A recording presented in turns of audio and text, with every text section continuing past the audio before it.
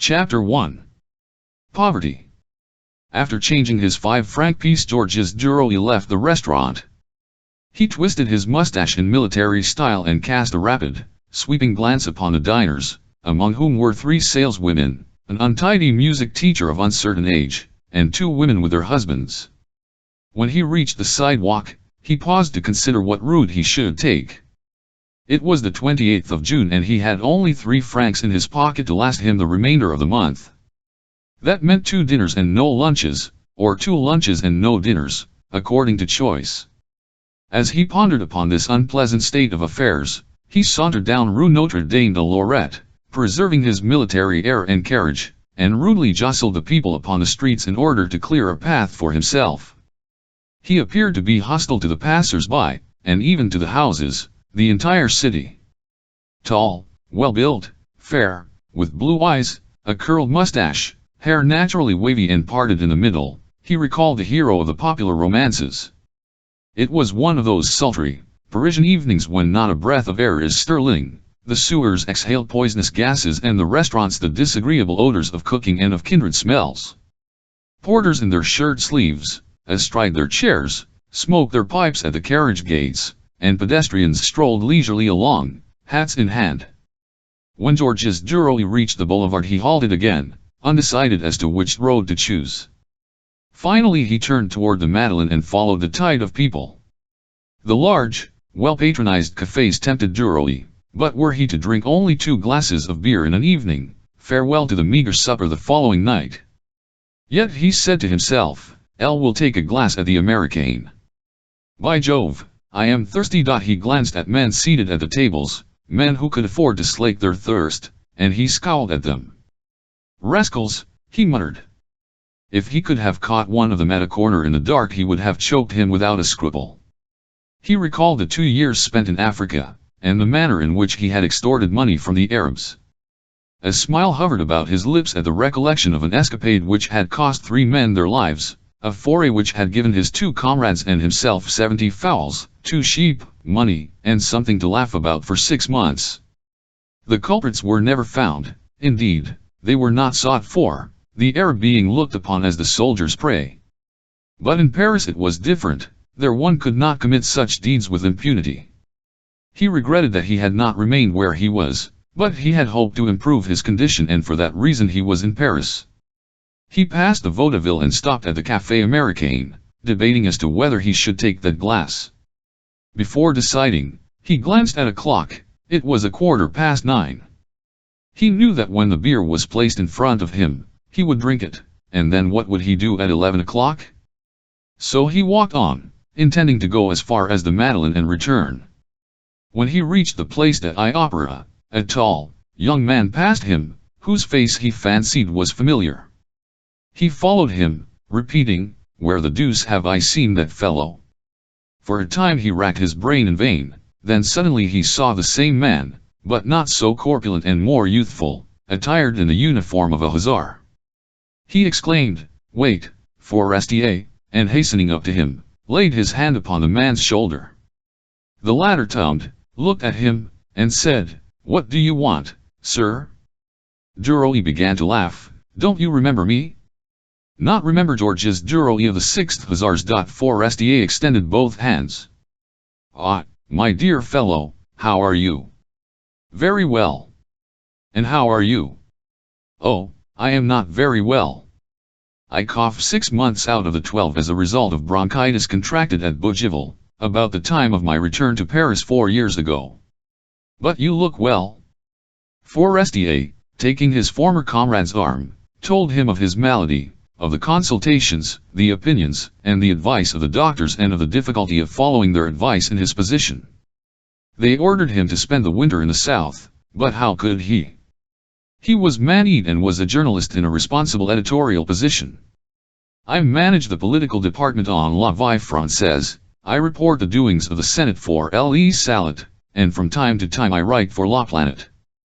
That is what I am doing." Duroy, in surprise, glanced at him. He was very much changed.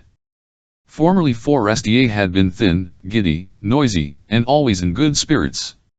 But 3 years of life in Paris had made another man of him, Now he was stout and serious, and his hair was grey on his temples, although he could not number more than 27 years.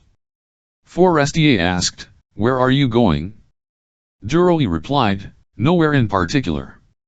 "Very well, will you accompany me to the Vie Francaise where I have some proofs to correct, and afterward take a drink with me?" "Yes, gladly." They walked along arm in arm with that familiarity which exists between schoolmates and brother officers. "What are you doing in Paris?" asked Forestier. Duroy shrugged his shoulders.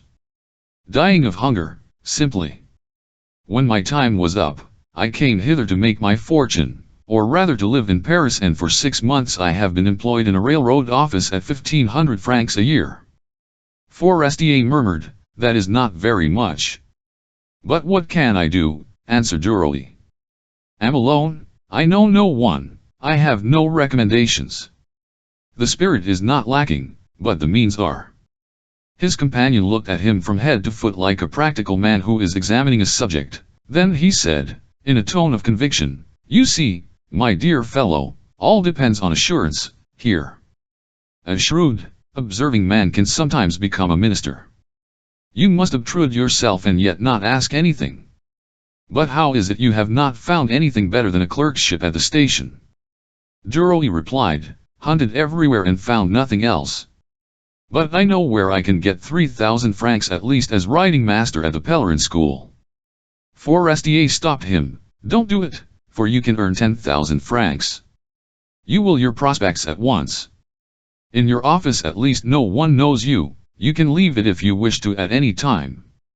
But when you are once a riding master all will be over. You might as well be a butler in a house to which all Paris comes to dine. When you have given riding lessons to men of the world or to their sons, they will no longer consider you their equal." He paused, reflected several seconds and then asked, "Are you a bachelor?" "Yes, though I have been smitten several times." "That makes no difference. If Cicero and Tiberius were mentioned, would you know who they were?" "Yes."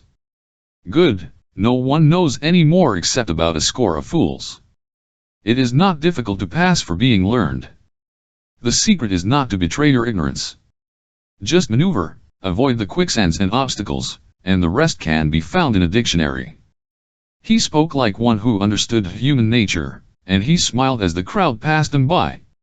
Suddenly he began to cough and stopped to allow the paroxysm to spend itself. Then he said in a discouraged tone, "Isn't it tiresome not to be able to get rid of this bronchitis?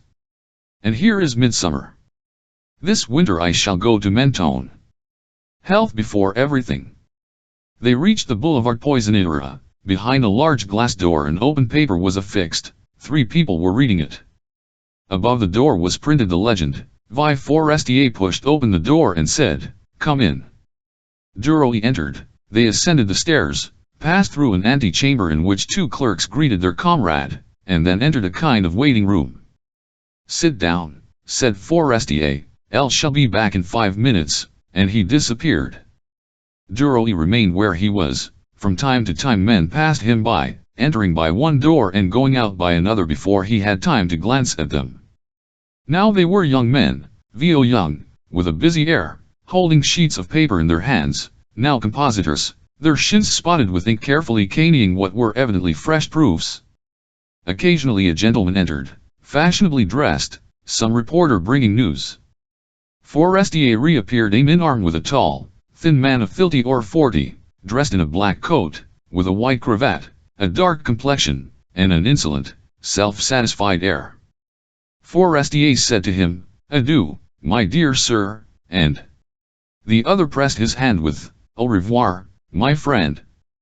Then he descended the stairs whistling, his cane under his arm. Duroy asked his name. "That is Jacques Rival, the celebrated writer and duelist. He came to correct his proofs. Guérin, Montel, and he are the best witty and realistic writers we have in Paris. He earns 30,000 francs a year for 2 articles a week." As they went downstairs, they met a stout, little man with long hair, who was ascending the stairs whistling. Forestier bowed low. "Norbert of Varenne," said he, "the poet, the author of Les Soliles, very expensive man." Every poem he gives us costs 300 francs and the longest has not 200 lines. But let us go into the Napolitan, I am getting thirsty. When they were seated at a table, Forestier ordered 2 glasses of beer. He emptied his at a single draught, while Duroy sipped his beer slowly as if it were something rare and precious. Suddenly his companion asked, "Why don't you try journalism?" Duroy looked at him in surprise and said, "Because I have never written anything." "But, we all have to make a beginning. I could employ you myself by sending you to obtain information. At first you would only get 250 francs a month, but your cab fare would be paid. Shall I speak to the manager?" "If you will." "Well, then come and dine with me tomorrow. I will only ask 5 or 6 to meet you, the manager, M. Walter, his wife, with Jacques Rival, and Norbert of Varon whom you have just seen, and also a friend of Madame Forestier. Will you come?" Duroy hesitated, blushing and perplexed. Finally he murmured, "I have no suitable clothes." Forestier was amazed. "You have no dress suit?" "Egad, that is indispensable. In Paris, it is better to have no bed than no clothes." Then, fumbling in his vest pocket, he drew from it 2 louis, placed them before his companion, and said kindly, "You can repay me when it is convenient. Buy yourself what you need and pay an installment on it. And come and dine with us at 7:30, at 17 Rue Fontaine." In confusion Duroy picked up the money and stammered, "You are very kind, I am much obliged, be sure I shall not forget." Forestier interrupted him, "That's all right, take another glass of beer. Waiter, 2 more glasses." When he had paid the score, the journalist asked, "Would you like a stroll for an hour?" "Certainly." They turned toward the Madeleine. "What shall we do?" asked Forestier. "They say that in Paris an idler can always find amusement, but it is not true. A turn in the bois is only enjoyable if you have a lady with you, and that is a rare occurrence. The café concerts may divert my tailor and his wife, but they do not interest me. So what can we do?" "Nothing. There ought to be a summer garden here, open at night, where a man could listen to good music while drinking beneath the trees. It would be a pleasant lounging place. You could walk in alleys bright with electric light and seat yourself where you please to hear the music. It would be charming. Where would you like to go?" Duroy did not know what to reply. Finally he said, "Have never been to the Folies Bergers. I should like to go there." His companion exclaimed, "The Folies Bergers. Very well." They turned and walked toward the Faubourg Montmartre. The brilliantly illuminated building loomed up before them. Forestier entered. Duroy stopped him. "We forgot to pass through the gate." The other replied in a consequential tone, "The box office." "Have you a good box?" "Certainly, M. Forestier." "I never pay," and approached. He took the ticket handed him, pushed open the door, and they were within the hall. A cloud of tobacco smoke almost hid the stage and the opposite side of the theater. In the spacious foyer which led to the circular promenade, brilliantly dressed women mingled with black-coated men. Forestier forced his way rapidly through the throng and accosted an usher. "Box 17. This way, sir." The friends were shown into a tiny box, hung and carpeted in red, with 4 chairs upholstered in the same color. They seated themselves. To the right and left were similar boxes. On the stage 3 men were performing on trapezes. But Duroy paid no heed to them, his eyes finding more to interest them in the grand promenade. Forestier remarked upon the motley appearance of the throng, but Duroy did not listen to him. A woman, leaning her arms upon the edge of her loge, was staring at him. She was a tall, voluptuous brunette, her face whitened with enamel, her black eyes penciled, and her lips painted. With a movement of her head, she summoned a friend who was passing, a blonde with auburn hair, likewise inclined to embonpoint, and said to her in a whisper intended to be heard, "There is a nice fellow." Forestier heard it, and said to Duroy with a smile, "You are lucky, my dear boy. My congratulations." The ci-devant soldier blushed and mechanically fingered the 2 pieces of gold in his pocket. The curtain fell, the orchestra played a valse, and Duroy said, Shall we walk around the gallery? If you like. Soon they were carried along in the current of promenaders. Duroy drank in with delight the air, vitiated as it was by tobacco and cheap perfume, but Forestier perspired, panted, and coughed.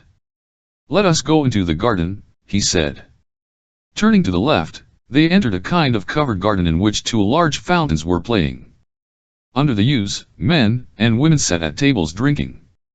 "Another glass of beer?" asked Forestier. "Gladly." They took their seats and watched the promenaders. Occasionally a woman would stop and ask with a coarse smile, "What have you to offer, sir?" Forestier's invariable answer was, "A glass of water from the fountain." And the woman would mutter, "Go along," and walk away. At last the brunette reappeared, arm in arm with the blonde. They made a handsome couple.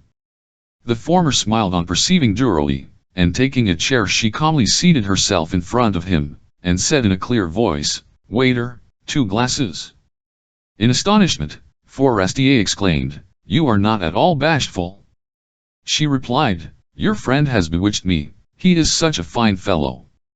I believe he has turned my head." Duroy said nothing. The waiter brought the beer, which the women swallowed rapidly, then they rose, and the brunette, nodding her head and tapping Duroy's arm with her fan, said to him, "Thank you, my dear. However, you are not very talkative." As they disappeared, Forestier laughed, and said, "Tell me, old man, did you know that you had a charm for the weaker sex? You must be careful." Without replying, Duroy smiled. His friend asked, "Shall you remain any longer?" "I am going, I have had enough." Georges murmured, "Yes, I will stay a little longer, it is not late." Forestier arose, "Very well, then, goodbye until tomorrow. Do not forget, 17, Rue Fontaine at 7:30. "I shall not forget." "Thank you." The friends shook hands and the journalist left Duroy to his own devices. Forestier once out of sight, Duroy felt free, and again he joyously touched the gold pieces in his pocket, then rising, he mingled with the crowd. He soon discovered the blonde and the brunette. He went toward them, but when near them dared not address them. The brunette called out to him, "Have you found your tongue?" He stammered, "Zounds, too bashful to say another word." A pause ensued, during which the brunette took his arm and together they left the chapter 2. "Madame Forestier." "Where does M. Forestier live?" "Third floor on the left," said the porter pleasantly, on learning Duroy's destination. Georges ascended the staircase. He was somewhat embarrassed and ill at ease. He had on a new suit but he was uncomfortable. He felt that it was defective, his boots were not glossy, he had bought his shirt that same evening at the Louvre for 4 francs 50, his trousers were too white and betrayed their cheapness in their fit, or rather, misfit, and his coat was too tight. Slowly he ascended the stairs, his heart beating, his mind anxious. Suddenly before him stood a well-dressed gentleman staring at him. The person resembled Duroy so close that the latter retreated, then stopped, and saw that it was his own image reflected in a pier glass. Not having anything but a small mirror at home, he had not been able to see himself entirely, and had exaggerated the imperfections of his toilette. When he saw his reflection in the glass, he did not even recognize himself, he took himself for someone else, for a man of the world, and was really satisfied with his general appearance. Smiling to himself, Duroy extended his hand and expressed his astonishment, pleasure, and approbation. A door opened on the staircase. He was afraid of being surprised and began to ascend more rapidly, fearing that he might have been seen posing there by some of his friend's invited guests.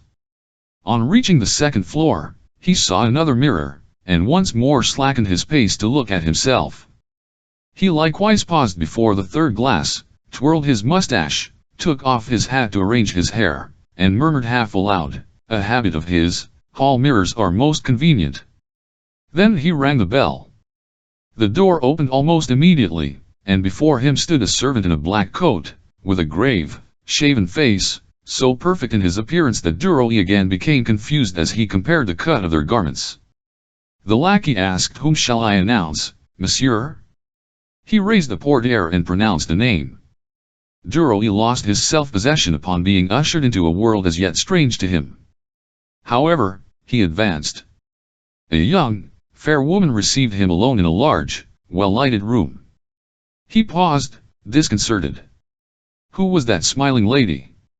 He remembered that Forestier was married, and the thought that the handsome blonde was his friend's wife rendered him awkward and ill at ease. He stammered out, "Madam, I am." She held out her hand. "No, Monsieur Charles told me of your meeting last night, and I am very glad that he asked you to dine with us." Duroy blushed to the roots of his hair, not knowing how to reply. He felt that he was being inspected from his head to his feet. He half thought of excusing himself, of inventing an explanation of the carelessness of his toilette, but he did not know how to touch upon that delicate subject. He seated himself upon a chair she pointed out to him, and as he sank into its luxurious depths, it seemed to him that he was entering a new and enchanting life, that he would make his mark in the world, that he was saved. He glanced at Madame Forestier. She wore a gown of pale blue cashmere which clung gracefully to her supple form and rounded outlines. Her arms and throat rose in lily-white purity from the mass of lace which ornamented the corsage and short sleeves. Her hair was dressed high and curled on the nape of her neck. Duroy grew more at his ease under her glance, which recalled to him, he knew not why, that of the girl he had met the preceding evening at the Folies Burgers. Madame Forestier had grey eyes, a small nose, full lips, and a rather heavy chin, an irregular, attractive face, full of gentleness and yet of malice. After a short silence, she asked, "Have you been in Paris a long time?" Gradually regaining his self-possession, he replied, "A few months, madam. I am in the railroad employ, but my friend Forestier has encouraged me to hope that, thanks to him, I can enter into journalism." She smiled kindly and murmured in a low voice, "No." The bell rang again and the servant announced, "Madame de Marelle." She was a dainty brunette, attired in a simple, dark robe. A red rose in her black tresses seemed to accentuate her special character, and a young girl, or rather a child, for such she was, followed her. Madame Forestier said, "Good evening, Clotilde." "Good evening, Madeleine." They embraced each other, then the child offered her forehead with the assurance of an adult, saying, "Good evening, cousin." Madame Forestier kissed her, and then made the introductions. "M. Georges Duroy, an old friend of Charles. Madame de Marelle, my friend, a relative in fact." She added, "Here, you know, we do not stand on ceremony." Duroy bowed. The door opened again and a short man entered, upon his arm a tall, handsome woman, taller than he and much younger, with distinguished manners and a dignified carriage. It was M. Walter, deputy, financier, a moneyed man, and a man of business, manager of La Vie Française, with his wife, née Basile Ravalade, daughter of the banker of that name. Then came Jacques Rival, very elegant, followed by Norbert of Varenne. The latter advanced with the grace of the old school and taking Madame Forestier's hand kissed it, his long hair falling upon his hostess's bare arm as he did so. Forestier now entered, apologizing for being late. He had been detained. The servant announced dinner, and they entered the dining room. Duroy was placed between Madame de Marelle and her daughter. He was again rendered uncomfortable for fear of committing some error in the conventional management of his fork, his spoon, or his glasses, of which he had 4. Nothing was said during the soup. Then Norbert of Varenne asked a general question, "Have you read the Gautier case?" How droll it was! Then followed a discussion of the subject in which the ladies joined. Then a duel was mentioned and Jacques Rival led the conversation. That was his province. Duroy did not venture a remark, but occasionally glanced at his neighbor. A diamond upon a slight, golden thread depended from her ear. From time to time she uttered a remark which evoked a smile upon his lips. Duroy sought vainly for some compliment to pay her. He busied himself with her daughter, filled her glass, waited upon her, and the child, more dignified than her mother, thanked him gravely saying, "You are very kind, monsieur," while she listened to the conversation with a reflective air. The dinner was excellent and everyone was delighted with it. The conversation returned to the colonization of Algeria. M. Walter uttered several jocose remarks, Forestier alluded to the article he had prepared for the Morrow. Jacques Rival declared himself in favor of a military government with grants of land to all the officers after 30 years of colonial service. In that way, said he, you can establish a strong colony, familiar with and liking the country, knowing its language and able to cope with all those local yet grave questions which invariably confront newcomers. Norbert of Varenne interrupted, yes, they would know everything, except agriculture. They would speak Arabic, but they would not know how to transplant beetroot, and how to sow wheat. They would be strong in fencing, but weak in the art of farming. On the contrary, the new country should be open to everyone. Intelligent men would make positions for themselves, the others would succumb. It is a natural law. A pause ensued. Everyone smiled. Georges Duroy, startled at the sound of his own voice, as if he had never heard it, said what is needed the most down there is good soil. Really fertile land costs as much as it does in France and is bought by wealthy Parisians. The real colonists, the poor, are generally cast out into the Decent, where nothing grows for lack of water. All eyes turned upon him. He colored. M. Walter asked, do you know Algeria, sir? He replied, yes, sir, I was there 28 months. Leaving the subject of colonization, Norbert of Varenne questioned him as to some of the Algerian customs. Georges spoke with animation, excited by the wine and the desire to please. He related anecdotes of the regiment, of Arabian life, and of the war. Madame Walter murmured to him in her soft tones, you could write a series of charming articles. Forestier took advantage of the situation to say to M. Walter, my dear sir, I spoke to you a short while since of M. Georges Duroy and asked you to permit me to include him on the staff of political reporters. Since Marambit has left us, I have had no one to take urgent and confidential reports, and the paper is suffering by it. M. Walter put on his spectacles in order to examine Duroy. Then he said, I am convinced that M. Duroy is original, and if he will call upon me tomorrow at 3 o'clock, we will arrange matters. After a pause, turning to the young man, he said, you may write us a short sketch on Algeria, M. Duroy. Simply relate your experiences, I am sure they will interest our readers. But you must do it quickly. Madame Walter added with her customary, serious grace, you will have a chanting title, Souvenirs of a Soldier in Africa. Will he not, M. Norbert? The old poet, who had attained renown late in life, disliked and misunderstood newcomers. He replied dryly, yes, excellent, provided that it is written in the right key, for there lies the great difficulty. Madame Forestier cast upon Duroy a protecting and smiling glance which seemed to say, you shall succeed. The servant filled the glasses with wine, and Forestier proposed the toast, to the long prosperity of la vie française.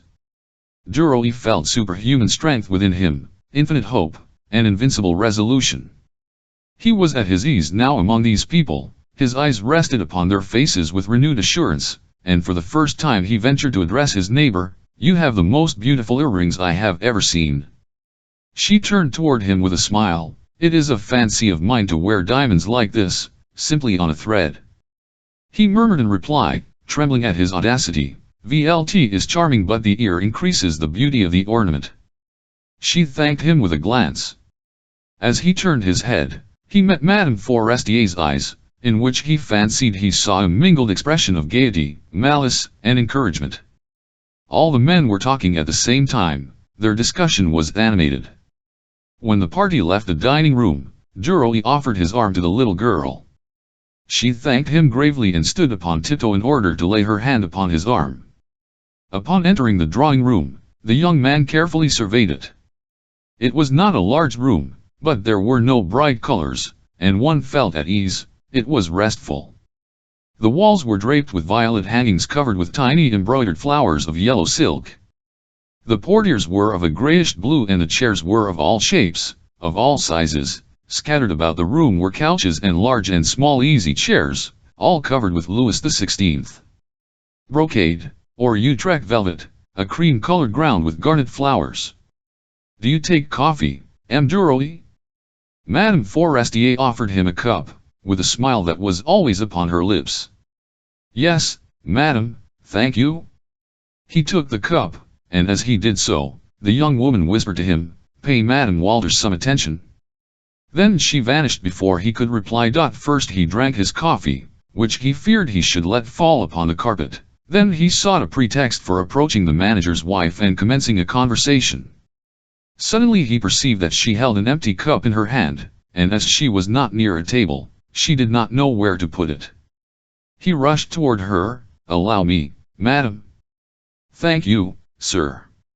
He took away the cup and returned. "If you but knew, madam, what pleasant moments La Vie Française afforded me, when I was in the desert. It is indeed the only paper one cares to read outside of France, it contains everything." She smiled with amiable indifference as she replied, "1M." Walter had a great deal of trouble in producing the kind of funeral which was required. They talked of Paris, the suburbs, the Seine, the delights of summer, of everything they could think of. Finally Norbert of Varenne advanced, a glass of liqueur in his hand, and Duroy discreetly withdrew. Madame de Marelle, who was chatting with her hostess, called him. "So, sir," she said bluntly, "you are going to try journalism." That question led to a renewal of the interrupted conversation with Madame Walter. In her turn Madame de Marelle related anecdotes, and becoming familiar, laid her hand upon Duroy's arm. He felt that he would like to devote himself to her, to protect her, and the slowness with which he replied to her questions indicated his preoccupation. Suddenly, without any cause, Madame de Marelle called, "Torine," and the girl came to her. "Sit down here, my child, you will be cold near the window." Duroy was seized with an eager desire to embrace the child, as if part of that embrace would revert to the mother. He asked in a gallant, yet paternal tone, "Will you permit me to kiss you, mademoiselle?" The child raised her eyes with an air of surprise. Madame de Marelle said with a smile, "Reply. Elle will allow you today, monsieur, but not all the time." Seating himself, Duroy took Laurine upon his knee, and kissed her lips and her fine wavy hair. Her mother was surprised. "Well, that is strange. Ordinarily she only allows ladies to caress her." "You are irresistible, monsieur." Duroy colored, but did not reply. When Madame Forestier joined them, a cry of astonishment escaped her. "Well, Laurine has become sociable, what a miracle." The young man rose to take his leave, fearing he might spoil his conquest by some awkward word. He bowed to the ladies, clasped and gently pressed their hands, and then shook hands with the men. He observed that Jacques Rivals was dry and warm and responded cordially to his pressure. Norbert of Varennes was moist and cold and slipped through his fingers. Walter's was cold and soft, without life, expressionless. Forestier's fat and warm. His friend whispered to him, "Tomorrow at 3 o'clock, do not forget." "Never fear." When he reached the staircase, he felt like running down. His joy was so great, he went down 2 steps at a time, but suddenly on the second floor, in the large mirror, he saw a gentleman hurrying on, and he slackened his pace, as much ashamed as if he had been surprised in a crime. He surveyed himself some time with a complacent smile, then taking leave of his image, he bowed low, ceremoniously, as if saluting some grand personage. Chapter 3. First attempts. When Georges Duroy reached the street, he hesitated as to what he should do. He felt inclined to stroll along, dreaming of the future and inhaling the soft night air, but the thought of the series of articles ordered by M. Walter occurred to him, and he decided to return home at once and begin work. He walked rapidly along until he came to Rue Boursault. The tenement in which he lived was occupied by 20 families of workingmen, and as he mounted the staircase he experienced a sensation of disgust and a desire to live as wealthy men do. Duroy's room was on the 5th floor. He entered it, opened his window, and looked out. The view was anything but prepossessing. He turned away, thinking, "This won't do. I must go to work." So he placed his light upon the table and began to write. He dipped his pen into the ink and wrote at the head of his paper in a bold hand, "Souvenirs of a soldier in Africa." Then he cast about for the first phrase. He rested his head upon his hand and stared at the blank sheet before him. What should he say? Suddenly he thought, "I must begin with my departure," and he wrote, "In 1874, About the 15th of May, when exhausted France was recruiting after the catastrophe of the terrible years, here he stopped short, not knowing how to introduce his subject. After a few minutes' reflection, he decided to lay aside that page until the following day, and to write a description of Algiers. He began, "Algiers is a very clean city," but he could not continue. After an effort he added, "It is inhabited partly by Arabs." Then he threw his pen upon the table and arose. He glanced around his miserable room. Mentally he rebelled against his poverty and resolved to leave the next day. Suddenly the desire to work came on him, and he tried to begin the article again. He had vague ideas of what he wanted to say, but he could not express his thoughts in words. Convinced of his inability, he arose once more, his blood coursing rapidly through his veins. He turned to the window just as the train was coming out of the tunnel, and his thoughts reverted to his parents. He saw their tiny home on the heights overlooking Rouen and the valley of the Seine. His father and mother kept an inn, La Bellevue, at which the citizens of the faubourgs took their lunches on Sundays. They had wished to make a gentleman of their son and had sent him to college. His studies completed, he had entered the army with the intention of becoming an officer, a colonel, or a general. But becoming disgusted with military life, he determined to try his fortune in Paris. When his time of service had expired, he went thither, with what results we have seen. He awoke from his reflections as the locomotive whistled shrilly, closed his window, and began to disrobe, muttering, "Bah, I shall be able to work better tomorrow morning. My brain is not clear tonight. I have DNRNK a little too much. I can't work well under such circumstances." He extinguished his light and fell asleep. He awoke early, and, rising, opened his window to inhale the fresh air.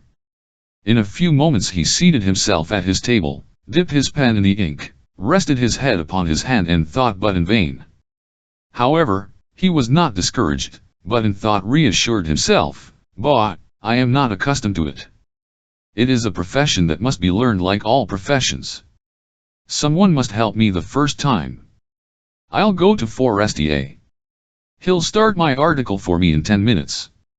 When he reached the street, Duroy decided that it was rather early to present himself at his friend's house, so he strolled along under the trees on one of the boulevards for a time. On arriving at Forestier's door, he found his friend going out. "You here at this hour? Can I do anything for you?" Duroy stammered in confusion, I cannot write that article on Algeria that M. Walter wants. It is not very summarizing, seeing that I have never written anything. It requires practice.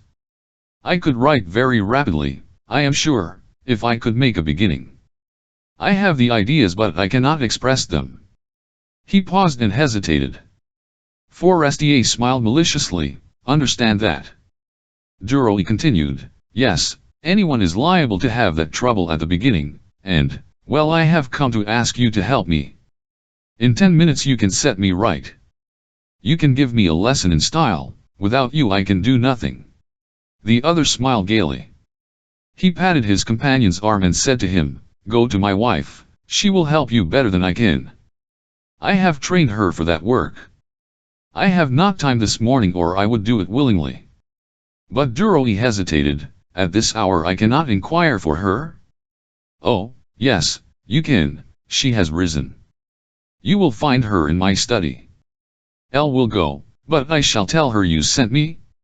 Forestier walked away, and Duroy slowly ascended the stairs, wondering what he should say and what kind of a reception he would receive.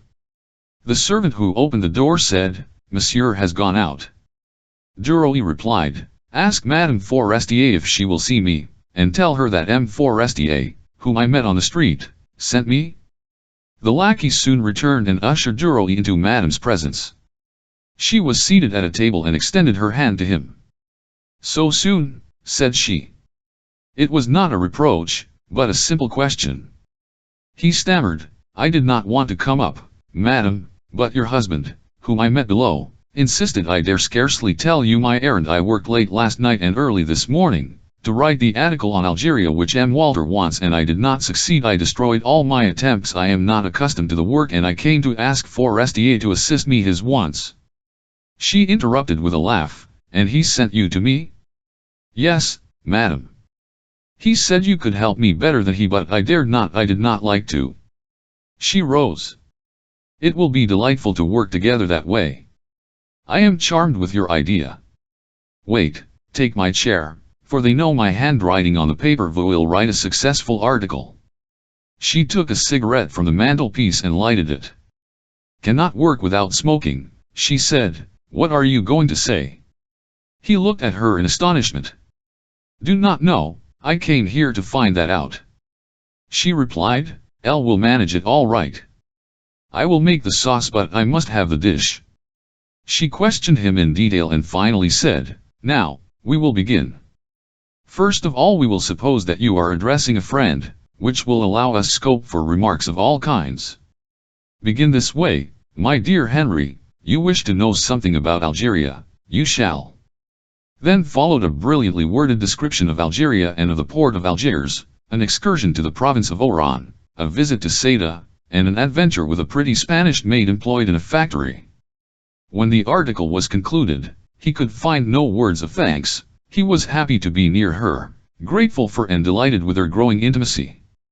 It seemed to him that everything about him was a part of her, even to the books upon the shelves. The chairs, the furniture, the air, all were permeated with that delightful fragrance peculiar to her. She asked bluntly, What do you think of my friend Madame de Merel? I think her very fascinating, he said, and he would have liked to add, but not as much so as you. He had not the courage to do so. She continued, If you only knew how comical, original, and intelligent she is. She is a true bohemian. It is for that reason that her husband no longer loves her. He only sees her defects and none of her good qualities.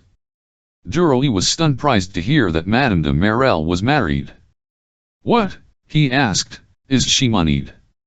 What does her husband do? Madame Forestier shrugged her shoulders. Oh, he is superintendent of a railroad. He is in Paris a week out of each month. His wife calls it Holy Week or the Week of Duty. When you get better acquainted with her, you will see how witty she is. Come here and see her some day. As she spoke, the door opened noiselessly, and a gentleman entered unannounced. He halted on seeing a man. For a moment Madame Forestier seemed confused, then she said in a natural voice, though her cheeks were tinged with a blush, Come in, my dear sir, allow me to present to you an old comrade of Charles, M. Georges Duroy, a future journalist. Then in a different tone, she said, Our best and dearest friend, Count de Vaudrec. The two men bowed, gazed into one another's eyes, and then Duroy took his leave. Neither tried to detain him. On reaching the street he felt sad and uncomfortable.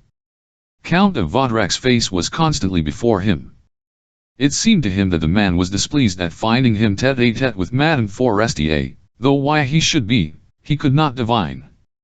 To while away the time until 3 o'clock, he lunched at Duval's, and then lounged along the boulevard. When the clock chimed the hour of his appointment, he climbed the stairs leading to the office of La Vie Française. Duroy asked, Is M. Walter in? Walter is engaged, was the reply. Will you please take a seat? Duroy waited 20 minutes, then he turned to the clerk and said, M. Walter had an appointment with me at 3 o'clock. At any rate, see if my friend M. Forestier is here. He was conducted along a corridor and ushered into a large room in which 4 men were writing at a table. Forestier was standing before the fireplace, smoking a cigarette. After listening to Duroy's story he said, Come with me, I will take you to M. Walter, or else you might remain here until 7 o'clock. They entered the manager's room. Norbert de Varenne was writing an article, seated in an easy chair. Jacques Rival, stretched upon a divan, was smoking a cigar. The room had the peculiar odor familiar to all journalists. When they approached M. Walter, Forestier said, Here is my friend Duroy. The manager looked keenly at the young man and asked, Have you brought my article? Duroy drew the sheets of manuscript from his pocket. Here they are, monsieur. The manager seemed delighted and said with a smile, Very good. You are a man of your word. Need I look over it, Forestier? But Forestier hastened to reply, It is not necessary, M. Walter, I help him in order to initiate him into the profession. It is very good. Then bending toward him, he whispered, you know you promised to engage Duroy to replace Marambit. Will you allow me to retain him on the same terms? Certainly. Taking his friend's arm, the journalist drew him away, while M. Walter returned to the game of écarté he had been engaged in when they entered. Forestier and Duroy returned to the room in which Georges had found his friend. The latter said to his new reporter, you must come here every day at 3 o'clock, and I will tell you what places to go to. First of all, I shall give you a letter of introduction to the chief of the police, who will in turn introduce you to one of his employees. You can arrange with him for all important news, official and semi-official. For details you can apply to Saint Podin, who is posted. You will see him tomorrow. Above all, you must learn to make your way everywhere in spite of closed doors. You will receive 200 francs a month, 2 sous a line for original matter, and 2 sous a line for articles you are ordered to write on different subjects. What shall I do today? Asked Duroy. I have no work for you today, you can go if I wish to. An hour article. Oh, do not worry about it, I will correct the proofs. Do the rest tomorrow and come here at 3 o'clock as you did today. And after shaking hands, Duroy descended the staircase with a light heart. Chapter 4. Duroy learns something. Georges Duroy did not sleep well, so anxious was he to see his article in print. He rose at daybreak, and was on the street long before the newsboys. When he secured a paper and saw his name at the end of a column in large letters, he became very much excited. He felt inclined to enact the part of a newsboy and out to the hurrying throng, "Buy this? It contains an article by me." He strolled along to a cafe and seated himself in order to read the article through. That done, he decided to go to the railroad office, draw his salary, and hand in his resignation. With great pomposity he informed the chief clerk that he was on the staff of La Vie Française, and by that means was avenged for many petty insults which had been offered him. He then had some cards written with his new calling beneath his name, made several purchases, and repaired to the office of La Vie Française. Forestier received him loftily as one would an inferior. "All, here you are. Very well, I have several things for you to do. Just wait 10 minutes till I finish this work." He continued writing. At the other end of the table sat a short, pale man, very stout and bald. Forestier asked him, when his letter was completed, "Saint Podin, at what time shall you interview those people?" "At 4 o'clock. Take Duroy, who is here, with you and initiate him into the business." "Very well." Then turning to his friend, Forestier added, "Have you brought the other paper on Algeria?" The article this morning was very successful. Duroy stammered, "No, I thought I should have time this afternoon. I had so much to do I could not." The other shrugged his shoulders. "If you are not more careful, you will spoil your future. M. Walter counted on your copy. I will tell him it will be ready tomorrow. If you think you will be paid for doing nothing, you are mistaken." After a pause, he added, "You should strike while the iron is hot." Saint Podin rose. "I am ready," said he. Forestier turned around in his chair and said, to Duroy, "Listen. The Chinese General Li the FAO, stopping at the Continental, and Rajat Positive Ramadarao Pali, stopping at Hotel Bishop, have been in Paris 2 days. You must interview them." Addressing Saint Podin, he said, "Do not forget the principal points I indicated to you. Ask the General and the Raja their opinions on the dealings of England in the extreme East, their ideas of their system of colonization and government, their hopes relative to the intervention of Europe and of France in particular." To Duroy he said, "Observe what Saint Podin says, he is an excellent reporter, and try to learn how to draw out a man in 5 minutes." Then he resumed his work. The two men walked down the boulevard together, while Saint Podin gave Duroy a sketch of all the officials connected with the paper, sparing no one in his criticism. When he mentioned Forestier, he said, as for him, he was fortunate in marrying his wife. Duroy asked, "What about his wife?" Saint Podin nipped his hands. "Oh, She is beloved by an old fellow named Vodrak. He dotes upon her. Duroy felt as if he would like to box Saint Potin's ears. To change the subject he said, "It seems to me that it is late, and we have two noble lords to call upon." Saint Potin laughed. "You are very innocent. Do you think that I am going to interview that Chinese and that Indian? As if I did not know better than they do what they should think to please the readers of La Vie Française. I have interviewed 500 Chinese, Prussians, Hindus, Chileans, and Japanese. They all say the same thing. I need only copy my article on the last comer, word for word, changing the heading, names, titles, and ages, in that there must be no error, or I shall be hauled over the coals by the Figaro or Gaulois. But on that subject the porter of the hotels will post me in 5 minutes. We will smoke our cigars and stroll in that direction. Total 100 sous for cab fare. That is the way, my dear fellow." When they arrived at the Madeleine, Saint Potin said to his companion, "If you have anything to do, I do not need you." Duroy shook hands with him and walked away. The thought of the article he had to write that evening haunted him. Mentally he collected the material as he wended his way to the café at which he dined. Then he returned home and seated himself at his table to work. Before his eyes was the sheet of blank paper, but all the material he had amassed had escaped him.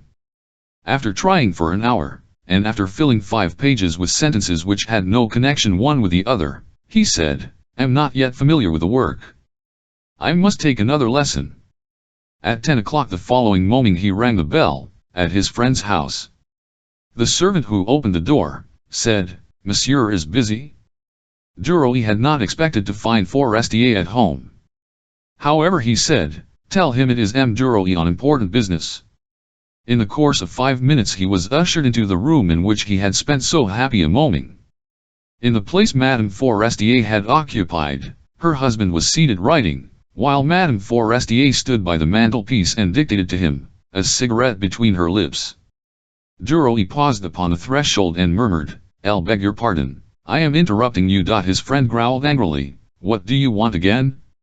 "Make haste, we are busy." Georges stammered, "It is nothing." But Forestier persisted, "Come, we are losing time, you did not force your way into the house for the pleasure of bidding us good morning."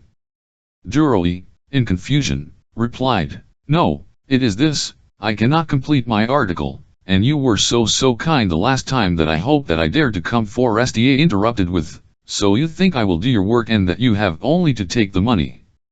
Well, that is fine." His wife smoked on without interfering. Duroy hesitated. "Excuse me." Then, in a clear voice, he said, "Beg 1,000 pardons, madam, and thank you very much for the charming article you wrote for me yesterday." Then he bowed, and said to Charles, "We'll be at the office at 3 o'clock." He returned home saying to himself, "Very well, I will write it alone and they shall see." Scarcely had he entered that he began to write, anger spurring him on. In an hour he had finished an article, which was a chaos of absurd matter, and took it boldly to the office. Duroy handed Forestier his manuscript. "Here is the rest of Algeria." "Very well, I will hand it to the manager." "That will do." When Duroy and Saint Potin, who had some political information to look up, were in the hall, the latter asked, "Have you been to the cashier's room?" "No, why?" "Why? To get your pay? You should always get your salary a month in advance. One cannot tell what might happen.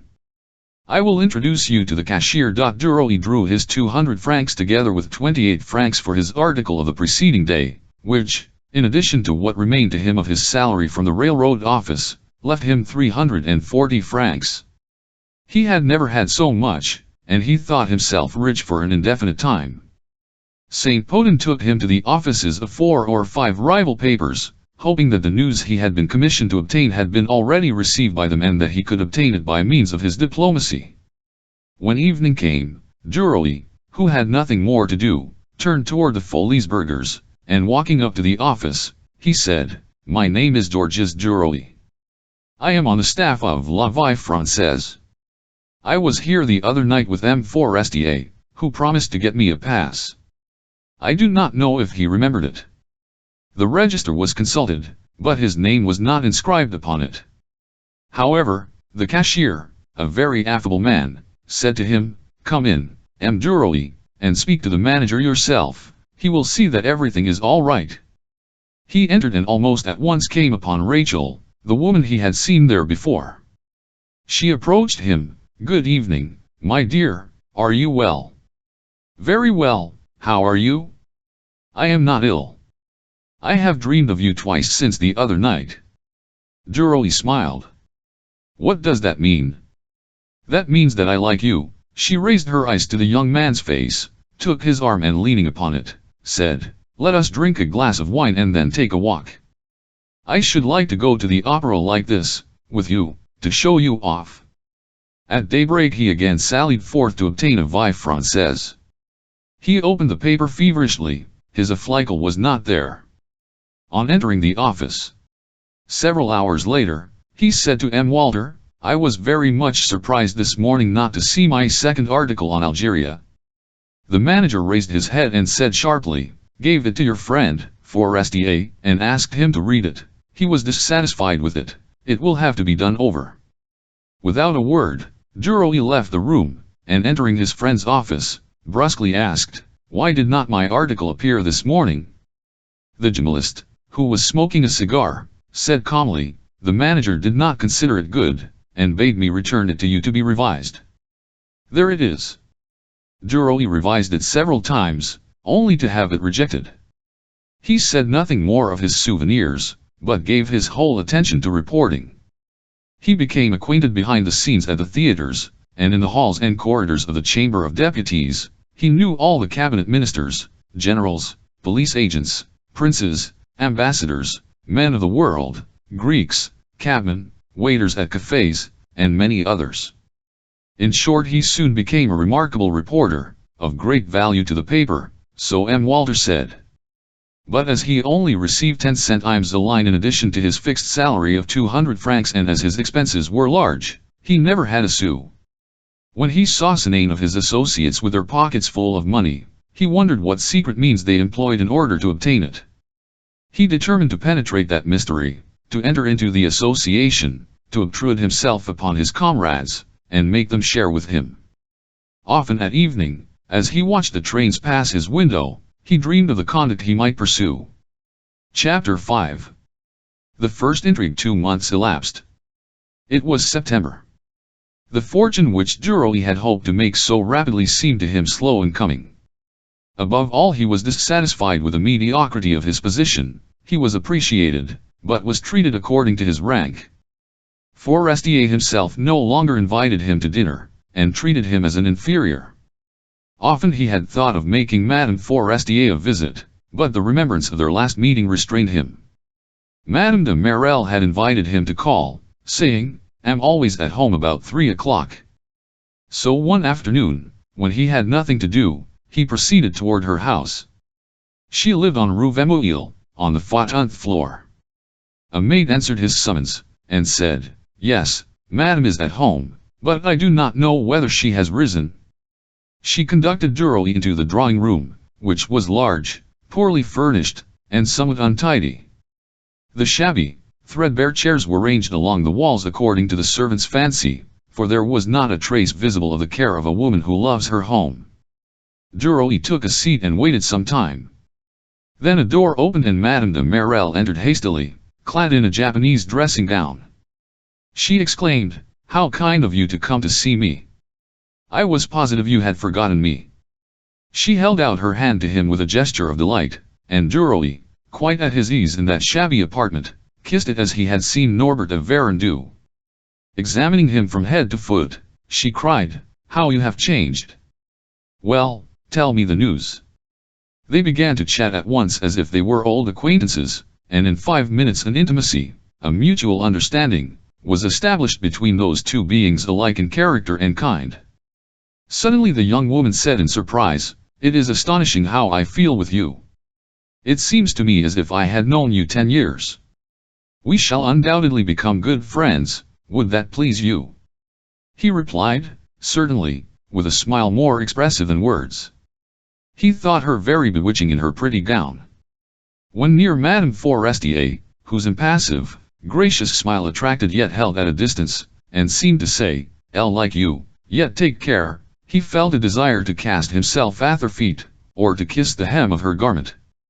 When near Madame de Marelle, he felt a more passionate desire.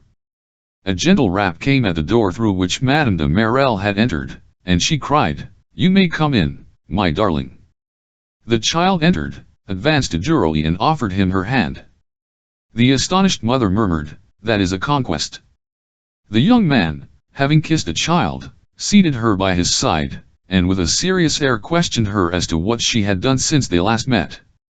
She replied in a flute-like voice and with the manner of a woman. The clock struck 3, the journalist rose.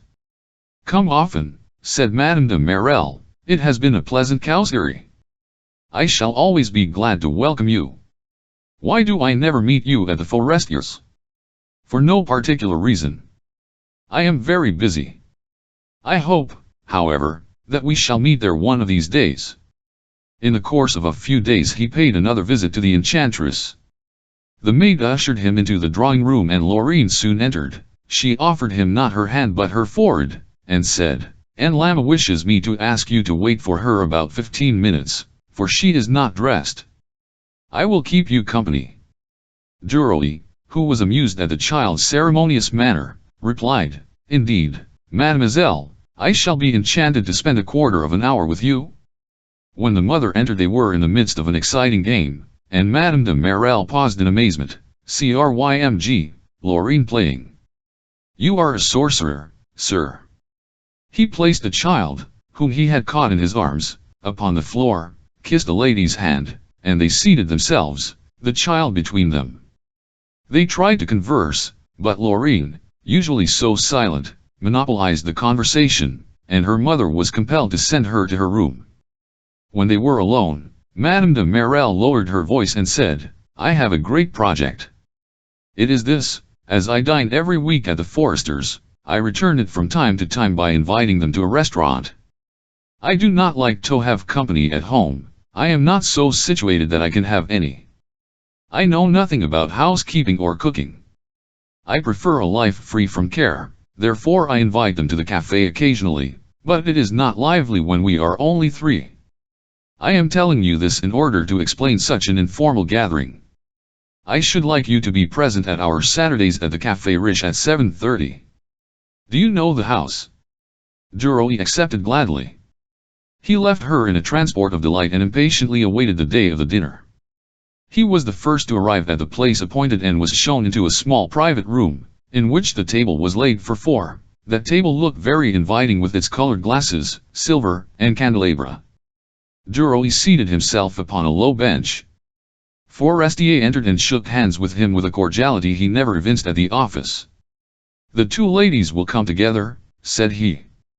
"These dinners are truly delightful."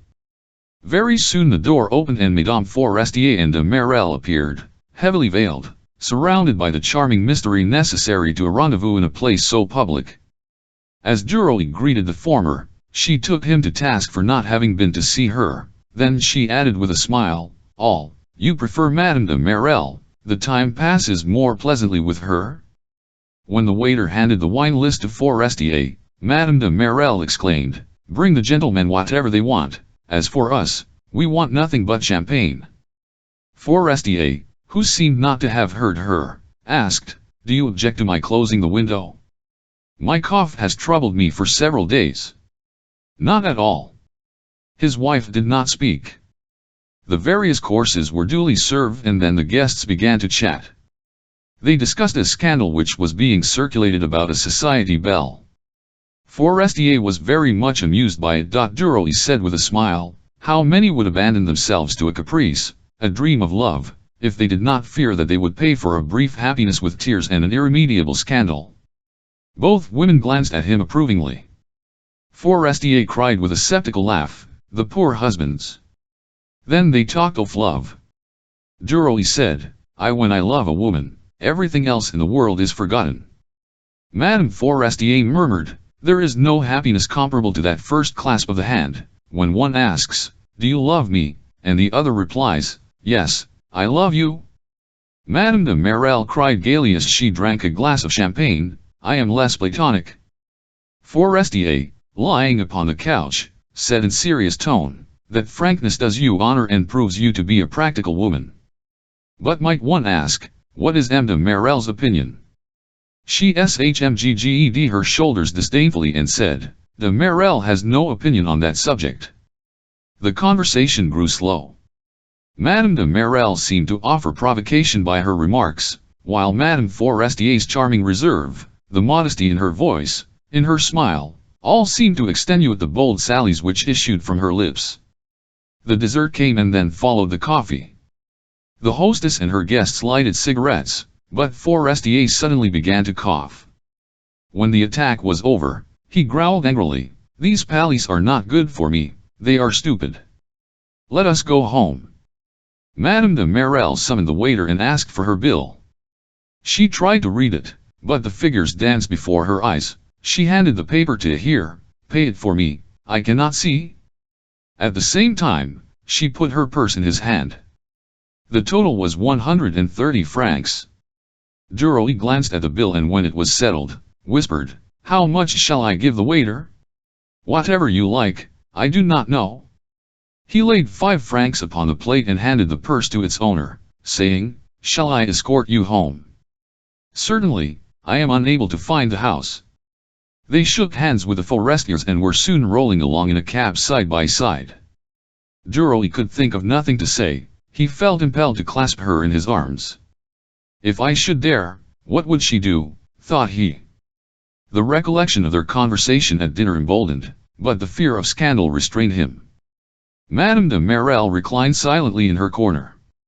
He would have thought her asleep, had he not seen her eyes glisten whenever a ray of light penetrated the dark recesses of the carriage. Of what was she thinking? Suddenly she moved her foot, nervously, impatiently. That movement caused him to tremble, and turning quickly, he cast himself upon her, seeking her lips with his. She uttered a cry, attempted to repulse him and then yielded to his caresses as if she had not the strength to resist. The carriage stopped at her door, but she did not rise, she did not move, stunned by what had just taken place. Fearing that the cabman would mistrust something, Duroy alighted from the cab first and offered his hand to the young woman. Finally she got out, but in silence.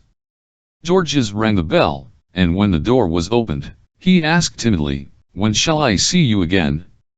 She whispered so low that he could barely hear her, come and lunch with me tomorrow. With those words she disappeared. Duroy gave the cabman a 5-franc piece, and turned away with a triumphant, joyful air. He had at last conquered a married woman. A woman of the world. A Parisian. How easy it had been. He was somewhat nervous the following day as he ascended Madame de Marelle's staircase. How would she receive him? Suppose she forbade him to enter her house? If she had told but no, she could not tell anything without telling the whole truth.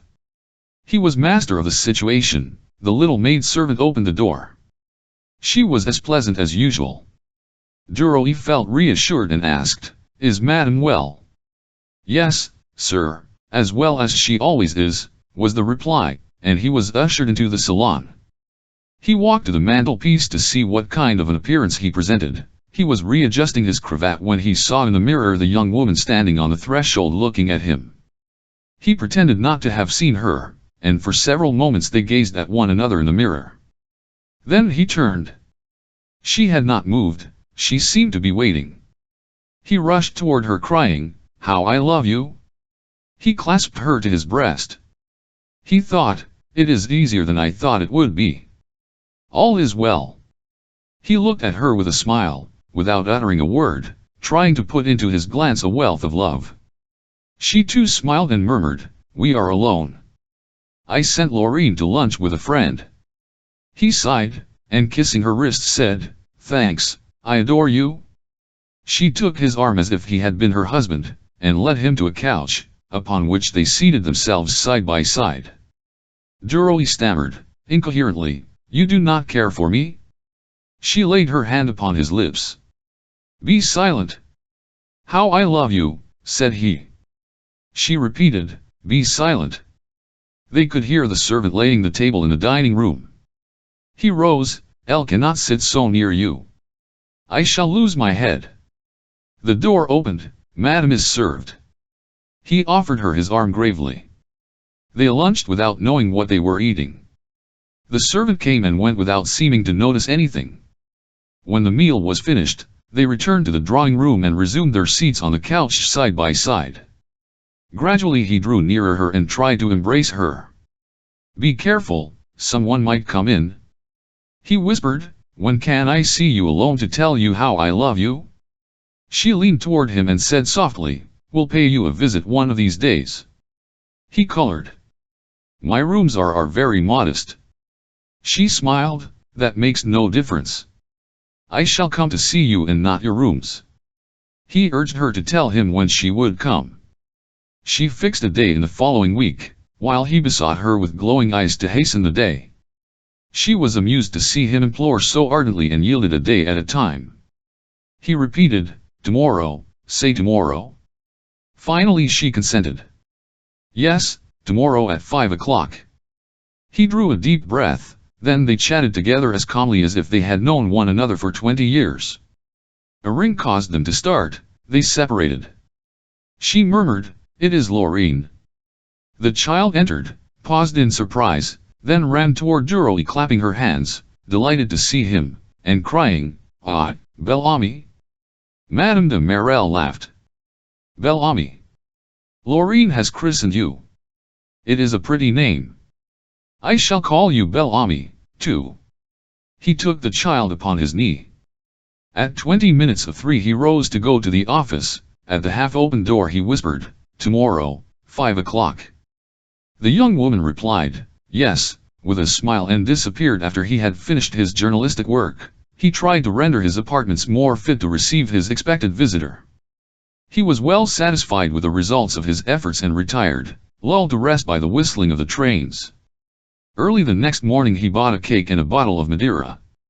He spread the collation on his dressing table, which was covered with a napkin. Then he waited. She came at 5:15 and exclaimed as she entered, "Why, it is nice here." But there were a great many people on the stairs. He took her in his arms and kissed her hair. An hour and a half later he escorted her to a cab stand on the Rue de Rome. When she was seated in the cab, he whispered, "Tuesday, at the same hour?" She repeated his words, and as it was night, she kissed him. Then as the cabman started up his horse, she cried, "Adieu, Bel Ami," and the old coupe rumbled off.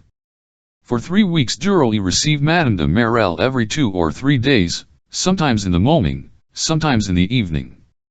As he was awaiting her one afternoon, a noise on the staircase drew him to his door. A child screamed. A man's angry voice cried, "What is the brat howling about?" A woman's voice replied, "Nicholas has been tripped up on the landing place by the journalist's sweetheart." Duroy retreated, for he heard the rustling of skirts. Soon there was a knock at his door, which he opened, and Madame de Marelle lushed in, crying, "Did you hear?" Georges feigned ignorance of the matter.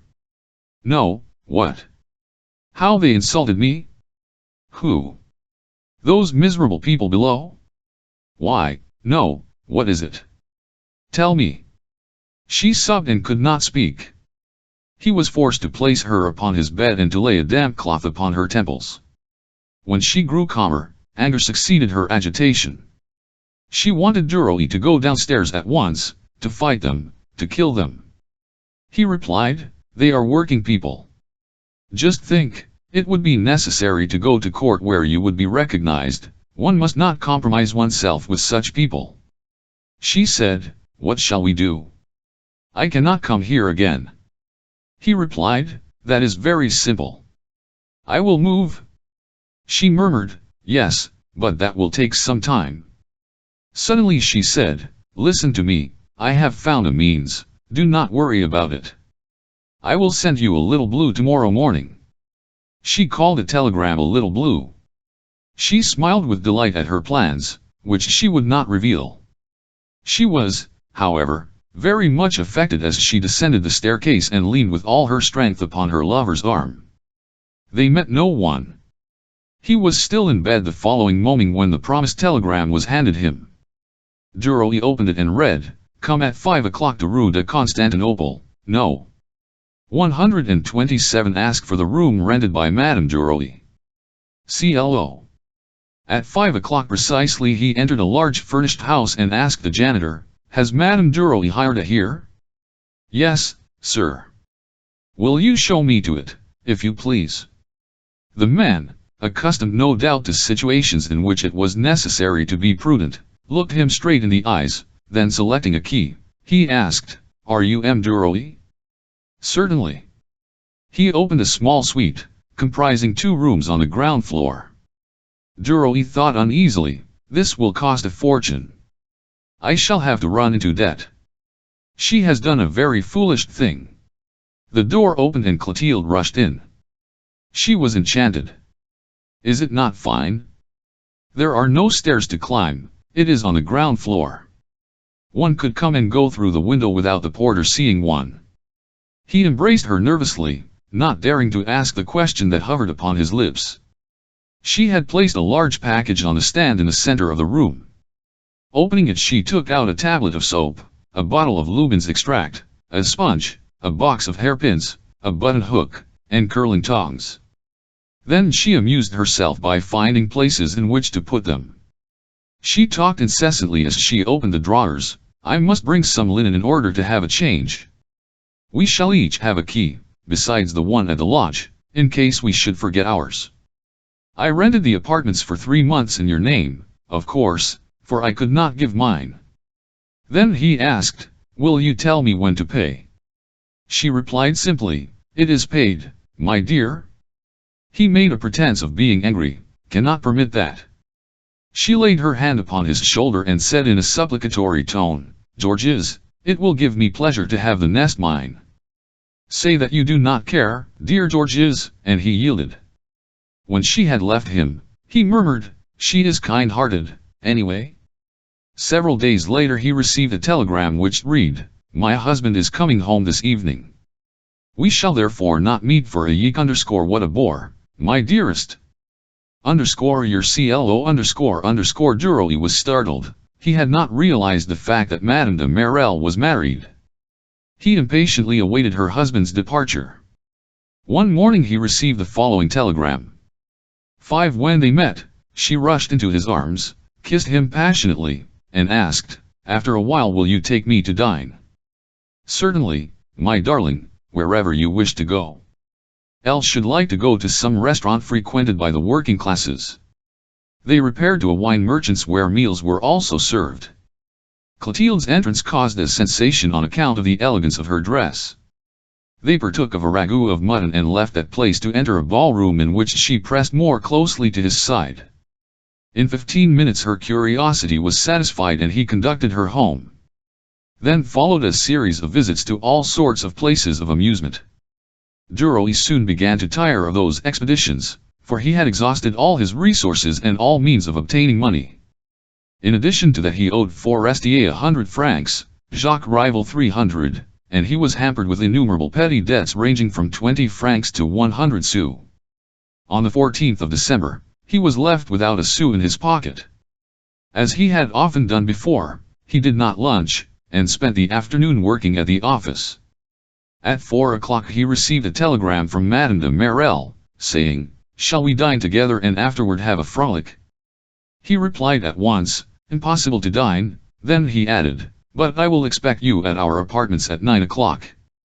Having sent a boy with a note in order to save the money for a telegram, he tried to think of some way by which he could obtain his evening meal. He waited until all of his associates had gone, and when he was alone, he rang for the porter, put his hand in his pocket and said, "Foucart, I have left my purse at home and I have to dine at the Luxembourg. Lend me 50 sous to pay for my cab." The man handed him 3 francs and asked, "Is that enough?" "Yes, thank you." Taking the coins, Duroy rushed down the staircase and dined at a cook shop. At 9 Madame de Marelle, whom he awaited in a tiny salon, arrived. She wished to take a walk and he objected. His opposition irritated her. "I shall go alone, then. Adieu." Seeing that the situation was becoming grave, he seized her hands and kissed them, saying, "Pardon me, darling, I am nervous and out of sorts this evening. I have been annoyed by business matters." Somewhat appeased but still vexed, she replied, "That does not concern me, I will not be the butt for your ill humor." He clasped her in his arms and murmured his apologies. Still she persisted in her desire to go out. "I beseech you, remain here by the fire with me." "Say yes." "No," she replied, "Elle will not yield to your caprices." He insisted, "Have a reason, a serious reason, and if you will not go with me, I shall go alone. Adieu." She disengaged herself from his embrace and fled to the door. He followed her. "Listen, Clo, my little Clo, listen to me." Elle, she shook her head, evaded his caresses and tried to escape from his encircling arms. "I have a reason." Looking him in the face, she said, "You lie." "What is it?" He colored, and in order to avoid a rupture, confessed in accents of despair, "I have no money." She would not believe him until he had turned all his pockets inside out, to prove his words. Then she fell upon his breast. "Oh, my poor darling. Had I known. How did it happen?" He invented a touching story to this effect, that his father was in straitened circumstances, that he had given him not only his savings, but had run himself into debt. "I shall have to starve for the next 6 months. Shall I lend you some?" she whispered. He replied with dignity, "You are very kind, dearest, but do not mention that again, it wounds me." She murmured, "You will never know how much I love you." On taking leave of him, she asked, "Shall we meet again the day after tomorrow?" "Certainly." "At the same time?" "Yes, my darling." They parted. When Duroy opened his bedroom door and fumbled in his vest pocket for a match, he was amazed to find in it a piece of money, a 20-franc piece. At first he wondered by what miracle it had got there. Suddenly it occurred to him that Madame de Marelle had given him alms. Angry and humiliated, he determined to return it when next they met. The next morning it was late when he awoke. He tried to overcome his hunger. He went out, and as he passed the restaurants he could scarcely resist their temptations. At noon he said, "Bah, I shall lunch upon Clotilde's 20 francs, that will not hinder me from returning the money tomorrow." He ate his lunch, for which he paid 2 francs 50, and on entering the office of La Vie Française he repaid the pawnee the 3 francs he had borrowed from him. He worked until 7 o'clock, then he dined, and he continued to draw upon the 20 francs until only 4 francs 20 remained.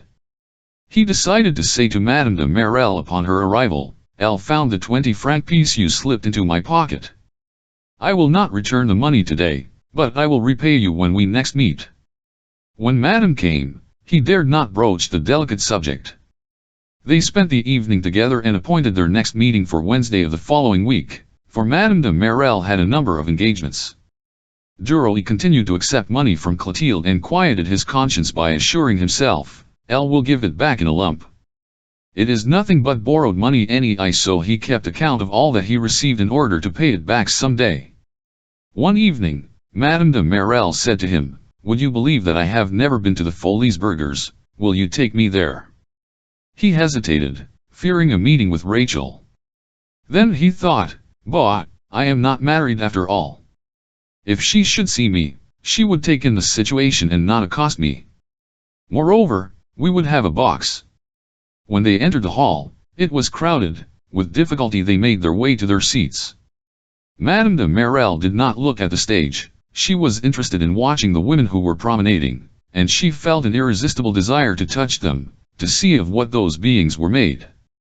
Suddenly she said, "There is a large brunette who stares at us all the time. I think every minute she will speak to us. Have you seen her?" He replied, "No, you are mistaken." He told an untruth, for he had noticed the woman, who was no other than Rachel, with anger in her eyes and violent words upon her lips. Duroy had passed her when he and Madame de Marelle entered, and she had said to him, "Good evening," in a low voice and with a wink which said, "I'll understand."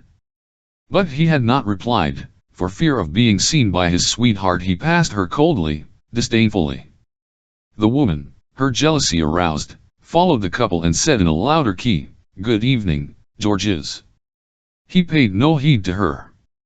Then she was determined to be recognized and she remained near their box, awaiting a favorable moment. When she saw that she was observed by Madame de Merel, she touched Duroy's shoulder with the tip of her finger, and said, "Good evening. How are you?" But Georges did not turn his head. She continued, "Have you grown deaf since Thursday?" Still he did not reply. She laughed angrily and cried, "Are you dumb, too? Perhaps Madame has your tongue." With a furious glance, Duroy then exclaimed, "How dare you accost me? Go along or I will have you arrested." With flaming eyes, she cried, "Ah, is that so? Because you are with another is no reason that you cannot recognize me. If you had made the least sign of recognition when you passed me, I would not have molested you. You did not even say good evening to me when you met me." During that tirade Madame de Merel in a fright opened the door of the box and fled through the crowd seeking an exit. Duroy rushed after her. Rachel, seeing him disappear, cried, "Stop her! She has stolen my lover." Two men seized the fugitive by the shoulder, but Duroy, who had caught up with her, bade them desist, and together he and Clotilde reached the street. They entered a cab. The cabman asked, "Where shall I drive to?" Duroy replied, "Where you will." Clotilde sobbed hysterically. Duroy did not know what to say or do. At length he stammered, "Listen Clo, my dearest Clo, let me explain. It is not my fault.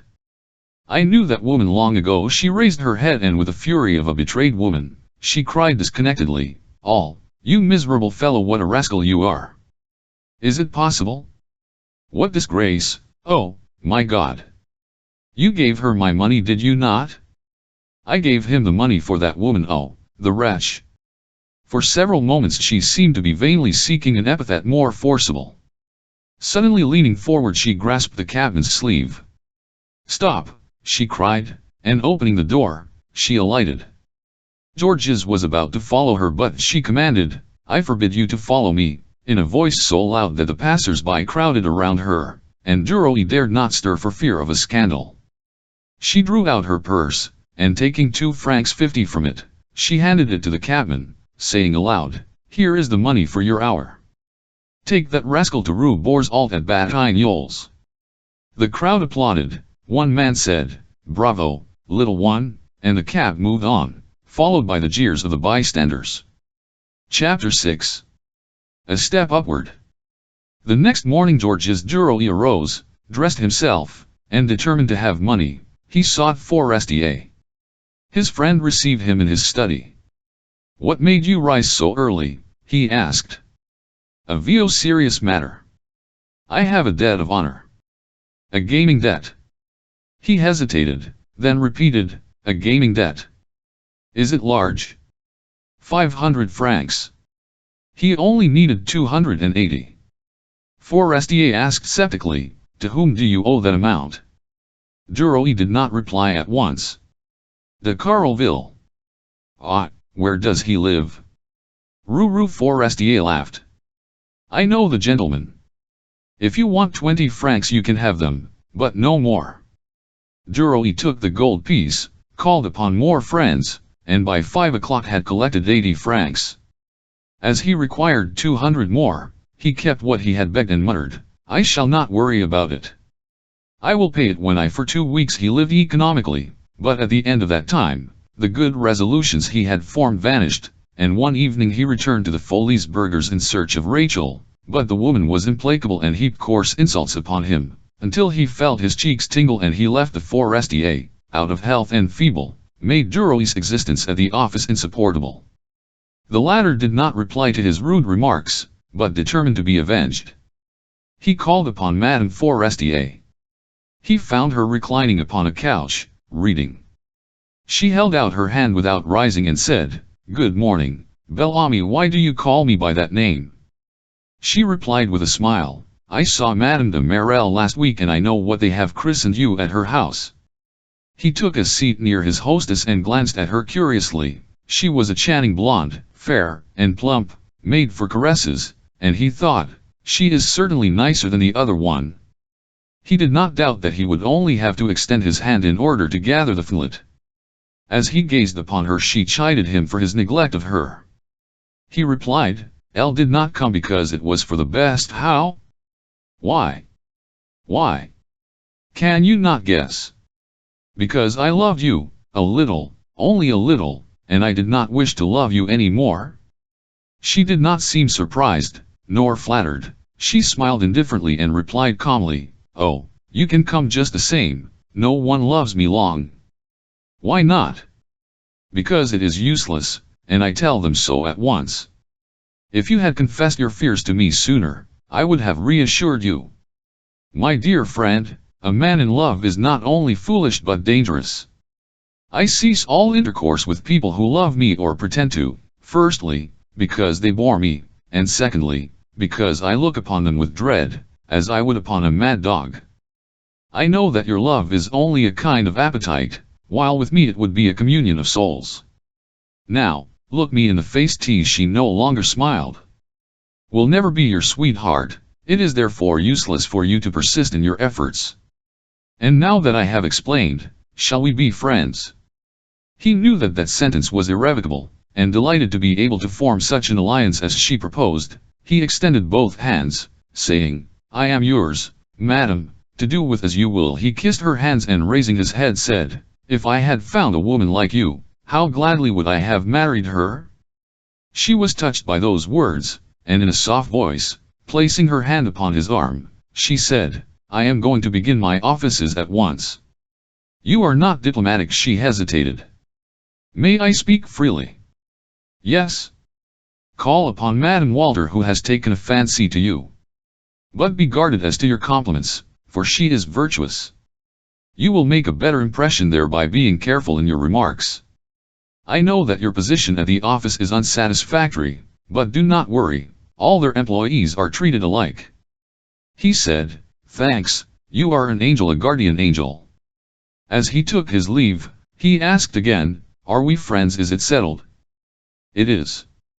Having observed the effect of his last compliment, he said, "If you ever become a widow, I have put in my application." Then he left the room hastily in order not to allow her time to be angry. Duroy did not like to call on Madame Walter, for he had never been invited, and he did not wish to commit a breach of etiquette. The manager had been kind to him, appreciated his services, employed him to do difficult work. Why should he not profit by that show of favor to call at his house? One day, therefore, he repaired to the market and bought 25 pears. Having carefully arranged them in a basket to make them appear as if they came from a distance, he took them to Madame Walter's door with his card on which was inscribed, "Georges Duroy begs Ivel_Walter to accept the fruit which he this morning from Normandy." The following day he found in his letterbox at the office an envelope containing Madame Walter's card on which was written, "Madame Walter thanks M. Duroy very much, and is at home on Saturdays." The next Saturday he called. M. Walter lived on Boulevard Malesherbes in a double house which he owned. The reception rooms were on the first floor. In the antechamber were two footmen. One took Duroy's overcoat, the other his cane, put it aside, opened the door and announced the visitor's name. In the large mirror in the apartment Duroy could see the reflection of people seated in another room. He passed through two drawing rooms and entered a small boudoir in which 4 ladies were gathered around a tea table. Notwithstanding the assurance he had gained during his life in Paris, and especially since he had been thrown in contact with so many noted personages, Duroy felt abashed. He stammered, "And Madame, I took the liberty." The mistress of the house extended her hand and said to him, "You are very kind, M. Duroy, to come to see me." She pointed to a chair. The ladies chatted on. Visitors came and went.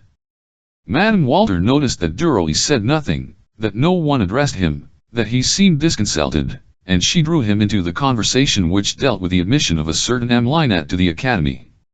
When Duroy had taken his leave, one of the ladies said, "How odd he is."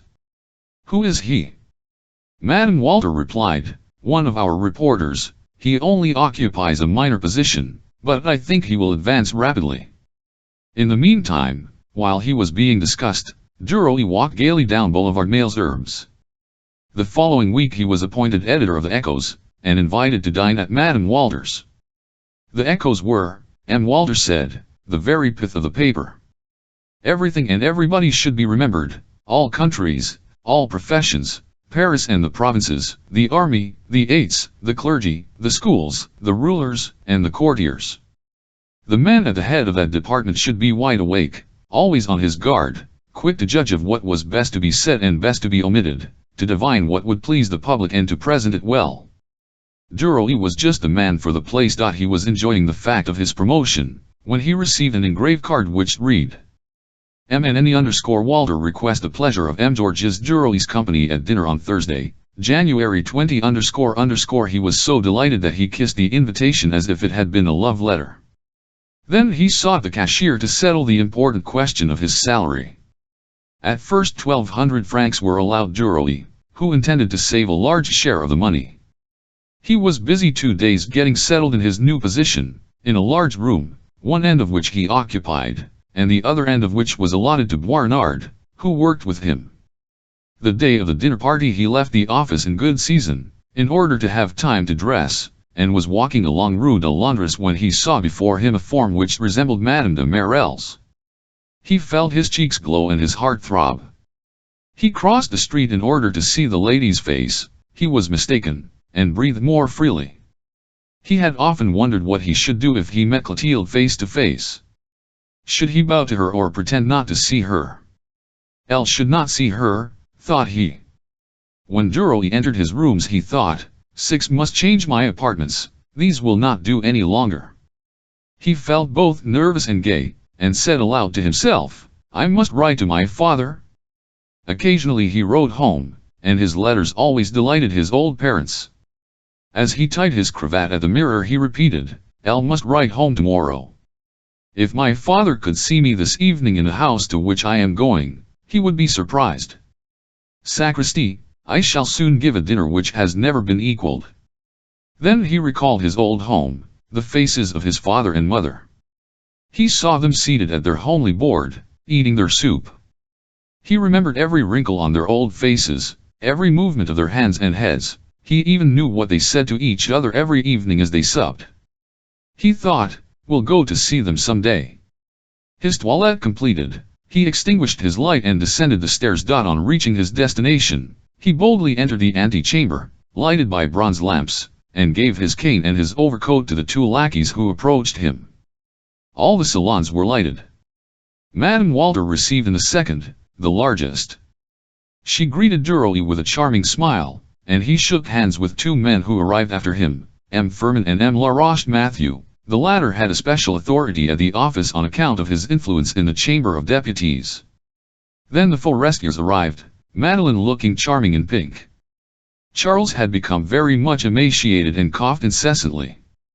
Norbert of Varenne and Jacques Rival came together. A door opened at the end of the room, and M. Walter entered with 2 tall young girls of 16 and 17, one plain, the other pretty. Duroy knew that the manager was a paterfamilias, but he was astonished. He had thought of the manager's daughters as one thinks of a distant country one will never see. Then, too, he had fancied them children, and he saw women. They shook hands upon being introduced and seated themselves at a table set apart for them. One of the guests had not arrived, and that embarrassing silence which precedes dinners in general reigned supreme. Duroy happening to glance at the walls, M. Walter said, You are looking at my pictures? I will show them all to you. And he took a lamp that they might distinguish all the details. There were landscapes by Guillemette, a visit to the hospital, by Gervex, a widow, by Bouguereau, an execution, by Jean-Paul Laurens, and many others.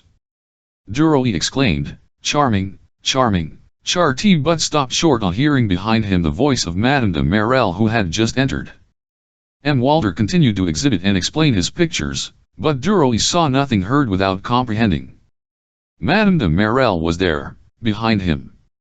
What should he do? If he greeted her, might she not turn her back upon him or utter some insulting remark? If he did not approach her, what would people think? He was so ill at ease that at one time he thought he should feign indisposition and return home. The pictures had all been exhibited. M. Walter placed the lamp on the table and greeted the last arrival, while Duroy recommenced alone an examination of the canvas, as if he could not tear himself away. What should he do? He heard their voices and their conversation. Madame Forestier called him. He hastened toward her. It was to introduce him to a friend who was on the point of giving a fete, and who wanted a description of it in La Vie Française. He stammered, "Certainly, madame, certainly." Madame de Marelle was very near him. He dared not turn to go away. Suddenly, to his amazement, she exclaimed, "Good evening, bel ami, do you not remember me?" He turned upon his heel hastily. She stood before him smiling, her eyes overflowing with roguishness and affection. She offered him her hand. He took it doubtfully, fearing some perfidy. She continued calmly, "What has become of you? One never sees you." Not having regained his self-possession, he murmured, "Have had a great deal to do, madam, a great deal to do. M. Walter has given me another position and the duties are very arduous." No, but that is no excuse for forgetting your friends." Their conversation was interrupted by the entrance of a large woman, décolleté, with red arms, red cheeks, and attired in gay colors. As she was received with effusion, Duroy asked Madame Forestier, "Who is that person?" "Viscountess de Persmoor, whose nom de plume is Pat Blanche." He was surprised and with difficulty restrained a burst of laughter. "Pat Blanche? I fancied her a young woman like you. Is that Pat Blanche? Ah, she is handsome, very handsome." A servant appeared at the door and announced, "Madame is served." Duroy was placed between the manager's plain daughter, Mlle Rose, and Madame de Marelle. The proximity of the latter embarrassed him somewhat, although she appeared at ease and conversed with her usual spirit.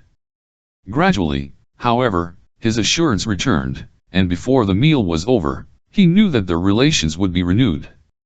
Wishing, too, to be polite to his employer's daughter, he addressed her from time to time. She responded as her mother would have done, without any hesitation as to what she should say. At M. Walter's right sat Viscountess de Persmoor, and Duroy, looking at her with a smile, asked Madame de Marelle in a low voice, "Do you know the one who signs herself Domino Rose?" "Yes, perfectly, Baroness de Livar." "Is she like the Countess?" "No. But she is just as comical. She is 60 years old, has false curls and teeth, wit of the time of the Restoration, and toilettes of the same period." When the guests returned to the drawing-room, Duroy asked Madame de Marelle, "May I escort you home?" "Why not?" "Because M. Laroche Mathieu, who is my neighbor, leaves me at my door every time that I dine here." "When shall I see you again?" "Lunch with me tomorrow." They parted without another word. Duroy did not remain late. As he descended the staircase, he met Norbert of Varenne, who was likewise going away. The old poet took his arm, fearing no rivalry on the newspaper, their work being essentially different. He was very friendly to the young. "Shall we walk along together?" "I shall be pleased to," replied Duroy. The streets were almost deserted that night. At first the two men did not speak. Then Duroy, in order to make some remark, said, "That M. Laroche Mathieu looks very intelligent." The old poet murmured, "Do you think so?" The younger man hesitated in surprise. "Why, yes. Is he not considered one of the most capable men in the chamber?" "That may be. In a kingdom of blind men the blind are kings. All those people are divided between money and politics. They are pedants to whom it is impossible to speak of anything that is familiar to us. Ah, it is difficult to find a man who is liberal in his ideas. I have known several, they are dead. Still, what difference does a little more or a little less genius make, since all must come to an end?" He paused, and Duroy said with a smile, "You are gloomy tonight, sir?"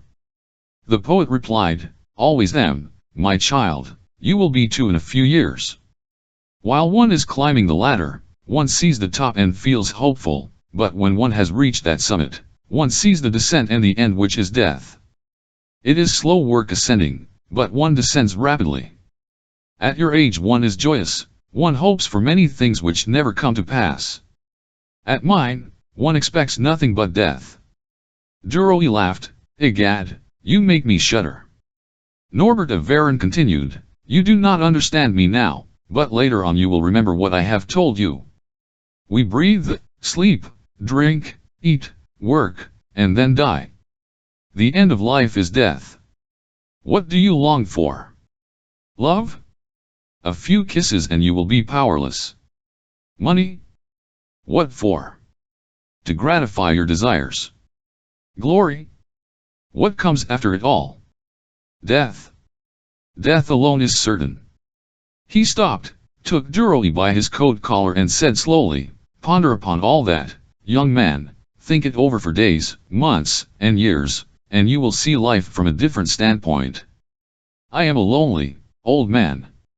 I have neither father, mother, brother, sister, wife, children, nor God. I have only poetry. Mary, my friend, you do not know what it is to live alone at my age. It is so lonesome. I seem to have no one upon earth. When one is old it is a comfort to have children. When they reached Rue de Bourgogne, the poet halted before a high house, rang the bell, pressed Duroy's hand and said, I forget what I have said to you, young man, and live according to your age. Adieu. With those words he disappeared in the dark corridor. Duroy felt somewhat depressed on leaving Varon, but on his way a perfumed damsel passed by him and recalled to his mind his reconciliation with Madame de Marelle. How delightful was the realization of one's hopes! The next moment he arrived at his lady-love's door somewhat early. She welcomed him as if there had been no rupture, and said as she kissed him, you do not know how annoyed I am, my beloved. I anticipated a delightful honeymoon and now my husband has come home for 6 weeks. But I could not let so long a time go by without seeing you, especially after our little disagreement, and this is how I have arranged matters. Come to dinner Monday. I will introduce you to M. de Marelle. I have already spoken of you to him. Duroy hesitated in perplexity. He feared he might betray something by a word, a glance. He stammered, no, I would rather not meet your husband. Why not? How absurd. Such things happen every day. I did not think you so foolish. Very well, I will come to dinner Monday. To make it more pleasant, I will have the Forestiers, though I do not like to receive company at home. On Monday as he ascended Madame de Marelle's staircase, he felt strangely troubled, not that he disliked to take her husband's hand, drink his wine, and eat his bread, but he dreaded something, he knew not what. He was ushered into the salon and he waited as usual. Then the door opened, and a tall man with a white beard, grave and precise, advanced toward him and said courteously, my wife has often spoken of you, sir. I am charmed to make your acquaintance. Duroy tried to appear cordial and shook his host's proffered hand with exaggerated energy. M. de Marelle put a log upon the fire and asked, have you been engaged in journalism a long time? Duroy replied, only a few months. His embarrassment wearing off, he began to consider the situation very amusing. He gazed at M. de Marelle, serious and dignified, and felt a desire to laugh aloud. At that moment Madame de Marelle entered and approached Duroy, who in the presence of her husband dared not kiss her hand. Laurine entered next, and offered her brow to Georges. Her mother said to her, you do not call M. Duroy bel ami today? The child blushed as if it were a gross indiscretion to reveal her secret. When the Forestiers arrived, Duroy was startled at Charles's appearance. He had grown thinner and paler in a week and coughed incessantly. He said they would leave for Caen on the following Thursday at the doctor's orders. They did not stay late. After they had left, Duroy said, with a shake of his head, he will not live long. Madame de Marelle replied calmly, no, he is doomed. He was a lucky man to obtain such a wife. Duroy asked, does she help him very much? She does all the work, she is well posted on every subject, and she always gains her point, as she wants it, and when she wants it. Oh, she is as maneuvering as anyone. She is a treasure to a man who wishes to succeed. Georges replied, she will marry very soon again, I have no doubt. Yes. I should not even be surprised if she had someone in view, a deputy. But I do not know anything about it. M. de Marelle said impatiently, you infer so many things that I do not like. We should never interfere in the affairs of others. Everyone should make that a rule. Duroy took his leave with a heavy heart. The next day he called on the forestiers, and found them in the midst of packing. Charles lay upon a sofa and repeated, should have gone a month ago. Then he proceeded to give Duroy innumerable orders, although everything had been arranged with M. Walter. When Georges left him, he pressed his comrade's hand and said, well, old fellow, we shall soon meet again. Madame Forestier accompanied him to the door and he reminded her of their compact. We are friends and allies, are we not? If you should require my services in any way, do not hesitate to call upon me. Send me a dispatch or a letter and I will obey. She murmured, thank you, I shall not forget. As Duroy descended the staircase, he met M. de Vaudrec ascending.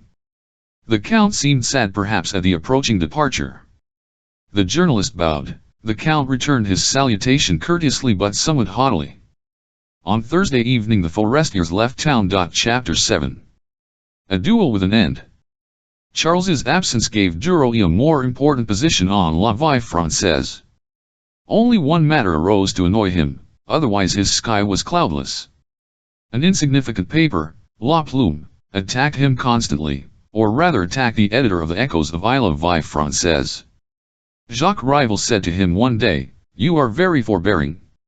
What should I do? It is no direct attack. But, one afternoon when he entered the office, Boisnard handed him a number of La Plume. See, here is another unpleasant remark for you. Relative to what? To the arrest of one Dame Augert. Georges took the paper and read a scathing personal denunciation. Duroy, it seems, had written an item claiming that Dame Augert, who, as the editor of La Plume, claimed, had been put under arrest, was a myth. The latter retaliated by accusing Duroy of receiving bribes and of suppressing matter that should be published. As Saint Potin entered, Duroy asked him, "Have you seen the paragraph in La Plume?" "Yes, and I have just come from Dame Augert's. She is no myth, but she has not been arrested. That report has no foundation." Duroy went at once to M. Walter's office. After hearing the case, the manager bade him go to the woman's house himself, find out the details, and reply to the article. Duroy set out upon his errand and on his return to the office, wrote the following. An anonymous writer in La Plume is trying to pick a quarrel with me on the subject of an old woman he claims was arrested for disorderly conduct, which I deny. I have myself seen Dame Augert, is 60 years old at least. She told me the particulars of her dispute with a butcher as to the weight of some cutlets, which dispute necessitated an explanation before a magistrate. That is the whole truth in a nutshell. As for the other insinuations, I scorn them. One never should reply to such things. Moreover, and they are hidden under a mask. Georges Duroy __M. Walter and Jacques Rival considered that sufficient, and it was decided that it should be published in that day's issue. Duroy returned home rather agitated and uneasy. What would this opponent reply? Who was he? Why that attack? He passed a restless night. When he reread his article in the paper the next morning, he thought it more aggressive in print than it was in writing. He might, it seemed to him, have softened certain terms. He was excited all day and feverish during the night. He rose early to obtain an issue of La Plume which should contain the reply to his note. He ran his eyes over the columns and at first saw nothing. He was beginning to breathe more freely when these words met his. M. Duroy of La Vie Française gives us the lie. In doing so, he lies. He owns, however, that a woman Augert exists, and that she was taken a magistrate by an agent. 2 yuds only remain to be added to the word agent, Bohakar of morals, and all is told. But the consciences of certain journalists are on a par their talents. 1 sign myself, Louis Langrand _ Georges's heart throbbed violently, and he returned home in order to dress himself. He had been insulted, and in such a manner that it was impossible to hesitate. Why had he been insulted? For nothing. On account of an old woman who had quarreled with her butcher. He dressed hastily and repaired to M. Walter's house, although it was scarcely 8 o'clock. M. Walter was reading La Plume. Well, he said gravely, on perceiving Duroy, you cannot let that pass. The young man did not reply. The manager continued, go at once in search of rival, who will look after your interests. Duroy stammered several vague words and set out for rival's house. Jacques was still in bed, but he rose when the bell rang, and having read the insulting paragraph, said, whom would you like to have besides me? I do not know. Boisrenard. Yes. Are you a good swordsman? A good shot. I have used a pistol a good deal. Good. Come and exercise while I attend to everything. Wait a moment. He entered his dressing room and soon reappeared, washed, shaven, and presentable. Come with me, said he. He lived on the ground floor, and he led Duroy into a cellar converted into a room for the practice of fencing and shooting. He produced a pair of pistols and began to give his orders as briefly as if they were on the dueling ground. He was well satisfied with Duroy's use of the weapons, and told him to remain there and practice until noon, when he would return to take him to lunch and tell him the result of his mission. Left to his own devices, Duroy aimed at the target several times and then sat down to reflect. Such affairs were abominable any. What would a respectable man gain by risking his life? And he recalled Norbert of Varen's remarks, made to him a short while before. He was right. He declared aloud. It was gloomy in that cellar, as gloomy as in a tomb. What o'clock was it? The time dragged slowly on. Suddenly he heard footsteps, voices, and Jacques Rival reappeared accompanied by Boisrenard. The former cried on perceiving Duroy, all is settled. Duroy thought the matter had terminated with a letter of apology. His heart gave a bound and he stammered, all thank you. Rival continued, M. Langremont has accepted every condition. 25 paces, fire when the pistol is leveled and the order given. Then he added, now let us lunch, it is past 12 o'clock. They repaired to a neighboring restaurant. Duroy was silent. He ate that they might not think he was frightened, and went in the afternoon with Boisrenard to the office, where he worked in an absent, mechanical manner. Before leaving, Jacques Rival shook hands with him and warned him that he and Boisrenard would call for him in a carriage the next morning at 7 o'clock to repair to the wood at Vicinay, where the meeting was to take place. All had been settled without his saying a word, giving his opinion, accepting or refusing, with such rapidity that his brain whirled and he scarcely knew what was taking place. He returned home about 9 o'clock in the evening after having dined with Boisrenard, who had not left him all day. When he was alone, he paced the floor. He was too confused to think. One thought alone filled his mind, and that was, a duel tomorrow. He sat down and began to meditate. He had thrown upon his table his adversary's card brought him by Rival. He read it for the 20th time, that de Louis Langrand_Mont, 176 Rue Montmartre. Nothing more. Who was the man? How old was he? How tall? How did he look? How odious that a total stranger should, without rhyme or reason, out of pure caprice, annoy him thus on account of an old woman's quarrel with her butcher. He said aloud, the brute, and glared angrily at the card. He began to feel nervous. The sound of his voice made him start. He drank a glass of water and laid down. He turned from his right side to his left uneasily. He was thirsty. He rose. He felt restless. Am I afraid? He asked himself. Why did his heart palpitate so wildly at the slightest sound? He began to reason philosophically on the possibility of being afraid. No, certainly he was not, since he was ready to fight. Still he felt so deeply moved that he wondered if one could be afraid in spite of oneself. What would happen if that state of things should exist? If he should tremble or lose his presence of mind?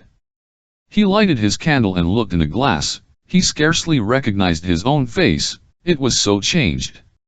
Suddenly he thought, tomorrow at this time I may be dead. He turned to his couch and saw himself stretched lifeless upon it. He hastened to the window and opened it, but the night air was so chilly that he closed it, lighted a fire, and began to pace the floor once more, saying mechanically, L must be more composed. I will write to my parents, in case of accident. He took a sheet of paper and after several attempts began, "My dear father and mother, at daybreak I am going to fight a duel," and as something might happen he could write no more, he rose with a shudder. It seemed to him that notwithstanding his efforts, he would not have the strength necessary to face the meeting. He wondered if his adversary had ever fought before, if he were known. He had never heard his name. However, if he had not been a remarkable shot, he would not have accepted that dangerous weapon without hesitation. He ground his teeth to prevent his crying aloud. Suddenly he remembered that he had a bottle of brandy. He fetched it from the cupboard and soon emptied it. Now he felt his blood course more warmly through his veins. "I have found a means," said he. Day broke. He began to dress. When his heart failed him, he took more brandy. At length there was a knock at the door. His friends had come. They were wrapped in furs. After shaking hands, Rival said, "VLT is as cold as Siberia. Is all well?" "Yes." "Are you calm?" "Very calm." "Have you eaten and DNMK something?" "I do not need anything." They descended the stairs. A gentleman was seated in the carriage. Rival said, "Drle Brument." Durley shook hands with him and stammered, "Thank you," as he entered the carriage. Jacques Rival and Boisrenard followed him, and the coachman drove off. He knew where to go. The conversation flagged, although the doctor related a number of anecdotes. Rival alone replied to him. Durley tried to appear self-possessed, but he was haunted continually by the fear of showing his feelings or of losing his self-possession.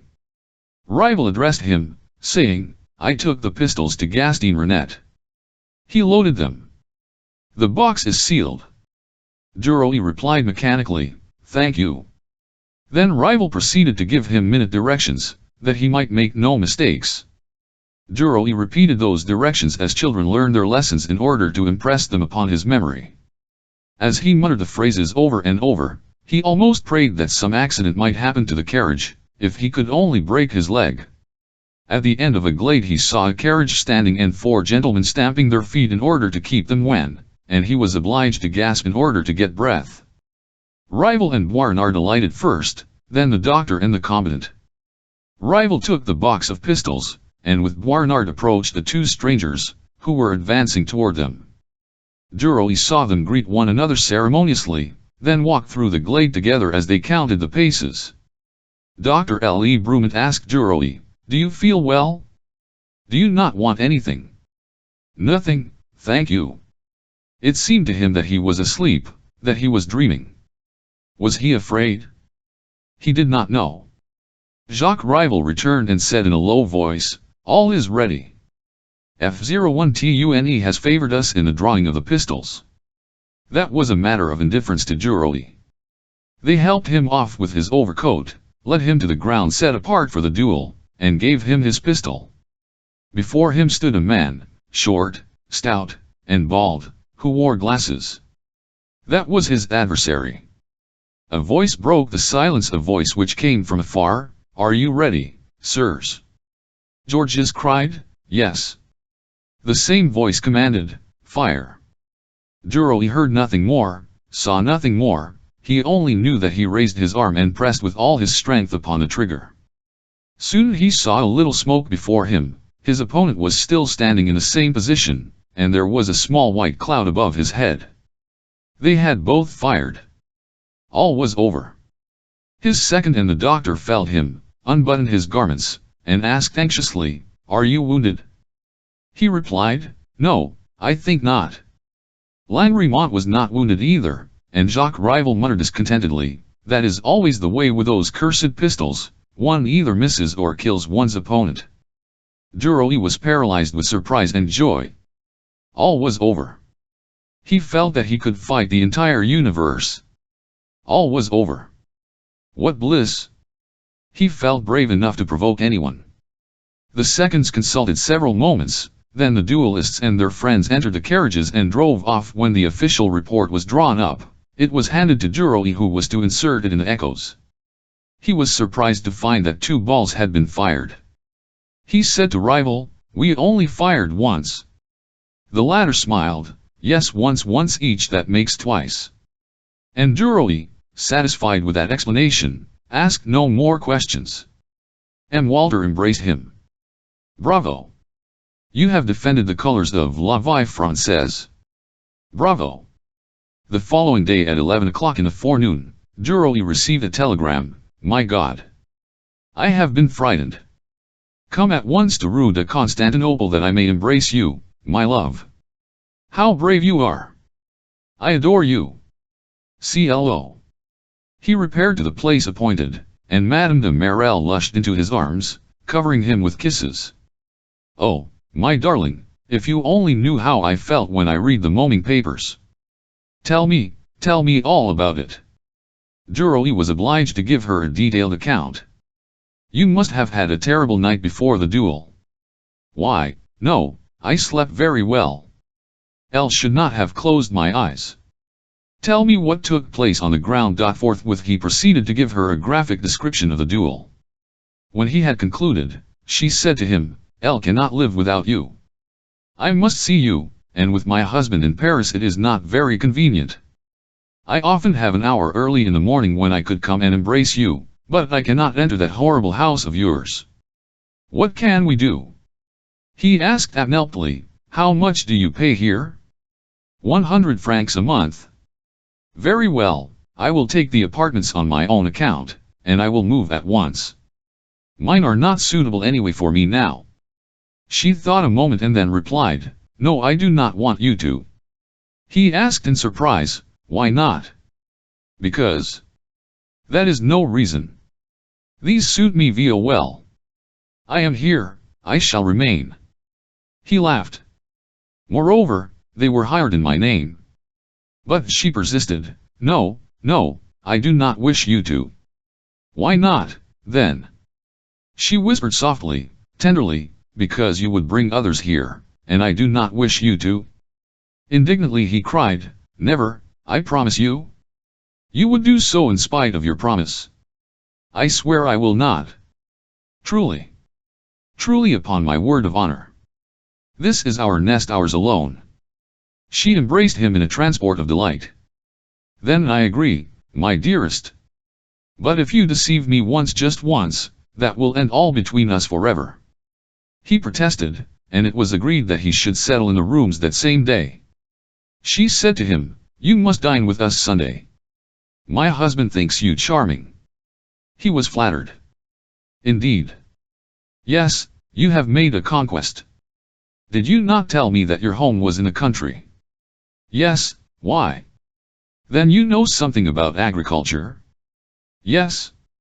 Very well, talk to him of gardening and crops, he enjoys those subjects. All right. I shall not forget. She left him, after lavishing upon him innumerable caresses. Chapter 8. Death and a Proposal. Duroy moved his effects to the apartments in Rue de Constantinople.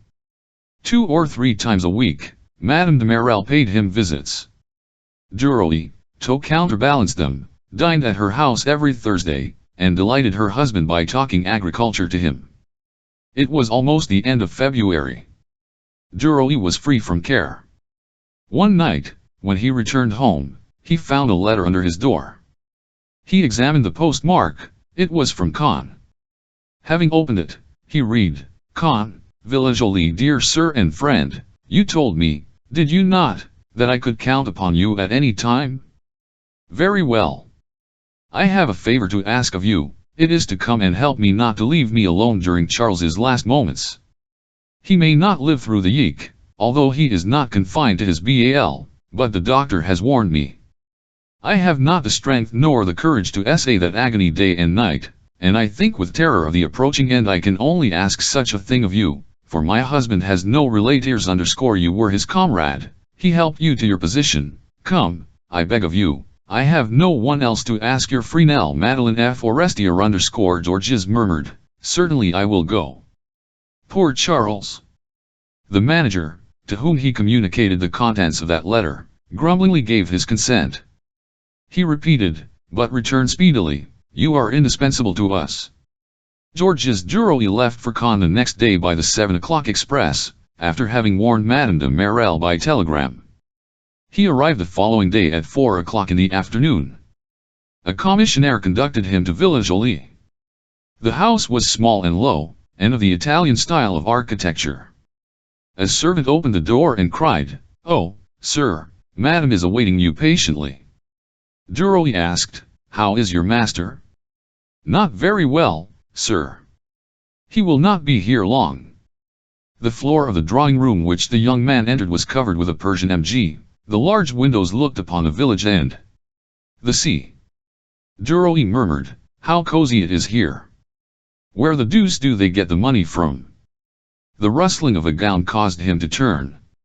Madame Forestier extended both her hands, saying, "How kind of you to come."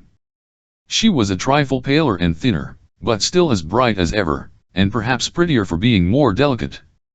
She whispered, "It is terrible, he knows he cannot be saved and he tyrannizes over me. I have told him of your arrival." "But where is your hunk?"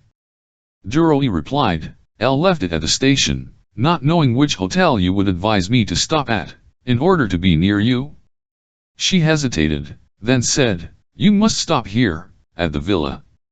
Your chamber is ready. He might die any moment, and if it should come in the night, I would be alone. I will send for your," he bowed. "As you will. Now, let us go upstairs," said she. He followed her. She opened a door on the first floor, and Duroy saw a phone near a window, seated in an easy chair, and wrapped in coverlets. He divined that it was his friend, though he scarcely recognized him.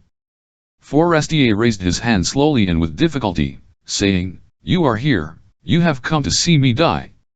I am much obliged." Duroy forced a smile. "To see you die?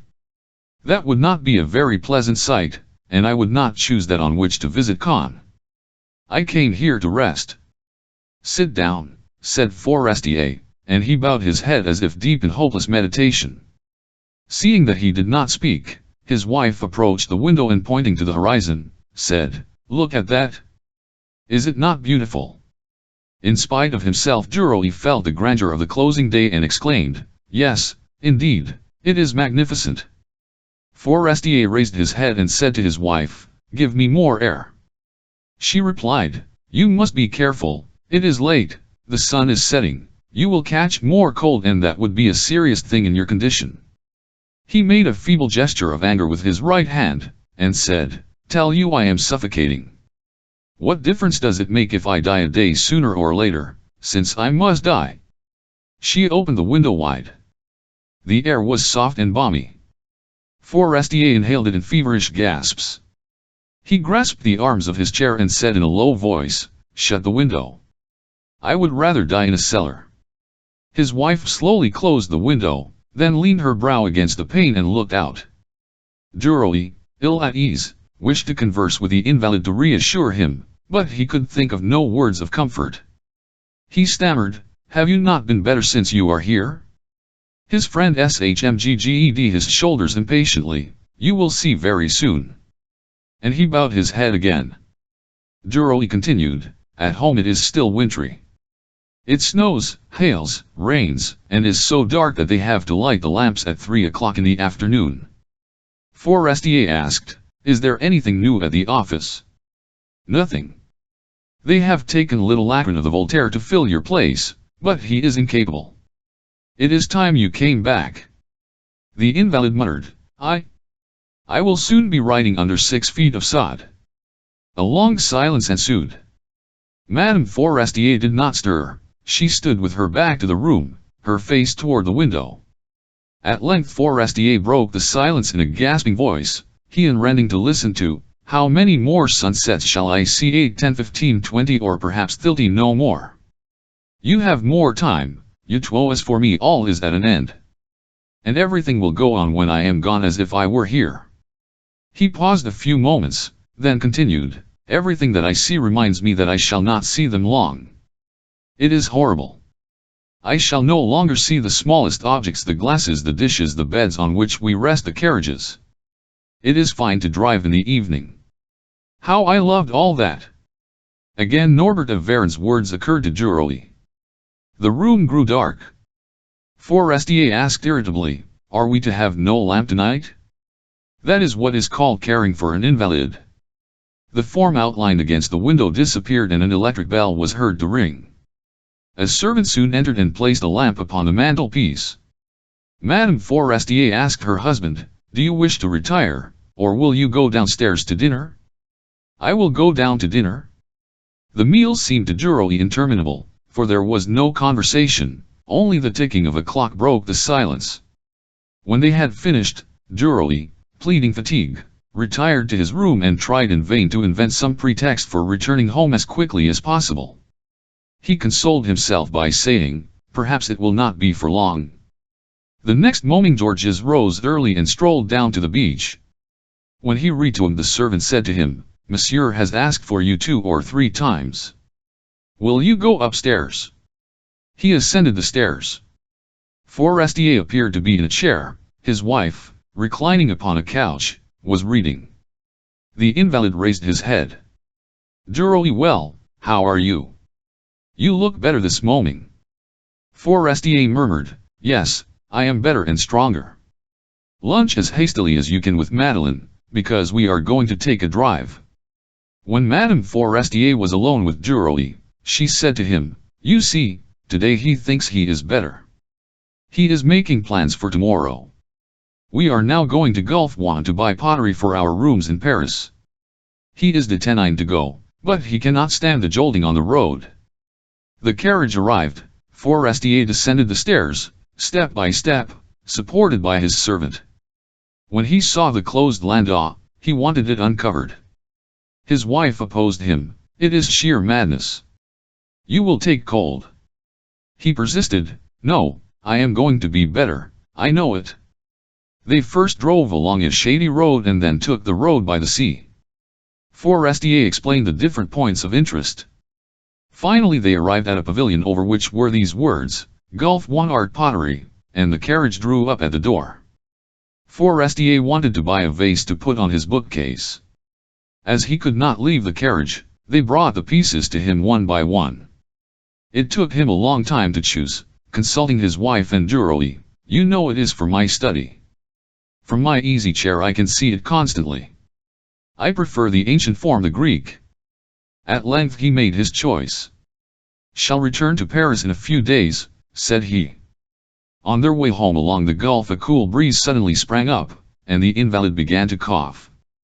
At first it was nothing, only a slight attack, but it grew worse and turned to a sort of hiccup or rattle. Forestier choked, and every time he tried to breathe he coughed violently. Nothing quieted him. He had to be carried from the landau to his room. The heat of the bed did not stop the attack, which lasted until midnight. The first words the sick man uttered were to ask for a barber, for he insisted on being shaved every morning. He rose to be shaved, but was obliged to go to bed at once, and began to breathe so painfully that Madame Forestier in a fright woke Duroy and asked him to fetch the doctor. He returned almost immediately with Dr. Gavin, who prescribed for the sick man. When the journalist asked him his opinion, he said, "It is the final stage. He will be dead tomorrow morning. Prepare that poor, young wife and send for a priest. I can do nothing more.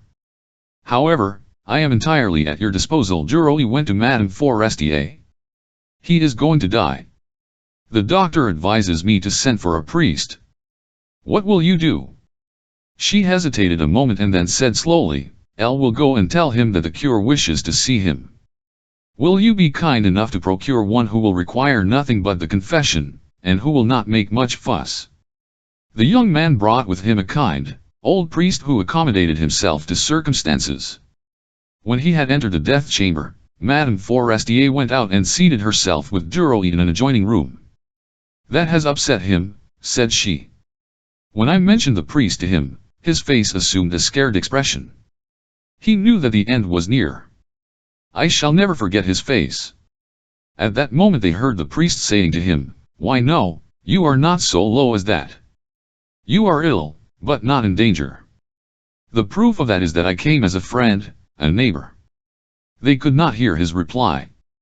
The priest continued, "No, I shall not administer the sacrament. We will speak of that when you are better.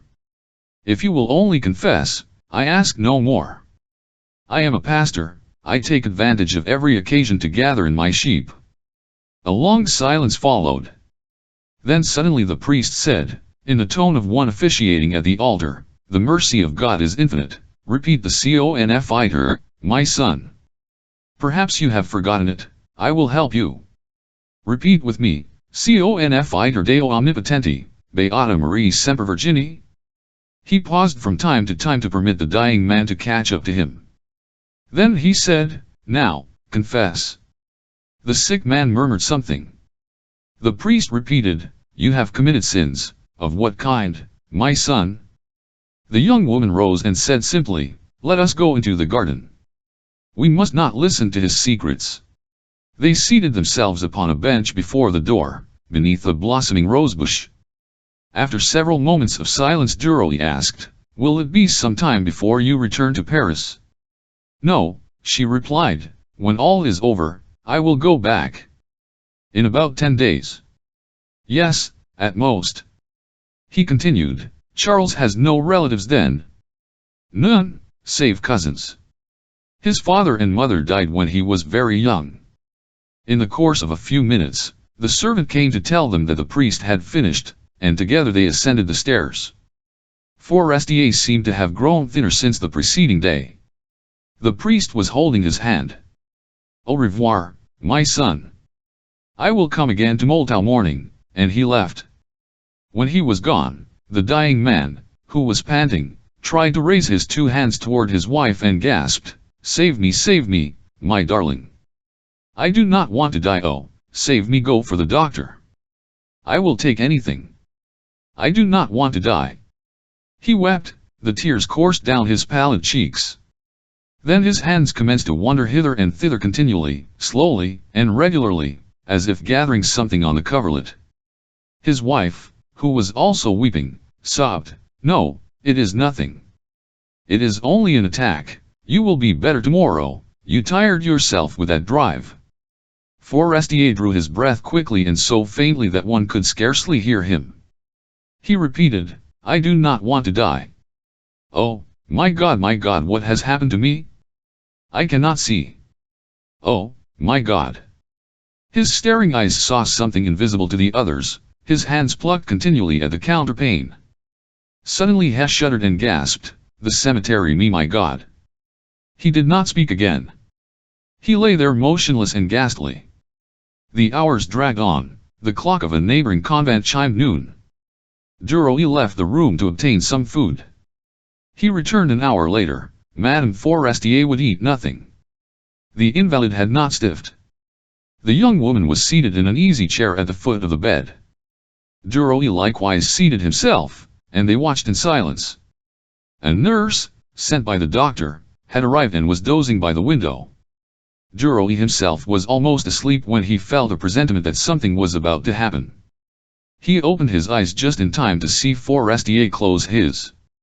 He coughed slightly, and 2 streams of blood issued from the corners of his mouth and flowed upon his night robe. His hands ceased their perpetual motion. He had breathed his last.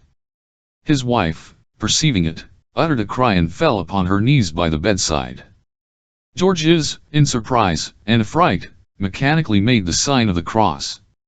The nurse, awakening, approached the bed and said, "It has come."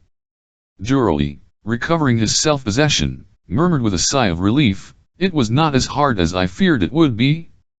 That night Madame Forestier and Duroy watched in the chamber of death. They were alone beside him who was no more. They did not speak. Georges's eyes seemed attracted to that emaciated face which the flickering light made more hollow. That was his friend, Charles Forestier, who the day before had spoken to him. For several years he had lived, eaten, laughed, loved, and hoped as did everyone, and now all was ended for him forever. Life lasted a few months or years, and then fled. One was born, grew, was happy, and died. Adieu. Man or woman, you will never return to earth. He thought of the insects which live several hours, of the feasts which live several days, of the men who live several years, of the worlds which last several centuries. What was the difference between one and the other? A few more dawns, that vast all. Duroy turned away his eyes in order not to see the corpse. Madame Forestier's head was bowed, her fair hair enhanced the beauty of her sorrowful face. The young man's heart grew hopeful. Why should he lament when he had so many years still before him? He glanced at the handsome widow. How had she ever consented to marry that man? Then he pondered upon all the hidden secrets of their lives. He remembered that he had been told of a Count of Vaudrec who had dowered and given her in marriage. What would she do now? Whom would she marry? Had she projects, plans? He would have liked to know. Why that anxiety as to what she would do? Georges questioned himself, and found that it was caused by a desire to win her for himself. Why should he not succeed? He was positive that she liked him, she would have confidence in him, for she knew that he was intelligent, resolute, tenacious. Had she not sent for him? Was not that a kind of avowal? He was impatient to question her, to find out her intentions.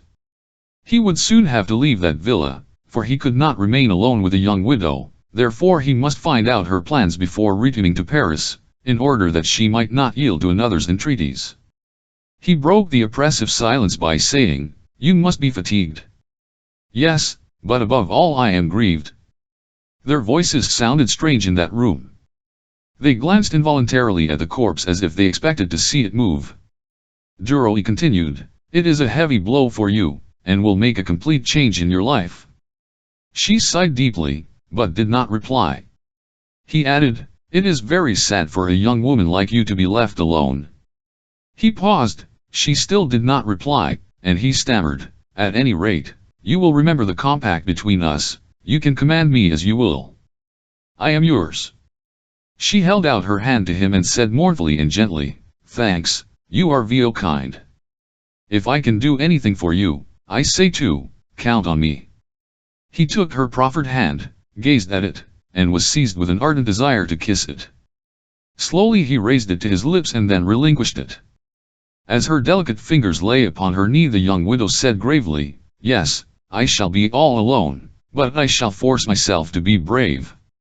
He did not know how to tell her that he would be delighted to wed her.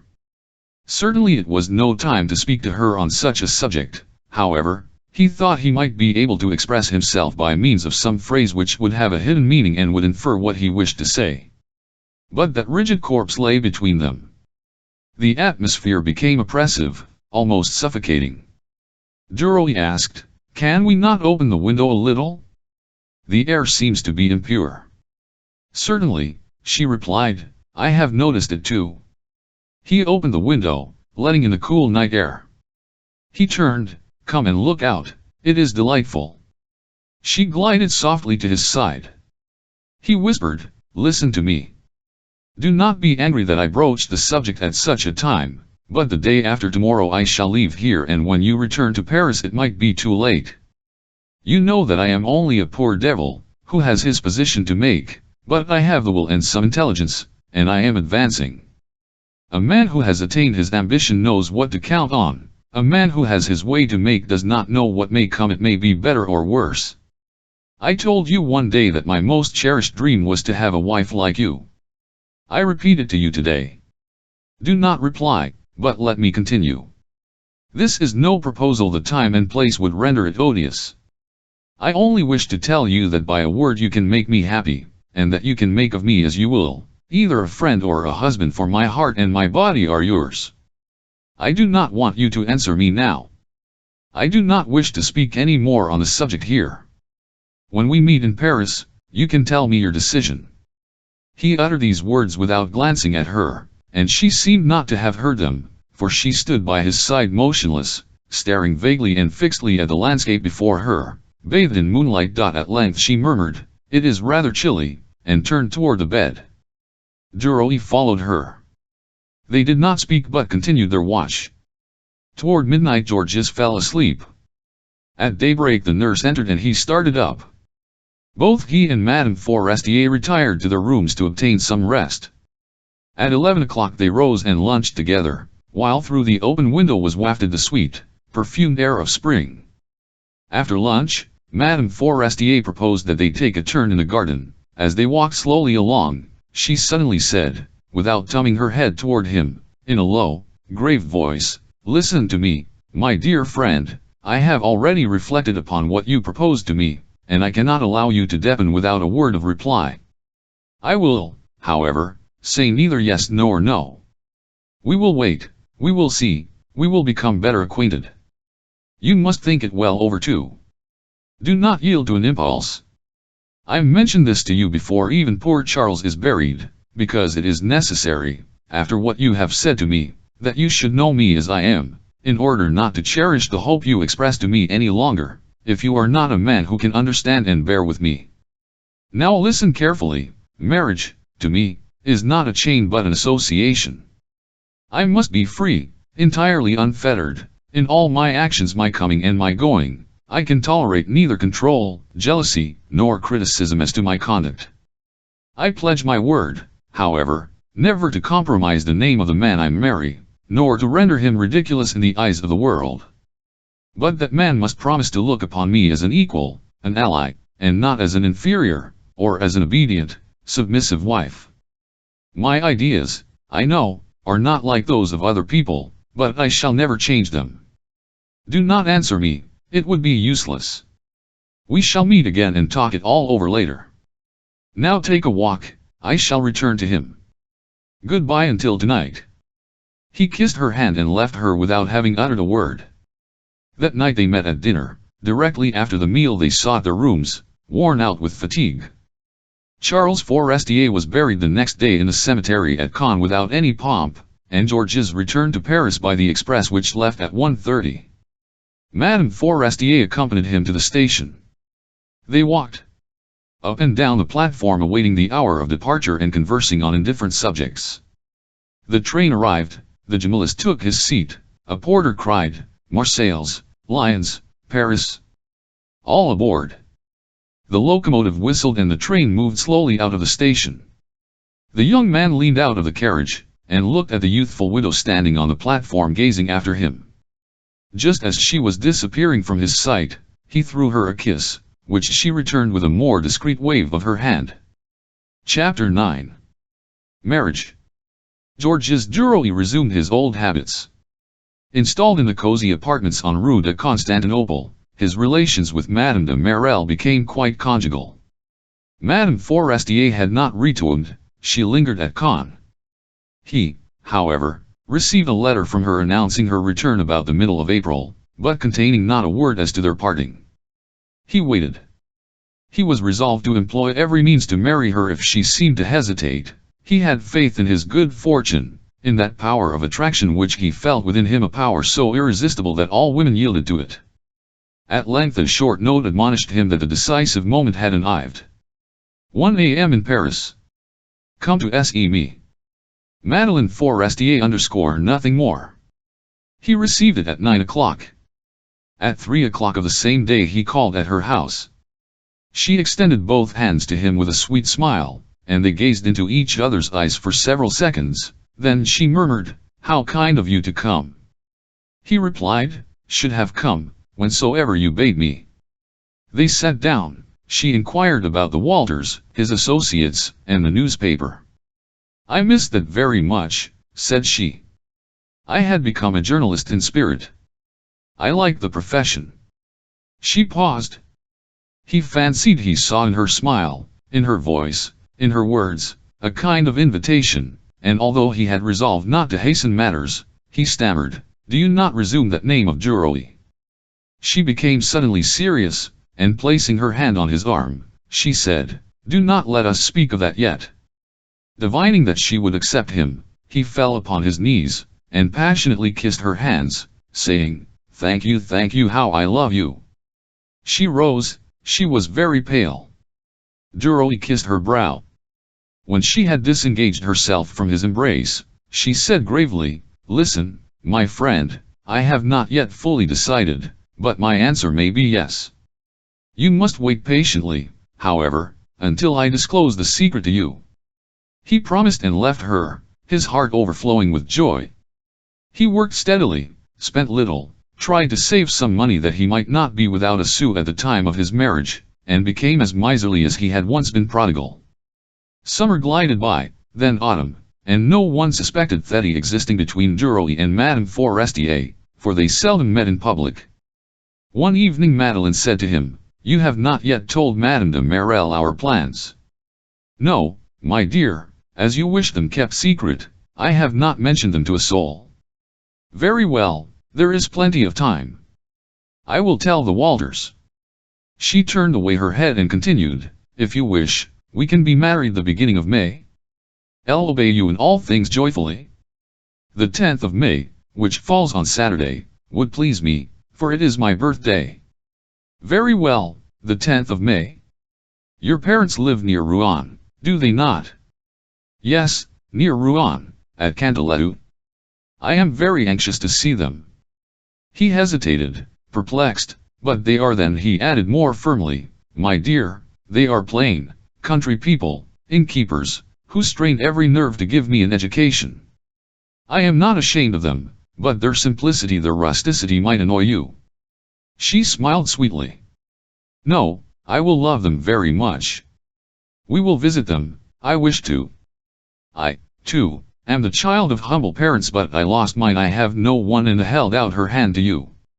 He was affected, conquered as he had never been by any woman. "I have been thinking of something, explain."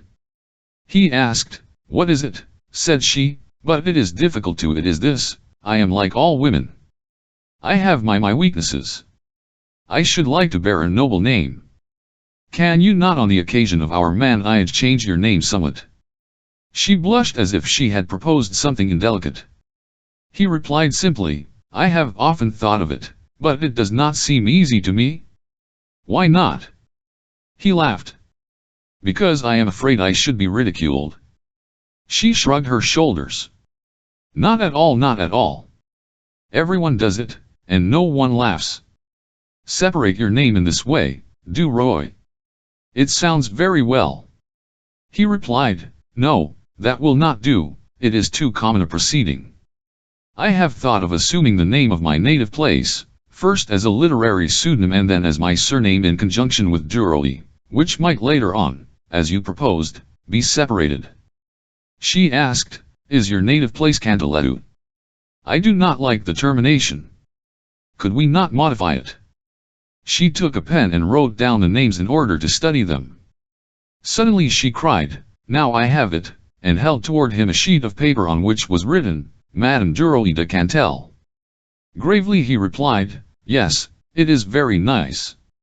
She was delighted, and repeated, "Duroy de Cantel. Madame Duroy de Cantel.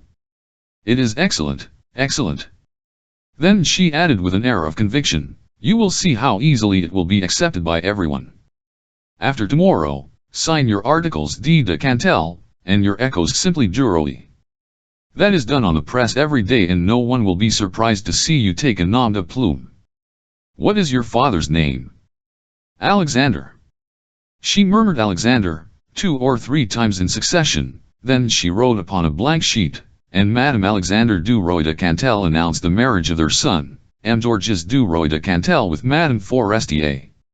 She examined her writing, and, charmed with the effect, exclaimed, "With a little method one can succeed in anything." When Georges reached the street resolved to call himself, henceforth, Duroy, or even Duroy de Cantel, it seemed to him that he was of more importance. He swaggered more boldly, held his head more erect and walked as he thought gentlemen should. He felt a desire to inform the passers-by, "My name is Duroy de Cantel." Scarcely had he entered his apartments when the thought of Madame de Merelle rendered him uneasy, and he wrote to her immediately, appointing a meeting for the following day. "It will be hard," thought he. "There will be a quarrel surely." The next morning he received a telegram from Madame, informing him that she would be with him at 1 o'clock. He awaited her impatiently, determined to confess at once and afterward to argue with her, to tell her that he could not remain a bachelor indefinitely, and that, as M. de Merelle persisted in living, he had been compelled to choose someone else as a legal companion. When the bell rang, his heart gave a bound. Madame de Merelle entered and cast herself into his arms, saying, "Good afternoon, bel ami." Perceiving that his embrace was colder than usual, she glanced up at him and asked, "What ails you?" "Take a seat," said he. We must talk seriously. She seated herself without removing her hat, and waited. He cast down his eyes, he was preparing to commence. Finally he said slowly, "My dear friend, you see that I am very much perplexed, very sad, and very much embarrassed by what I have to confess to you. I love you with all my heart, and the fear of giving you pain grieves me more than what I have to tell you." She turned pale, trembled, and asked, "What is it? Tell me quickly." He said sadly but resolutely, "I am going to be married." She sighed like one about to lose consciousness, then she gasped, but did not speak. He continued, "You cannot imagine how much I suffered before taking that resolution. But I have neither position nor money. I am alone in Paris, I must have near me someone who can counsel, comfort, and support me. What I need is an associate, an ally, and I have found one." He paused, hoping that she would reply, expecting an outburst of furious rage, reproaches, and insults. She pressed her hand to her heart and breathed with difficulty. He took the hand resting on the arm of the chair, but she drew it away and murmured as if stupefied, "Oh, my God!" He fell upon his knees before her, without, however, venturing to touch her, more moved by her silence than he would have been by her anger. "Clo, my little Clo, you understand my position.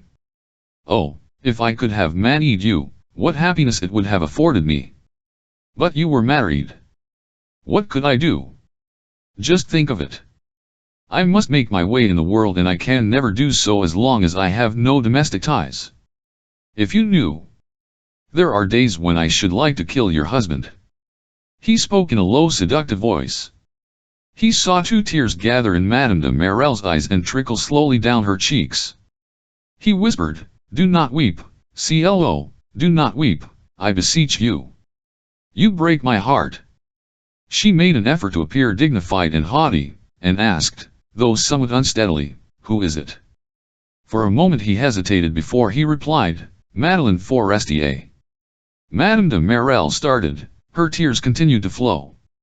She rose. Duroy saw that she was going to leave him without a word of reproach or pardon, and he felt humbled, humiliated. He seized her gown and implored, "Do not leave me thus." She looked at him with that despairing, tearful glance so charming and so touching, which expresses all the misery pent up in a woman's heart, and stammered, "I have nothing to say, I can do nothing. You are right, you have made a good choice." And disengaging herself she left the room. With a sigh of relief at escaping so easily, he repaired to Madame Forestier's, who asked him, "Have you told Madame de Marelle?" He replied calmly, "Yes." Did it affect her? Not at all. On the contrary, she thought it an excellent plan. The news was soon noised abroad.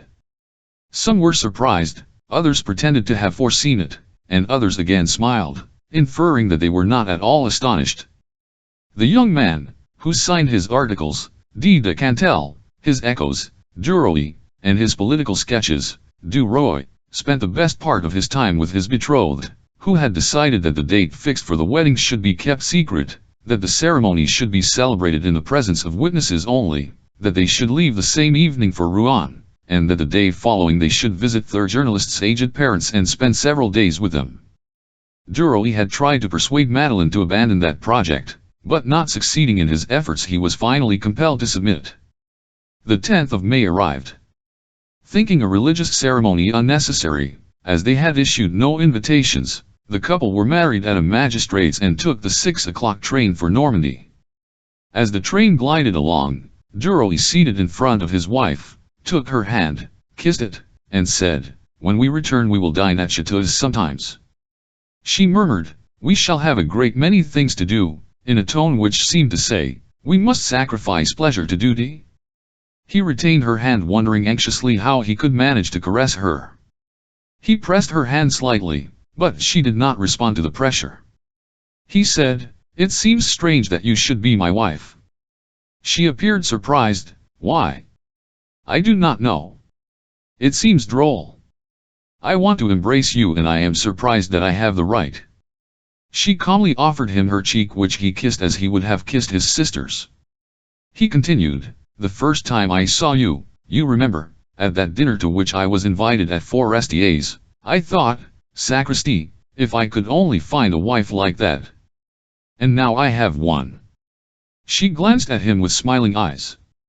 He said to himself, "I am too cold. I am stupid. I should make more advances."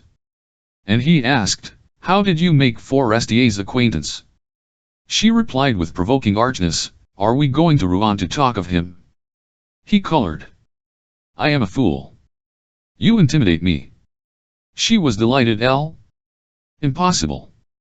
He seated himself beside her. She exclaimed, "Ah! A stag." The train was passing through the forest of Saint-Germain and she had seen a frightened deer clear an alley at a bound. As she gazed out of the open window, Duroy, bending over her, pressed a kiss upon her neck. For several moments she remained motionless, then raising her head, she said, "You tickle me, stop." But he did not obey her. She repeated, "Stop, I say." He seized her head with his right hand, turned it toward him and pressed his lips to hers. She struggled, pushed him away and repeated, "Stop." He did not heed her. With an effort, she freed herself and rising, said, "Georges, have done. We are not children, we shall soon reach Rouen." "Very well," said he, gaily, "Elle will wait." Reseating herself near him she talked of what they would do on their return. They would keep the apartments in which she had lived with her first husband, and Duroy would receive Forestier's position on La Vie Française. In the meantime, forgetting her injunctions and his promise, he slipped his arm around her waist, pressed her to him and murmured, "Love you dearly, my little maid." The gentleness of his tone moved the young woman, and leaning toward him she offered him her lips. As she did so, a whistle announced the proximity of the station. Pushing back some stray locks upon her temples, she exclaimed, "We are foolish." He kissed her hands feverishly and replied, "Elle adore you, my little maid." On reaching Rouen they repaired to a hotel where they spent the night. The following morning, when they had drunk the tea placed upon the table in their room, Duroy clasped his wife in his arms and said, "My little maid, I feel that I love you very, very much." She smiled trustfully and murmured as she returned his kisses, "Love you too a little." The visit to his parents worried Georges, although he had prepared his wife. He began again, "You know they are peasants, real, not sham, comic opera peasants." She smiled. "I know it, you have told me often enough. We shall be very uncomfortable. There is only a straw bed in my room, they do not know what hair mattresses are at Canteloup." She seemed delighted. "So much the better. It would be charming to sleep you and to be awakened by the crowing of the cocks." He walked toward the window and lighted a cigarette. The sight of the harbor, of the river filled with ships moved him and he exclaimed, "Egad, but that is fine." Madeleine joined him and placing both of her hands on her husband's shoulder, cried, "Oh, how beautiful! I did not know that there were so many ships." An hour later they departed in order to breakfast with the old couple, who had been informed several days before of their intended arrival. Both Duroy and his wife were charmed with the beauties of the landscape presented to their view, and the cabman halted in order to allow them to get a better idea of the panorama before them. As he whipped up his horse, Duroy saw an old couple not 100 meters off, approaching, and he leaped from the carriage crying, "Here they are, I know them." The man was short, corpulent, florid, and vigorous, notwithstanding his age. The woman was tall, thin, and melancholy, with stooping shoulders, a woman who had worked from childhood, who had never laughed nor jested. Madeleine, too, alighted and watched the couple advance, with a contraction of her heart she had not anticipated. They did not recognize their son in that fine gentleman, and they would never have taken that handsome lady for their daughter-in-law. They walked along, past a child they were expecting, without glancing at the city folks. Georges cried with a laugh, "Good day, Father Duroy." Both the old man and his wife were struck dumb with astonishment. The latter recovered her self-possession first and asked, "Is it you, son?"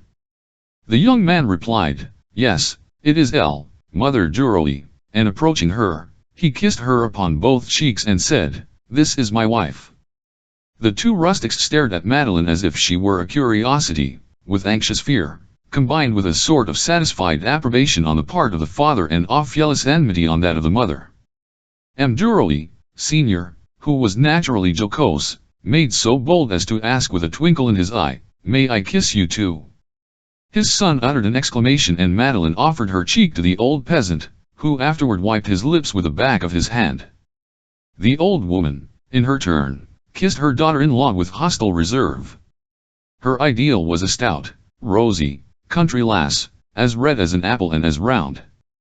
The carriage preceded them with the luggage. The old man took his son's arm and asked him, "How are you getting on?" "Very well." "That is right. Tell me, has your wife any means?" Georges replied, 40,000 francs. His father whistled softly and muttered, "Whew." Then he added, "She is a handsome woman." He admired his son's wife, and in his day had considered himself a connoisseur. Madeline and the mother walked side by side in silence. The two men joined them. They soon reached the village, at the entrance to which stood Mduroy's tavern. A pine board fastened over the door indicated that thirsty people might enter. The table was laid. A neighbor, who had come to assist, made a low courtesy on seeing so beautiful a lady appear, then recognizing Georges, she cried, "Oh Lord, is it you?" He replied merrily, "Yes, it is I, Mother Brulin," and he kissed her as he had kissed his father and mother. Then he turned to his wife. "Come into our room," said he, "you can lay aside your hat." They passed through a door to the right and entered a room paved with brick, with whitewashed walls and a bed with cotton hangings. A crucifix above a holy water basin and two colored prints, representing Paul and Virginia beneath a blue palm tree, and Napoleon I on a yellow horse, were the only ornaments in that neat, but bare room. When they were alone, Georges embraced Madeline. "Good morning, maid. I am glad to see the old people once more. And when one is in Paris one does not think of this place, but when one returns, one enjoys it just the same." At that moment his father cried, knocking on the partition with his fist, "Come, the soup is ready." They re-entered the large public room and took their seats at the table. The meal was a long one, served in a truly mystic fashion. Father Duroy, enlivened by the cider and several glasses of wine, related many anecdotes, while Georges, to whom they were all familiar, laughed at them. Mother Duroy did not speak, but sat at the board, grim and austere, glancing at her daughter-in-law with hatred in her heart. Madeline did not speak nor did she eat, she was depressed. Wherefore? She had wished to come, she knew that she was coming to a simple home, she had formed no poetical ideas of those peasants, but she had perhaps expected to find them somewhat more polished, refined. She recalled her own mother, of whom she never spoke to anyone, a governess who had been betrayed and who had died of grief and shame when Madeline was 12 years old. A stranger had had the little girl educated. Her father without doubt. And Vh0 was he? She did not know positively, but she had vague suspicions.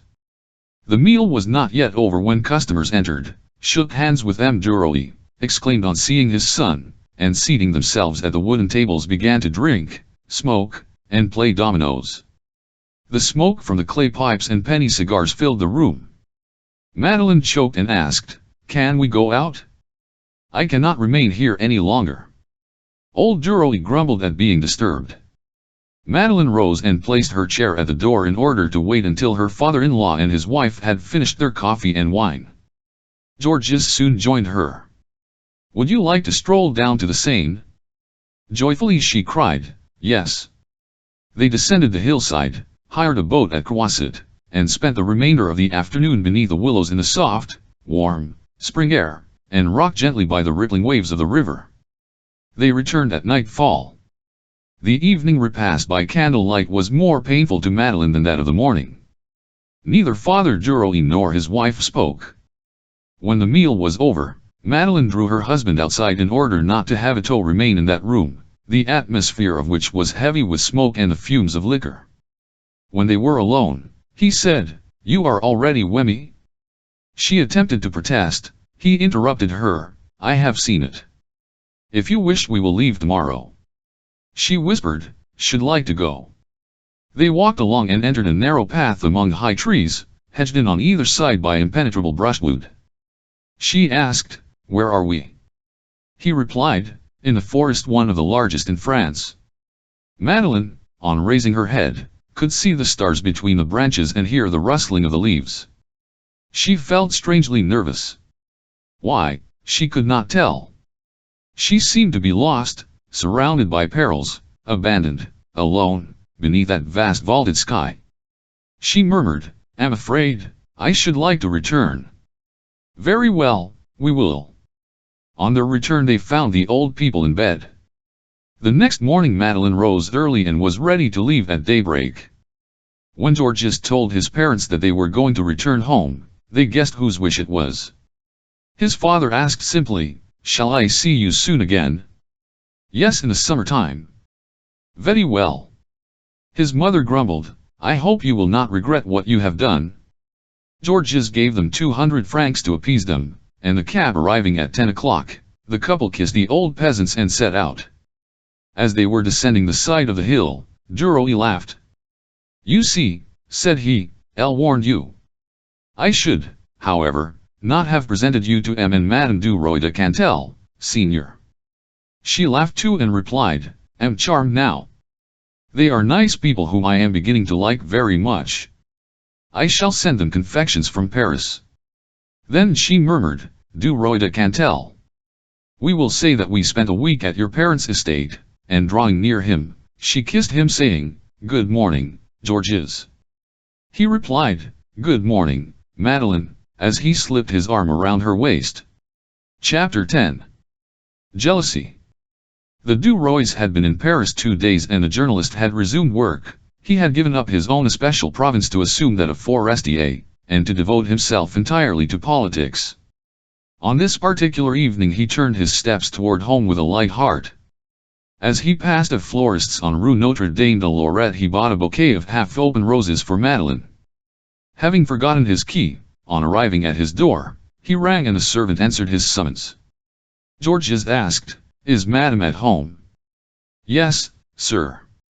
In the dining room he paused in astonishment to see covers laid for 3, the door of the salon being ajar. He saw Madeleine arranging in a vase on the mantelpiece a bunch of roses similar to his. He entered the room and asked, Have you invited anyone to dinner? She replied without turning her head and continuing the arrangement of her flowers, Yes and no, it is my old friend, Count de Vaudrec, who is in the habit of dining here every Monday and who will come now as he always has. Georges murmured, Very well. He stopped behind her, the bouquet in his hand, the desire strong within him to conceal it, to throw it away. However, he said, Here, I have brought you some roses. She turned to him with a smile and said, Ah, how thoughtful of you, and she kissed him with such evident affection that he felt consoled. She took the flowers, inhaled their perfume, and put them in an empty vase. Then she said as she noted the effect, Now I am satisfied, my mantelpiece looks pretty, adding with an air of conviction, Vaudrec is charming, you will become intimate with him at once. A ring announced the Count. He entered as if he were at home. After gallantly kissing Madame Duroy's hand, he turned to her husband and cordially offered his hand, saying, How are you, my dear Duroy? He had no longer that haughty air, but was very affable. One would have thought in the course of 5 minutes, that the two men had known one another for 10 years. Madeleine, whose face was radiant, said, We'll leave you together. I have work to superintend in the kitchen. The dinner was excellent and the Count remained very late. When he was gone, Madeleine said to her husband, Is he not nice? He improves, too, on acquaintance. He is a good, faithful friend. Ah, without him she did not complete her sentence and Georges replied, Yes, he is very pleasant, I think we shall understand each other well. You do not know, she said, that we have work to do tonight before retiring. I did not have time to tell you before dinner, for Vaudrec came. La Roche-Mathieu brought me important news of Morocco. We must make a fine article of that. Let us set to work at once. Come, take the lamp. He carried the lamp and they entered the study. Madeline leaned against the mantelpiece, and having lighted a cigarette, told him the news and gave him her plan of the article. He listened attentively, making notes as she spoke, and when she had finished he raised objections, took up the question and, in his turn, developed another plan. His wife ceased smoking, for her interest was aroused in following George's line of thought. From time to time she murmured, "Yes, yes, very good, excellent, very forcible," and when he had finished speaking, she said, "Now let us write." It was always difficult for him to make a beginning, and she would lean over his shoulder and whisper the phrases in his ear. Then he would add a few lines. When their article was completed, Georges reread it. Both he and Madeline pronounced it admirable and kissed one another with passionate admiration. The article appeared with a signature of G. du Roy de Cantel, and made a great sensation. M. Walter congratulated the author, who soon became celebrated in political circles. His wife, too, surprised him by the ingenuousness of her mind, the cleverness of her wit, and the number of her acquaintances. At almost any time upon returning home he found in his salon a senator, a deputy, a magistrate, or a general, who treated Madeline with grave familiarity. Deputy Laroche Mathieu, who dined at Rue Fontaine every Tuesday, was one of the largest stockholders of M. Walter's paper and the latter's colleague and associate in many business transactions. Du Roy hoped, later on, that some of the benefits promised by him to Forestier might fall to his share. They would be given to Madeline's new husband. That was all. Nothing was changed. Even his associates sometimes called him Forestier, and it made Du Roy furious at the dead. He grew to hate the very name. It was to him almost an insult. Even at home the obsession continued. The entire house reminded him of Charles. One evening Du Roy, who liked sweetmeats, asked, "Why do we never have sweets?" His wife replied pleasantly, "I'll never think of it, because Charles disliked them." He interrupted her with an impatient gesture. "Do you know I am getting tired of Charles? It is Charles here, Charles there, Charles like this, Charles like that. Since Charles is dead, let him rest in peace." Madeline ascribed her husband's burst of ill humor to puerile jealousy, but she was flattered and did not reply. On retiring, haunted by the same thought, he asked, "Did Charles wear a cotton nightcap to keep the draft out of his ears?" She replied pleasantly, "No, a lace one." Georges shmgged his shoulders and said scornfully, "What a bird." From that time Georges never called Charles anything but "poor Charles," with an accent of infinite pity. One evening as Du Roy was smoking a cigarette at his window, toward the end of June, the heat awoke in him a desire for fresh air. He asked, "My little maid, would you like to go as far as the Bois?" "Yes, certainly." They took an open carriage and drove to the Avenue du Bois de Boulogne. It was a sultry evening. A host of cabs lined the drive, one behind another. When the carriage containing Georges and Madeline reached the turning which led to the fortifications, they kissed one another and Madeline stammered in confusion, "We are as childish as we were at Rouen." The road they followed was not so much frequented. A gentle breeze rustled the leaves of the trees, the sky was studded with brilliant stars, and Georges murmured, as he pressed his wife to his breast, "Oh, my little maid." She said to him, "Do you remember how gloomy the forest at Canteleu was? It seemed to me that it was full of horrible beasts and that it was interminable, while here it is charming. One can feel the caressing breezes, and I know that Sèvres is on the other side." He replied, "In our forests there are nothing but stags, foxes, roebucks, and boars, with here and there a forester's house." He paused for a moment and then asked, "Did you come here in the evening with Charles occasionally?" She replied, "Frequently." He felt a desire to return home at once. Forestier's image haunted him, however, he could think of nothing else.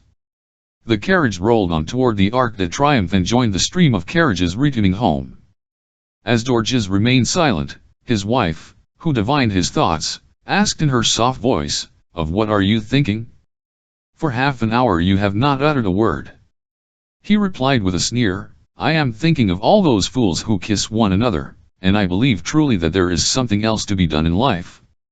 She whispered, "Yes, but it is nice sometimes. It is nice when one has nothing better to do." George's thoughts were busy with the dead. He said to himself angrily, I am foolish to torment myself as I have done. After remonstrating thus with himself, he felt more reconciled to the thought of Forestier, and felt like exclaiming, "Good evening, old fellow." Madeleine, who was bored by his silence, asked, "Shall we go to Tortoni's for ices before returning home?" He glanced at her from his corner and thought, "She is pretty, so much the better. Tit for tat, my comrade. But if they begin again to annoy me with you, it will get somewhat hot at the North Pole." Then he replied, "Certainly, my darling," and before she had time to think he kissed her. It seemed to Madeleine that her husband's lips were icy. However, he smiled as usual and gave her his hand to assist her to alight at the café. Chapter 11. Madame Walter takes a hand. On entering the office the following day, Duroy sought Boisnard and told him to warn his associates not to continue the farce of calling him Forestier, or there would be war. When Duroy returned an hour later, no one called him by that name. From the office he proceeded to his home, and hearing the sound of ladies' voices in the drawing room, he asked the servant, "Who is here?" "Walter and Madame de Marelle," was the reply. His heart pulsated violently as he opened the door. Clotilde was seated by the fireplace. It seemed to Georges that she turned pale on perceiving having greeted Madame Walter and her two daughters seated like sentinels beside her. He turned to his former mistress. She extended her hand. He took and pressed it as if to say, "I love you still." She returned the pressure. He said, "Have you been well since we last met?" "Yes, have you, Bel Ami?" And turning to Madeleine she added, "Will you permit me to call him Bel Ami?" "Certainly, my dear, I will permit anything you wish." A shade of irony lurked beneath those words, uttered so pleasantly. Madame Walter mentioned a fencing match to be given at Jacques Rival's apartments, the proceeds to be devoted to charities, and in which many society ladies were going to assist. She said, "It will be very entertaining, but I am in despair, for we have no one to escort us, my husband having an engagement." Duroy offered his services at once. She accepted, saying, "My daughters and I shall be very grateful." He glanced at the younger of the two girls and thought, "Little Suzanne is not at all bad, not at all." She resembled a doll, being very small and dainty, with a well-proportioned form, a pretty, delicate face, blue-gray eyes, a fair skin, and curly, flaxen hair. Her elder sister, Rose, was plain one of those girls to whom no attention is ever paid. Her mother rose, and turning to Georges, said, "Shall count on you next Thursday at 2 o'clock." He replied, "Count upon me, madame." When the door closed upon Madame Walter, Madame de Marelle, in her turn, rose. "Au revoir, Bel Ami." This time she pressed his hand and he was moved by that silent avowal. "Elle will go to see her tomorrow," thought he. Left alone with his wife, she laughed, and looking into his eyes said, "Madame Walter has taken a fancy to you." He replied incredulously, "Nonsense. But I know it. She spoke of you to me with great enthusiasm. She said she would like to find two husbands like you for her daughters. Fortunately she is not susceptible herself." He did not understand her and repeated, "Susceptible herself." She replied in a tone of conviction, "Oh, Madame Walter is irreproachable. Her husband you know as well as I. But she is different. Still she has suffered a great deal in having married a Jew, though she has been tunneled to him. She is a virtuous woman." Duroy was surprised. "I thought her a Jewess." "She a Jewess? No, indeed. She is the prime mover in all the charitable movements at the Madeleine. She was even married by a priest. I am not sure but that M. Walter went through the form of baptism." Georges murmured, "And she likes me, yes. If you were not married I should advise you to ask for the hand of Suzanne. Would you not prefer her to Rose?" He replied as he twisted his mustache, "The mother is not so bad." Madeleine replied, "I'm not afraid of her. At her age one does not begin to make conquests, one should commence sooner." Georges thought, "If I might have had Suzanne, all." Then he shrugged his shoulders, "But, it is absurd, her father would not have consented." He determined to treat Madame Walter very considerately in order to retain her regard. All that evening he was haunted by recollections of his love for Clotilde. He recalled their escapades, her kindness. He repeated to himself, "She is indeed nice. Yes, I shall call upon her tomorrow." When he had lunched the following morning he repaired to Rue Verneuil. The same maid opened the door, and with the familiarity of an old servant she asked, "Is Monsieur well?" He replied, "Yes, my child," and entered the drawing room in which someone was practicing scales. It was Laurine. He expected she would fall upon his neck. She, however, rose ceremoniously, bowed coldly, and left the room with dignity. Her manner was so much like that of an outraged woman that he was amazed. Her mother entered. He kissed her hand. "How much I have thought of you," said he. "And I of you," she replied. They seated themselves and smiled as they gazed into one another's eyes. "My dear little Clo, I love you. And I love you. Did not miss me." "Yes and no. I was grieved, but when I heard your reason, I said to myself, bah, he will return to me some day. Elle dared not come. I did not know how I should be received. I dared not, but I longed to come. Now, tell me what ails Laurine." She scarcely bade me good morning and left the room with an angry air. "I do not know, but one cannot mention you to her since your marriage. I really believe she is jealous." "Nonsense." "Yes, my dear, she no longer calls you Belle Amie, but M. Forestier instead." Duroy colored, then drawing nearer the young woman, he said, "Kiss." She obeyed him. "Where can we meet again?" he asked. "At Rue de Constantinople." Are the apartments not rented?" "No, I kept them." "You did?" "Yes, I thought you would return." His heart bounded joyfully. She loved him then with a lasting love. He whispered, "Adore you." Then he asked, "Is your husband well?" "Yes, very well. He has just been home for a month. He went away the day before yesterday." Duroy could not suppress a smile. How opportunely that always happens. She replied naively, "Yes, it happens opportunely, but he is not in the way when he is here, is he?" "That is tunnel. He is a charming man." "How do you like your new life?" "Tolerably. My wife is a comrade, an associate, nothing more. As for my heart, I'll understand, but she is good." "Yes, she does not trouble me."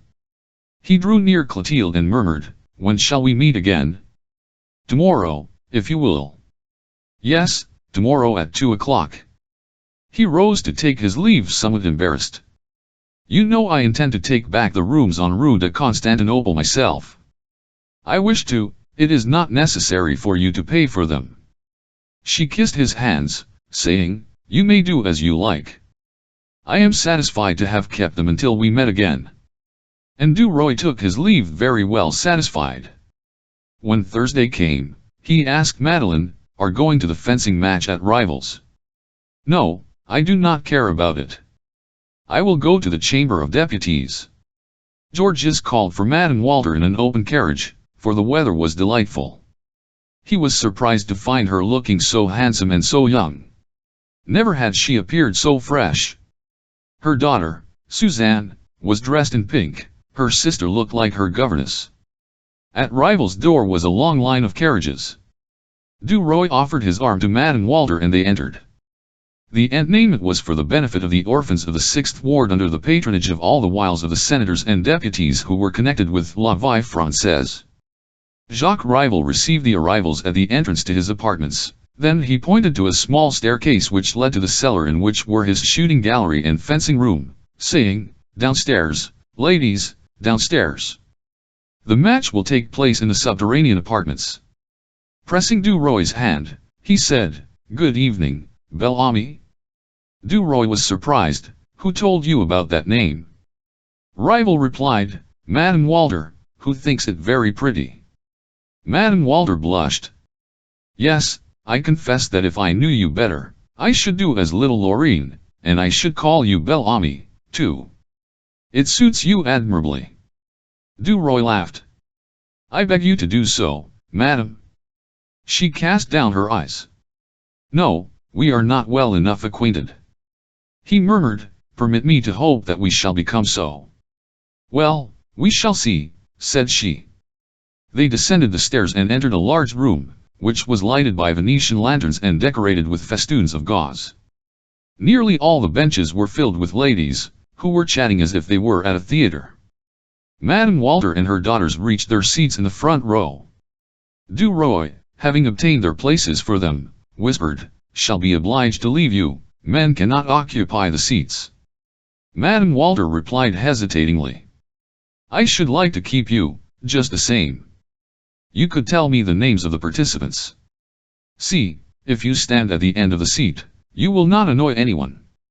She raised her large, soft eyes to his and insisted, come, stay with need you? He replied, I obey with pleasure, madam. Suddenly Jacques Rival's voice announced, we will begin, ladies. Then followed the fencing match. Du Roy retained his place beside the ladies and gave them all the necessary information. When the entertainment was over and all expenses were paid, 220 francs remained for the orphans of the 6th ward. Du Roy, escorting the Walters, awaited his carriage. When seated face to face with Madame Walter, he met her troubled but caressing glance. Egad, I believe she is affected, thought he, and he smiled as he recognized the fact that he was really successful with the female sex, for Madame de Marelle, since the renewal of their relations, seemed to love him madly. With a light heart he returned home. Madeleine Vasse awaiting him in the drawing-room. I have some news, said she. The affair with Morocco is becoming complicated. France may send an expedition out there in several months. In any case the ministry will be overthrown and La Roche will profit by the occasion. Du Roy, in order to draw out his wife, pretended not to believe it. France would not be silly enough to commence any folly with Tunis. She shrugged her shoulders impatiently. I tell you she will. You do not understand that it is a question of money. You are as simple as Forestier. Her object was to wound and irritate him, but he only smiled and replied, what? As simple as that stupid fellow. She ceased and murmured, oh, Georges. He added, poor devil, in a tone of profound pity. Madeleine turned her back upon him scornfully. After a moment of silence, she continued, we shall have some company Tuesday. Madame Laroche Mathieu is coming here to dine with Viscountess de Persmoor. Will you invite Rival and Norbert of Varennes? I shall go to Madames Walter and de Marelle tomorrow. Perhaps, too, we may have Madame Rissolin. Du Roy replied, very well, I will see to Rival and Norbert. The following day he thought he would anticipate his wife's visit to Madame Walter and attempt to find out if she really was in love with him. He arrived at Boulevard Malesherbes at 2 o'clock. He was ushered into the salon and waited. Finally Madame Walter appeared and offered him her hand cordially. What good wind blows you here? No good wind, but a desire to see you. Some power has impelled me hither, I do not know why, I have nothing to say except that I have come, here I am. Pardon the morning call and the candor of my explanation. He uttered those words with a smile upon his lips and a serious accent in his voice. In her astonishment, she stammered with a blush, but indeed I do not understand, you surprise me. He added, it is a declaration made in jest in order not to startle you. They were seated near each other. She took the matter as a jest. Is it a declaration seriously? Yes, for a long time I have wished to make it, but I dared not. They say you are so austere, so rigid. She had recovered her self-possession and replied, why did you choose today? I do not know. Then he lowered his voice, or rather because I have thought only of you since yesterday. Suddenly turning pale, she gasped, come, enough of this childishness. Let us talk of something else. But he fell upon his knees before her. She tried to rise, he prevented her by twining his arms about her waist, and repeated in a passionate voice, yes, it is true that I have loved you madly for some time. Do not answer me. I am mad, I love you. Oh, if you knew how I love you. She could utter no sound, In her agitation she repulsed him with both hands, for she could feel his breath upon her cheek. He rose suddenly and attempted to embrace her, but gaining her liberty for a moment, she escaped him and ran from chair to chair. He, considering such pursuit beneath his dignity, sank into a chair, buried his face in his hands, and feigned to sob convulsively. Then he rose, cried, "Adieu, adieu," and fled. In the hall he took his cane calmly and left the house saying, "Christie, I believe she loves me." He went at once to the telegraph office to send a message to Clotilde, appointing a rendezvous for the next day. On entering the house at his usual time, he said to his wife, "Well, is everyone coming to dinner?" She replied, "Yes, all but Madame Walter, who is uncertain as to whether she can come." She acted very strangely. "Never mind, perhaps she can manage it anyway." He replied, "She will come." He was not, however, certain and was rendered uneasy until the day of the dinner. That morning Madeleine received a message from Madame Walter to this effect: "I have succeeded in arranging matters and I shall with you, but my husband cannot accompany me." Duroy thought, "Elle did right not to return there. She has calmed down." Still he awaited her arrival anxiously. She appeared very composed, somewhat reserved, and haughty. He was very humble, very careful, and submissive. Madames Laroche-Mathieu and Rissolin were accompanied by their husbands.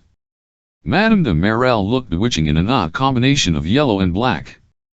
At Duroy's right sat Madame Walter, and he spoke to her only of serious matters with exaggerated respect. From time to time he glanced at Clotilde. "She is really very pretty and fresh-looking," thought he. But Madame Walter attracted him by the difficulty of the conquest. She took her leave early. "Elle will escort you," said he. She declined his offer. He insisted, "Why do you not want me? You wound me deeply. Do not let me feel that I am not forgiven. You see that I am calm." She replied, "You cannot leave your guests thus." He smiled, "But I shall be absent 20 minutes. No one will even notice it. If you refuse me, you will break my heart." "Very well," she whispered, "we'll accept." When they were seated in the carriage, he seized her hand, and kissing it passionately said, "I love you, I love you. Let me tell it to you. I will not touch you. I only wish to repeat that I love you." She stammered, "After what you promised me it is too bad, too bad." He seemed to make a great effort, then he continued in a subdued voice, "See, how I can control myself and yet let me only tell you this: I love you. Yes, let me go home with you and kneel before you 5 minutes to utter those 3 words and gaze upon your beloved face." She suffered him to take her hand and replied in broken accents, "No, I cannot, I do not wish to. Think of what my servants, my daughters, would say. No, no, it is impossible." He continued, "Elle cannot live without seeing you, whether it be at your house or elsewhere. I must see you for only a moment each day, that I may touch your hand, breathe the air steamed by your gown, contemplate the outlines of your form, and see your beautiful eyes." She listened tremblingly to the musical language of love, and made answer, "No, it is impossible. Be silent." He spoke very low. He whispered in her ear, comprehending that it was necessary to win that simple woman gradually, to persuade her to appoint a meeting where she willed at first, and later on where he willed. "Listen, I must see you. I will wait at your door like a beggar. If you do not come down, I will come to you, but I shall see you tomorrow." She repeated, "No, do not come. I shall not receive you. Think of my daughters.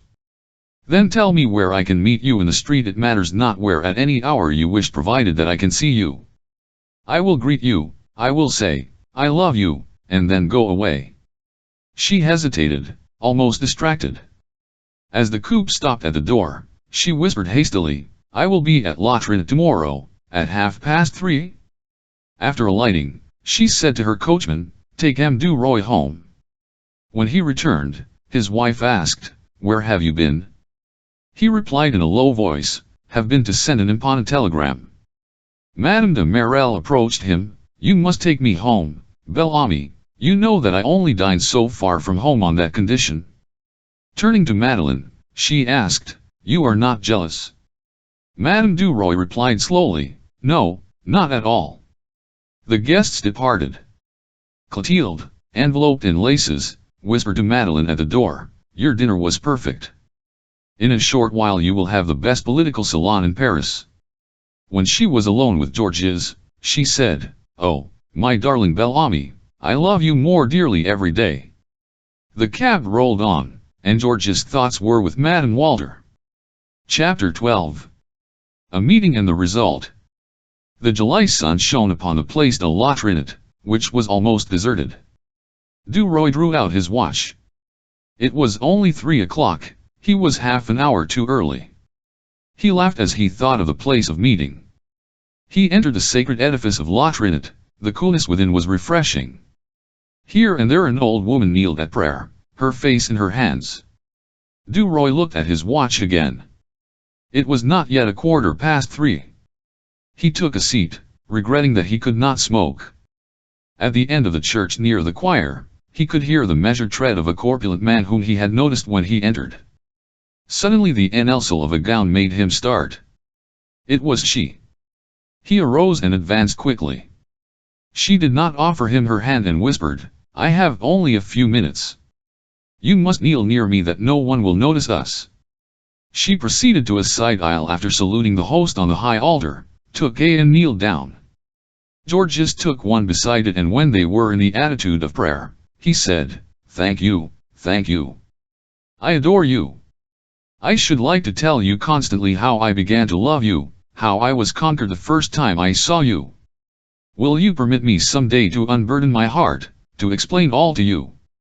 She replied between her fingers, "I am mad to let you speak to me thus, mad to have come hither, mad to do as I have done, to let you believe that this adventure can have any results.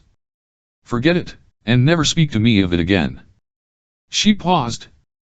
He replied, "I expect nothing, I hope nothing, I love you whatever you may do. I will repeat it so often, with so much force and ardor that you will finally understand me, and reply, I'll love you too." He felt her frame tremble as she involuntarily repeated, "I love you too." He was overcome by astonishment. "Oh, my God," she continued incoherently, "should I say that to you?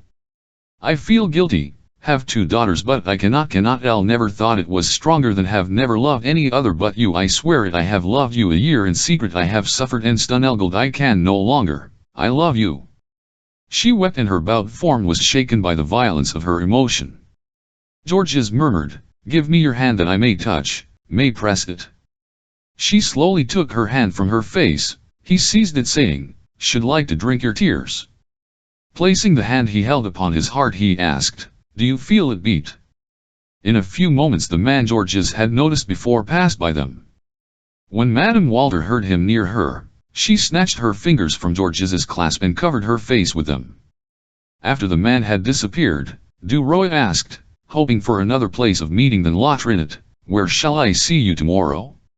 She did not reply. She seemed transformed into a statue of prayer. He continued, "Shall I meet you tomorrow at Parc Monceau?" She turned a livid face toward him and said unsteadily, leave me now, go away for only 5 minutes, I suffer too much near you. I want to pray, go. Let me pray alone 5 minutes, let me ask God to pardon me, to save me, leave me 5 minutes. She looked so pitiful that he rose without a word and asked with some hesitation, "Shall I return presently?" She nodded her head in the affirmative and he left her. She tried to pray. She closed her eyes in order not to see Georges. She could not pray, she could only think of him. She would rather have died than have fallen thus. She had never been weak. She murmured several words of supplication. She knew that all was over, that the struggle was in vain. She did not however wish to yield, but she felt her weakness. Someone approached with a rapid step. She turned her head. It was a priest. She rose, ran toward him, and clasping her hands, she cried, "Save me, save me!" He stopped in surprise. "What do you want, madam?" "I want you to save me. Have pity on me. If you do not help me, I am..." He gazed at her, wondering if she were mad. "What can I do for you?" The priest was a young man somewhat inclined to corpulence. "Receive my confession," said she, "and counsel me, sustain me, tell me what to do." He replied, "Confess every Saturday from 3 to 6. Seizing his arm she repeated, "No, now, at once, at once. It is necessary. He is here. In this church?" "He is waiting for me." The priest asked, "Who is waiting for you?" "A man who will be my ruin if you do not save me. I can no longer escape him. I am too weak, too weak." She fell upon her knees sobbing, "Oh, Father, have pity upon me. Save me, for God's sake, save me." She seized his gown that he might not escape her, while he uneasily glanced around on all sides to see if anyone noticed the woman at his feet. Finally, seeing that he could not free himself from her, he said, "Rise, I have the key to the confessional with me." Duroy, having walked around the choir, was sauntering down the nave, when he met the stout, bold man wandering about, and he wondered, what can he be doing here? The man slackened his pace and looked at Georges with the evident desire to speak to him. When he was near him, he bowed and said politely, "I beg your pardon, sir, for disturbing you, but can you tell me when this church was built?" Duroy replied, "I do not know, I think it is 20 or 25 years. It is the first time I have been here. I have never seen it before." Feeling interested in the stranger, the journalist continued, "It seems to me that you are examining into it very carefully." The man replied, "I am not visiting the church, I have an appointment." He paused and in a few moments added, "It is very warm outside." Duroy looked at him and suddenly thought that he resembled Forestier. "Are you from the provinces?" he asked. "Yes, I am from Rennes."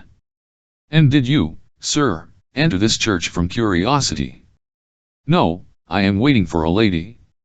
And with a smile upon his lips, he walked away. He did not find Madame Walter in the place in which he had left her, and was surprised. She had gone. He was furious. Then he thought she might be looking for him, and he walked around the church. Not finding her, he returned and seated himself on the chair she had occupied, hoping that she would rejoin him there. Soon he heard the sound of a voice. He saw no one. Whence came it? He rose to examine into it, and saw in a chapel nearby, the doors of the confessionals. He drew nearer in order to see the woman whose voice he heard. He recognized Madame Walter, she was confessing. At first he felt a desire to seize her by the arm and drag her away, then he seated himself nearby and bided his time. He waited quite a while. At length Madame Walter rose, turned, saw him and came toward him. Her face was cold and severe. "Sir," said she, "beseech you not to accompany me, not to follow me and not to come to my house alone. You will not be admitted. Adieu." And she walked away in a dignified manner. He permitted her to go, because it was against his principles to force matters.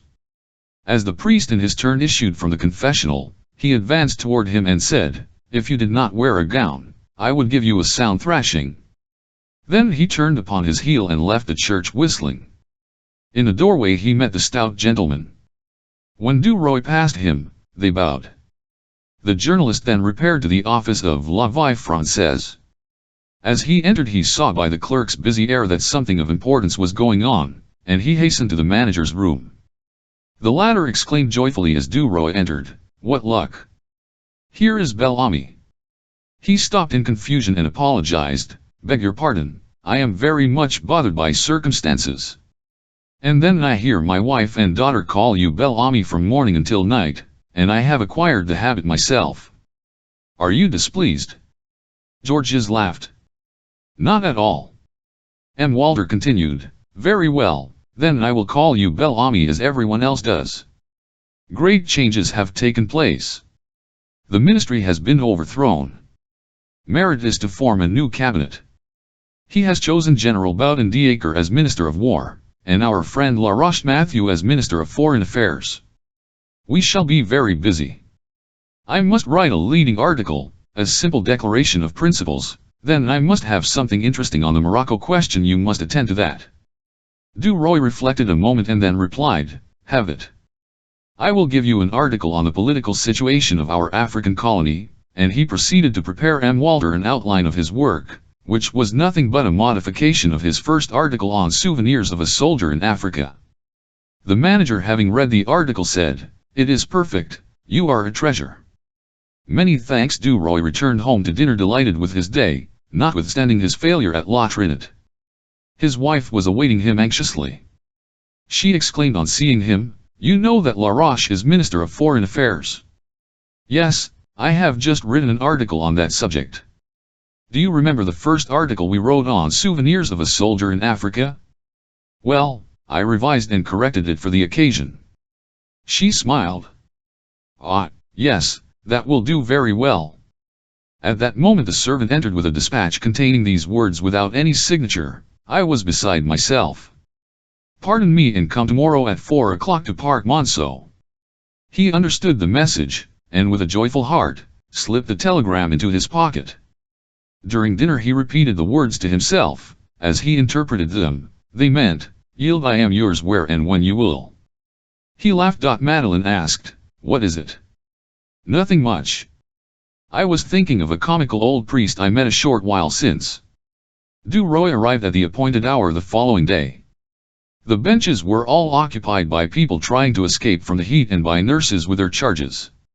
He found Madame Walter in a little antique ruin. She seemed unhappy and anxious. When he had greeted her, she said, "How many people there are in the garden?" He took advantage of the occasion. "Yes, that is true. Shall we go somewhere else?" "Where?" "It matters not where, for a drive, for instance. You can lower the shade on your side and you will be well concealed." "Yes, I should like that better. I shall die of fear here." "Very well, meet me in 5 minutes at the gate which opens on the boulevard. I will fetch a cab." When they were seated in the cab, she asked, "Where did you tell the coachman to drive to?" Georges replied, "Do not worry, he knows." He had given the man his address on the Rue de Constantinople. Madame Walter said to Duroy, "You cannot imagine how I suffer on your account, how I am tormented, tortured. Yesterday I was harsh, but I wanted to escape you at any price. I was afraid to remain alone with you. Have you forgiven me?" He pressed her hand. "Yes, yes, why should I not forgive you, loving you as I do?" She looked at him with a beseeching air. "Listen, you must promise to respect me, otherwise I could never see you again." At first he did not reply. A smile lurked beneath his mustache. Then he murmured, "Am your slave." She told him how she had discovered that she loved him, on learning that he was to marry Madeleine Forestier. Suddenly she ceased speaking. The carriage stopped. Duroy opened the door. "Where are we?" she asked. He replied, "Alight and enter the house. We shall be undisturbed there." "Where are we?" she repeated. "At my rooms. They are my bachelor apartments which I have rented for a few days that we might have a corner in which to meet." She clung to the cab, startled at the thought of a tête-à-tête, and stammered, "No, no, I do not want to." He said firmly, "I swear to respect you. Come, you see that people are looking at us, that a crowd is gathering around us. Make haste." And he repeated, "Swear to respect you." She was terror-stricken and rushed into the house. She was about to ascend the stairs. He seized her arm. "It is here, on the ground floor." When he had closed the door, he showered kisses upon her neck, her eyes, her lips. In spite of herself, she submitted to his caresses and even returned them, hiding her face and murmuring in broken accents, "I'll swear that I have never had a lover," while he thought, "That is a matter of indifference to me." Chapter 13. Madame de Marelle. Autumn had come. The Duroys had spent the entire summer in Paris, leading a vigorous campaign in La Vie Française, in favor of the new cabinet. Although it was only the early part of October, the chamber was about to resume its sessions, for affairs in Morocco were becoming menacing. The celebrated speech made by Count de Lambert-Sarzin had furnished Duroy with material for 10 articles on the Algerian colony. La Vie Française had gained considerable prestige by its connection with the power. It was the first to give political news, and even newspaper in Paris and the provinces sought information from it. It was quoted, feared, and began to be respected. It was no longer the organ of a group of political intriguers, but the avowed mouthpiece of the cabinet. La Roche-Made-11 IEU was the soul of the journal and Duroy his speaking trumpet. M. Walter retired discreetly into the background. Madeleine's salon became an influential center in which several members of the cabinet met every week.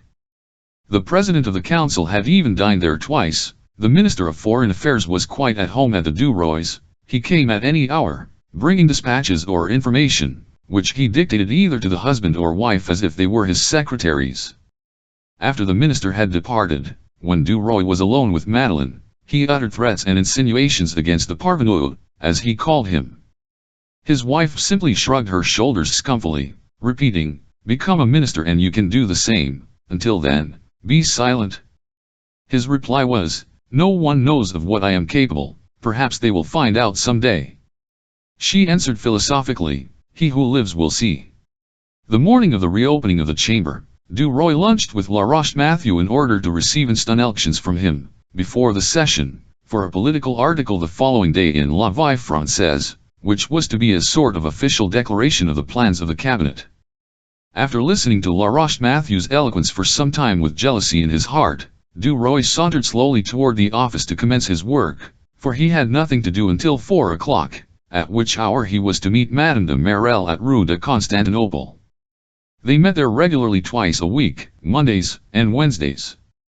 On entering the office, he was handed a sealed dispatch. It was from Madame Walter, and read thus: "It is absolutely necessary that I should see you today.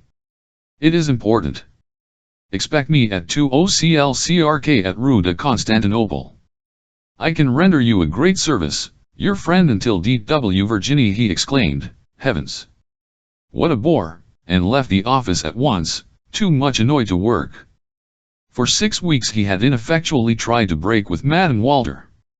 At 3 successive meetings she had been a prey to remorse, and had overwhelmed her lover with reproaches. Angered by those scenes and already weary of the dramatic woman, he had simply avoided her, hoping that the affair would end in that way. But she persecuted him with her affection, summoned him at all times by telegrams to meet her at street corners, in shops, or public gardens. She was very different from what he had fancied she would be, trying to attract him by actions ridiculous in one of her age. It disgusted him to hear her call him, "my rat, my dog, my treasure, my jewel, my," to see her assume a kind of childish modesty when he approached. It seemed to him that being the mother of a family, a woman of the world, she should have been more sedate, and have yielded with tears if she chose, but with the tears of a Dido and not of a Juliet. He never heard her call him little one or baby, without wishing to reply old woman, to take his hat with an oath and leave the room. At first they had often met at Rue de Constantinople, but Duroy, who feared an encounter with Madame de Marelle, invented 1,001 pretexts in order to avoid that rendezvous. He was therefore obliged to either lunch or dine at her house daily, when she would clasp his hand under cover of the table or offer him her lips behind the doors. Above all, Georges enjoyed being thrown so much in contact with Suzanne. She made sport of everything and everybody with cutting appropriateness. At length, however, he began to feel an unconquerable repugnance to the love lavished upon him by the mother. He could no longer see her, hear her, nor think of her without anger. He ceased calling upon her, replying to her letters, and yielding to her appeals. She finally divined that he no longer loved her, and the discovery caused her unutterable anguish, but she watched him, followed him in a cab with drawn blinds to the office, to his house, in the hope of seeing him pass by. He would have liked to strangle her, but he controlled himself on account of his position on La Vie Française, and he endeavored by means of coldness, and even at times harsh words, to make her comprehend that all was at an end between them. Then, too, she persisted in devising ruses for summoning him to Rue de Constantinople, and he was in constant fear that the two women would some day meet face to face at the door. On the other hand, his affection for Madame de Marelle had increased during the summer. They were both bohemians by nature. They took excursions together to Argenteuil, Bougival, Maisons, and Poissy, and when he was forced to return and dine at Madame Walter's, he detested his mature mistress more thoroughly, as he recalled the youthful one he had just left. He was congratulating himself upon having freed himself almost entirely from the former's clutches, when he received the telegram above mentioned. He reread it as he walked along. He thought, what does that old owl want with me? I am certain she has nothing to tell me except that she adores me. However, I will see, perhaps there is some truth in it. Clotilde is coming at 4, I must get rid of the other one at 3 or soon after, provided they do not meet. What jades women are! As he uttered those words he was reminded of his wife, who was the only one who did not torment him. She lived by his side and seemed to love him very much at the proper time, for she never permitted anything to interfere with her ordinary occupations of life. He strolled toward the appointed place of meeting, mentally cursing Madame Walter. I will receive her in such a manner that she will not tell me anything. First of all, I will give her to understand that I shall never cross her threshold again. He entered to await her.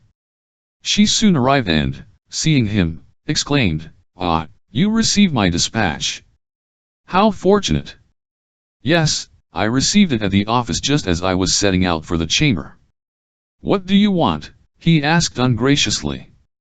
She had raised her veil in order to kiss him, and approached him timidly and humbly with the air of a beaten dog. "How unkind you are to me, how harshly you speak.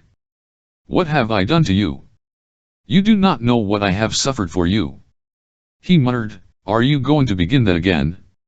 She stood near him awaiting a smile, a word of encouragement, to cast herself into his arms, and whispered, "You need not have won me to treat me thus, you might have left me aeituous and happy. Do you remember what you said to me in the church and how you forced me to enter this house? And now this is the way you speak to me, receive me. My God, how you maltreat me." He stamped his foot and said violently, "Enough, be silent. I can never see you a moment without hearing that refrain. You were mature when you gave yourself to me. I am much obliged to you, I am infinitely grateful, but I need not be tied to your apron strings until I die. You have a husband and I a wife. Neither of us is free, it was all a caprice, and now it is at an end." She said, "How brutal you are, how coarse and villainous. No, I was no longer a young girl, but I had never loved, never wavered in my dignity." He interrupted her, "Know it, you have told me that 20 times, but you have had 2 children." She drew back as if she had been struck. "Oh, Georges!" And pressing her hands to her heart, she burst into tears. When she began to weep, he took his hat. "A1I, you are crying again. Good evening. Is it for this that you sent for me?" She took a step forward in order to bar the way, and drawing a handkerchief from her pocket she wiped her eyes. Her voice grew steadier. "No, I came to give you political news, to give you the means of earning 50,000 francs or even more if you wish to." Suddenly softened he asked, "How?" "By chance last evening I heard a conversation between my husband and Laroche. Walter advised the minister not to let you into the secret for you would expose it." Duroy placed his hat upon a chair and listened attentively. "They are going to take possession of Morocco. Why, I lunched with Laroche this morning, and he told me the cabinet's plans. No, my dear, they have deceived you, because they feared their secret would be made known." "Sit down," said Georges. He sank into an armchair, while she drew up a stool and took her seat at his feet. She continued, "As I think of you continually, I pay attention to what is talked of around me," and she proceeded to tell him what she had heard relative to the expedition to Tangiers which had been decided upon the day that Laroche assumed his office. She told him how they had little by little bought up, through agents who aroused no suspicions, the Moroccan loan, which had fallen to 64 or 65 francs, how when the expedition was entered upon the French government would guarantee the debt, and their friends would make 50 or 60 millions. He cried, "Are you sure of that?"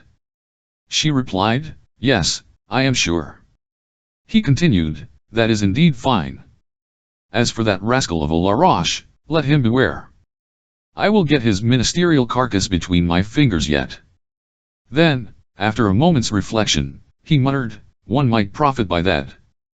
"You too can buy some stock," said she, "it is only 72 francs. He replied, but I have no ready money." She raised her eyes to his eyes full of supplication. "I have thought of that, my darling, and if you love me a little, you will let me lend it to you." He replied abruptly, almost harshly, "No, indeed." She whispered imploringly, "Listen, there is something you can do without borrowing money. I intended buying 10,000 francs worth of the stock. Instead, I will take 20,000 and you can have half. There will be nothing to pay at once. If it succeeds, we will make 70,000 francs, if not, you will owe me 10,000 which you can repay at your pleasure." He said again, "No, I do not like those combinations." She tried to persuade him by telling him that she advanced nothing, that the payments were made by Walter's bank. She pointed out to him that he had led the political campaign in La Vie Française, and that he would be very simple not to profit by the results he had helped to bring about. As he still hesitated, she added, "It is in reality Walter who will advance the money, and you have done enough for him to offset that sum." "Very well," said he, "6 will do it. If we lose I will pay you back 10,000 francs. She was so delighted that she rose, took his head between her hands, and kissed him. At first he did not repulse her, but when she grew more lavish with her caresses, he said, "Come, that will do." She gazed at him sadly. "Oh, Georges, I can no longer even embrace you. No, not today. I have a headache."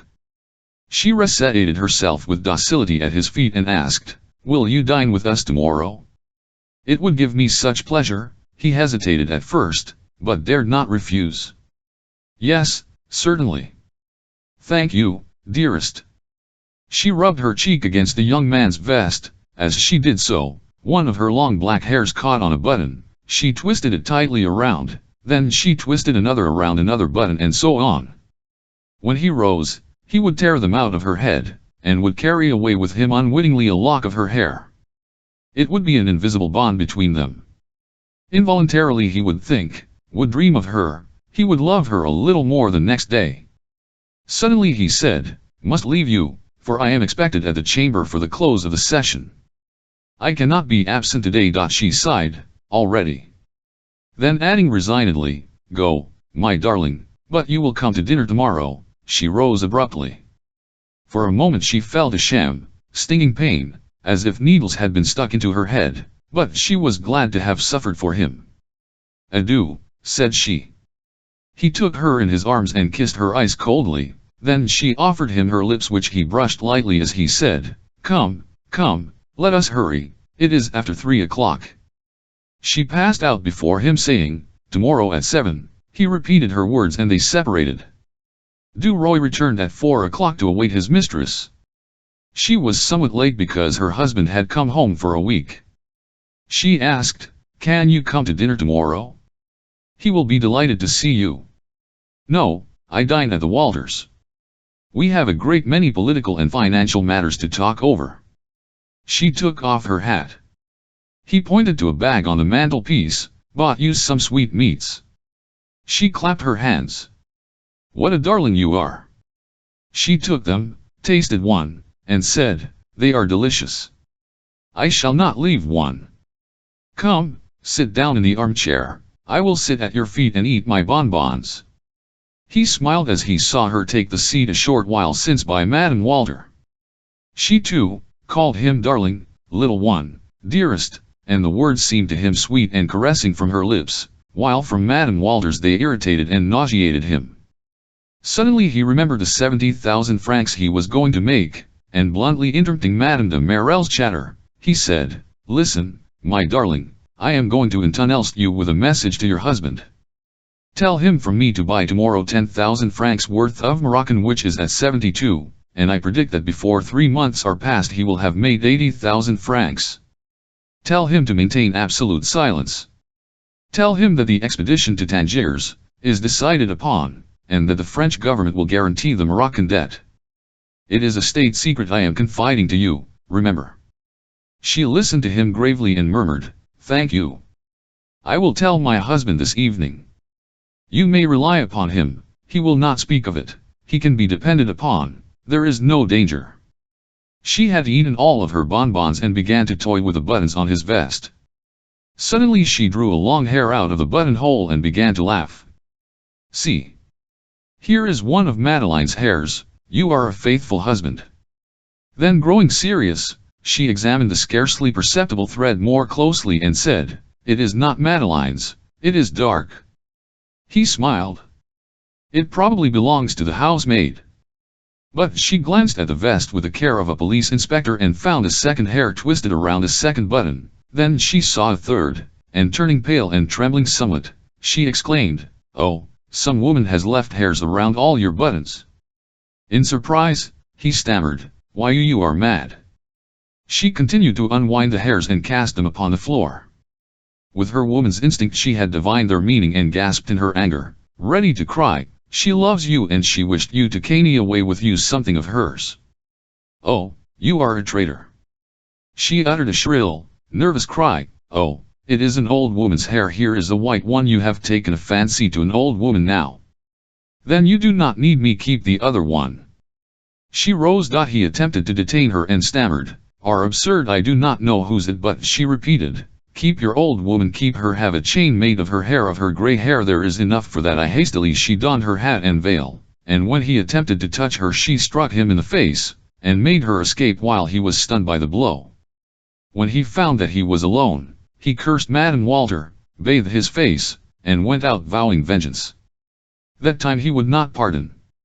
No, indeed. He strolled to the boulevard and stopped at a jeweler's to look at a chronometer he had wanted for some time and which would cost 1,800 francs.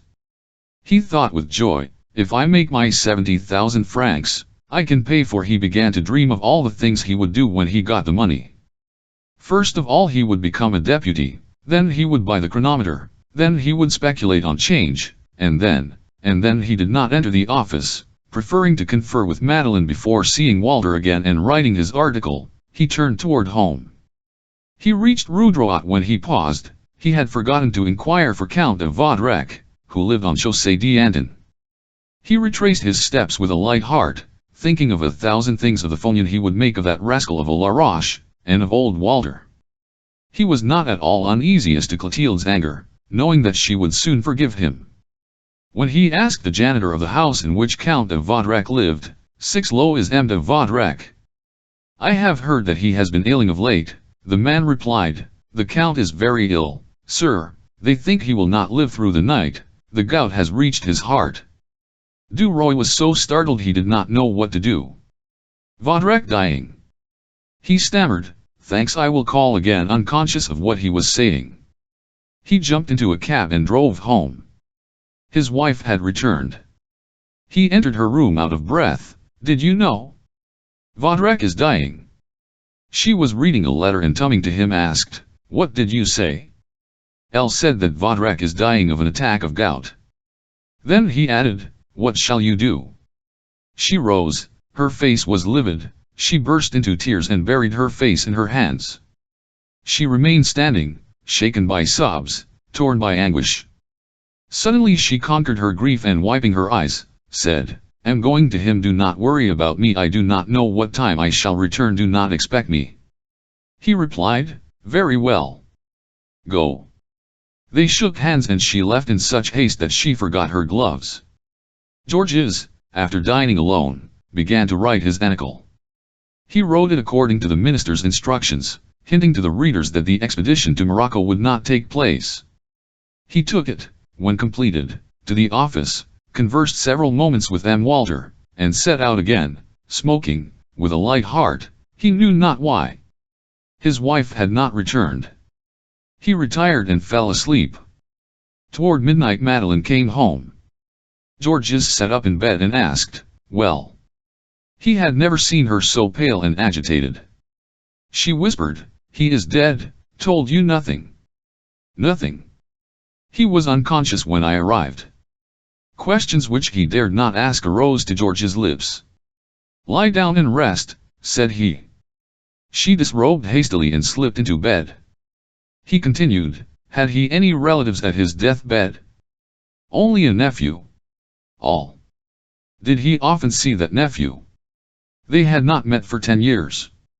"Had he other relatives?" No, I believe not. Will that nephew be his heir? I do not know. Was Vodrek very rich? Yes, very. Do you know what he was worth? No, not exactly 1 or 2 millions perhaps. He said no more. She extinguished the light. He could not sleep. He looked upon Madame Walter's promised 70,000 francs as very insignificant. Suddenly he thought he heard Madeleine crying. In order to ensure himself he asked, "Are you asleep?" No. Her voice was tearful and unsteady. He continued, "Elle forgot to tell you that your minister has deceived us." How? He gave her a detailed account of the combination prepared by Laroche and Walter. When he concluded she asked, "How did you know that?" He replied, "Pardon me if I do not tell you. You have your means of obtaining information into which I do not inquire, I have mine which I desire to keep. I can vouch at any rate for the truth of my statements." She muttered, "It may be possible. I suspected that they were doing something without our knowledge." As she spoke Georges drew near her. She paid no heed to his proximity, however, and turning toward the wall, he closed his eyes and fell asleep. Chapter 14. The Will.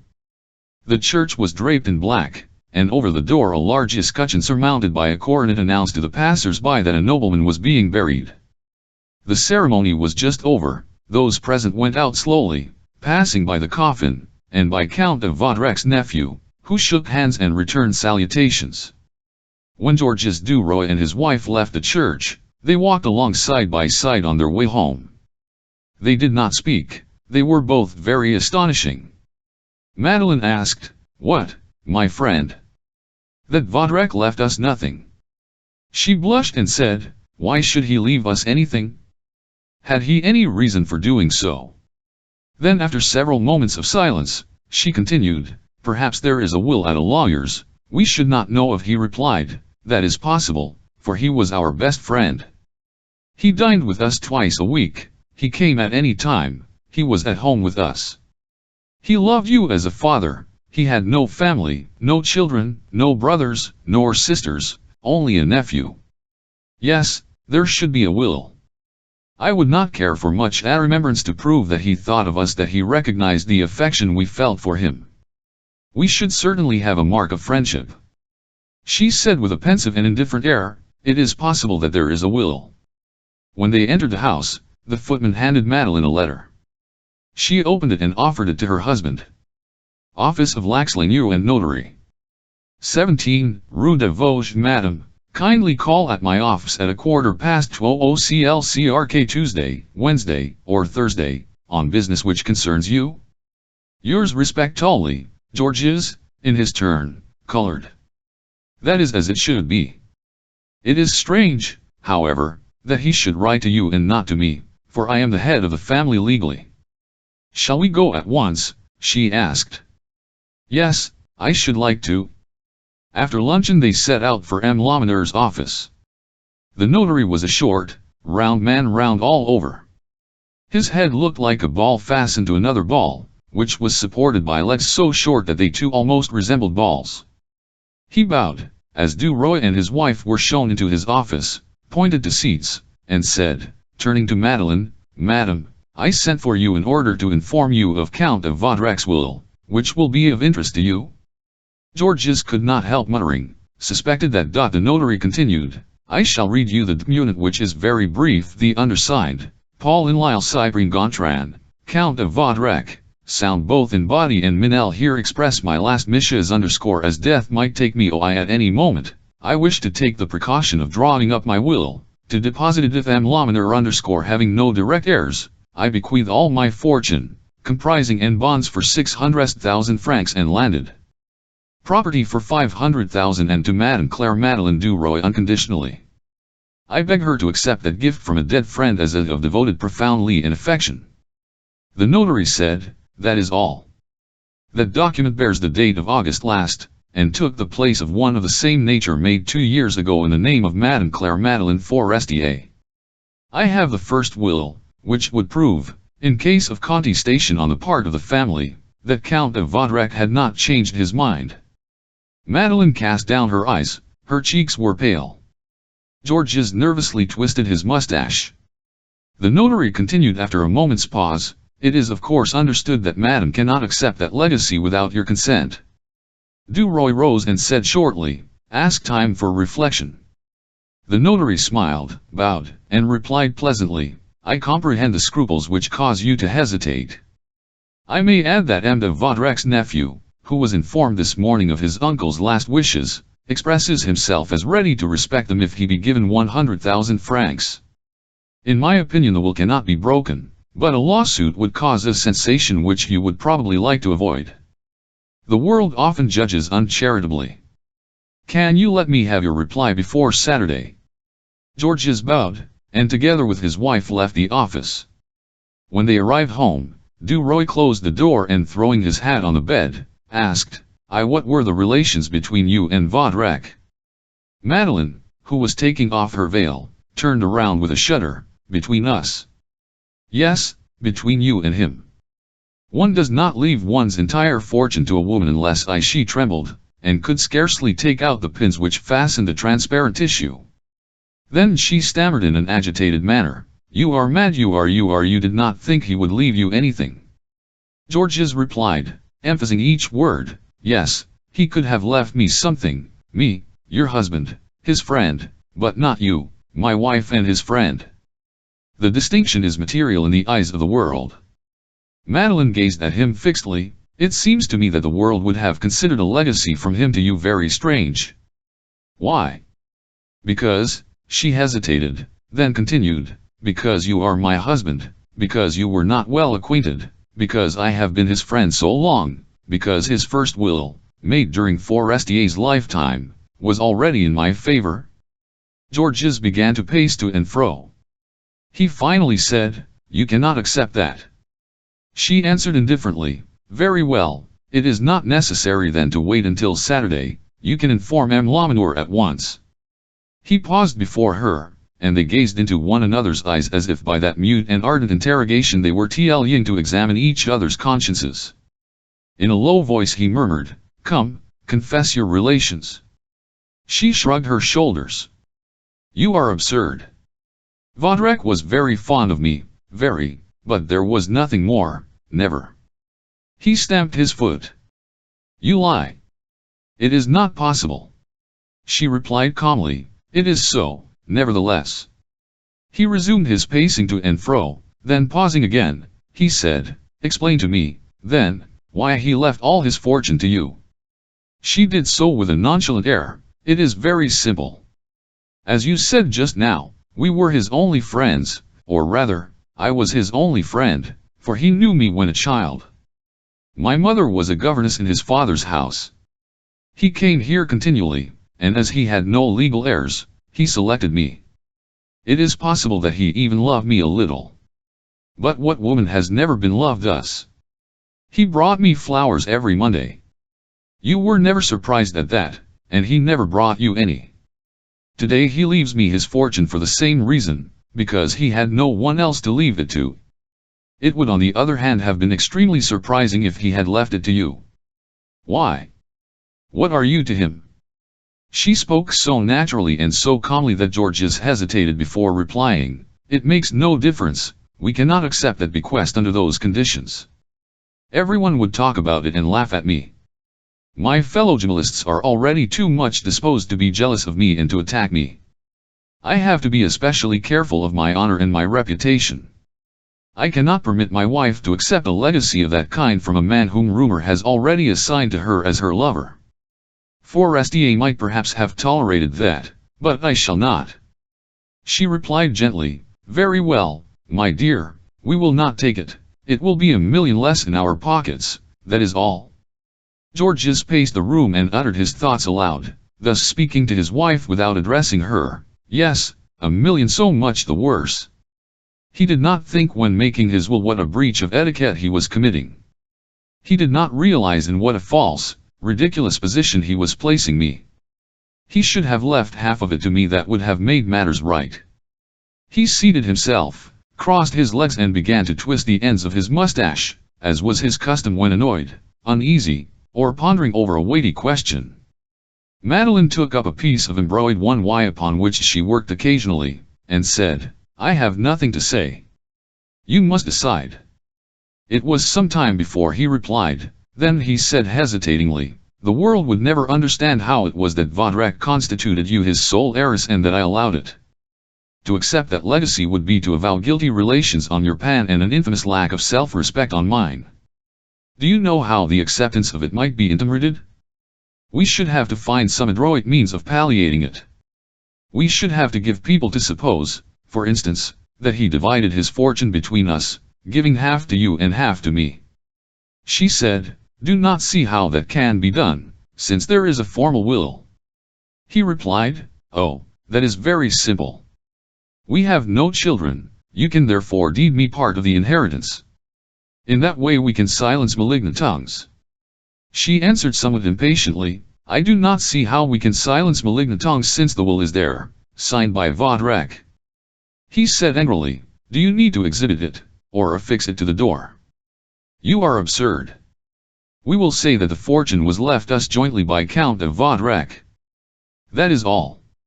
You cannot, moreover, accept the legacy without my authority. I will only consent on the condition of a partition which will prevent me from becoming a laughingstock for the world."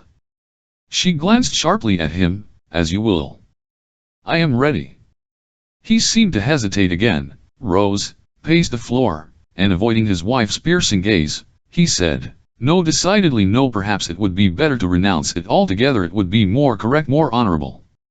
From the nature of the bequest even charitably disposed people would suspect illicit relations." He paused before Madeline. "If you like, my darling, I will return to M. Laminers alone, to consult him and to explain the matter to him.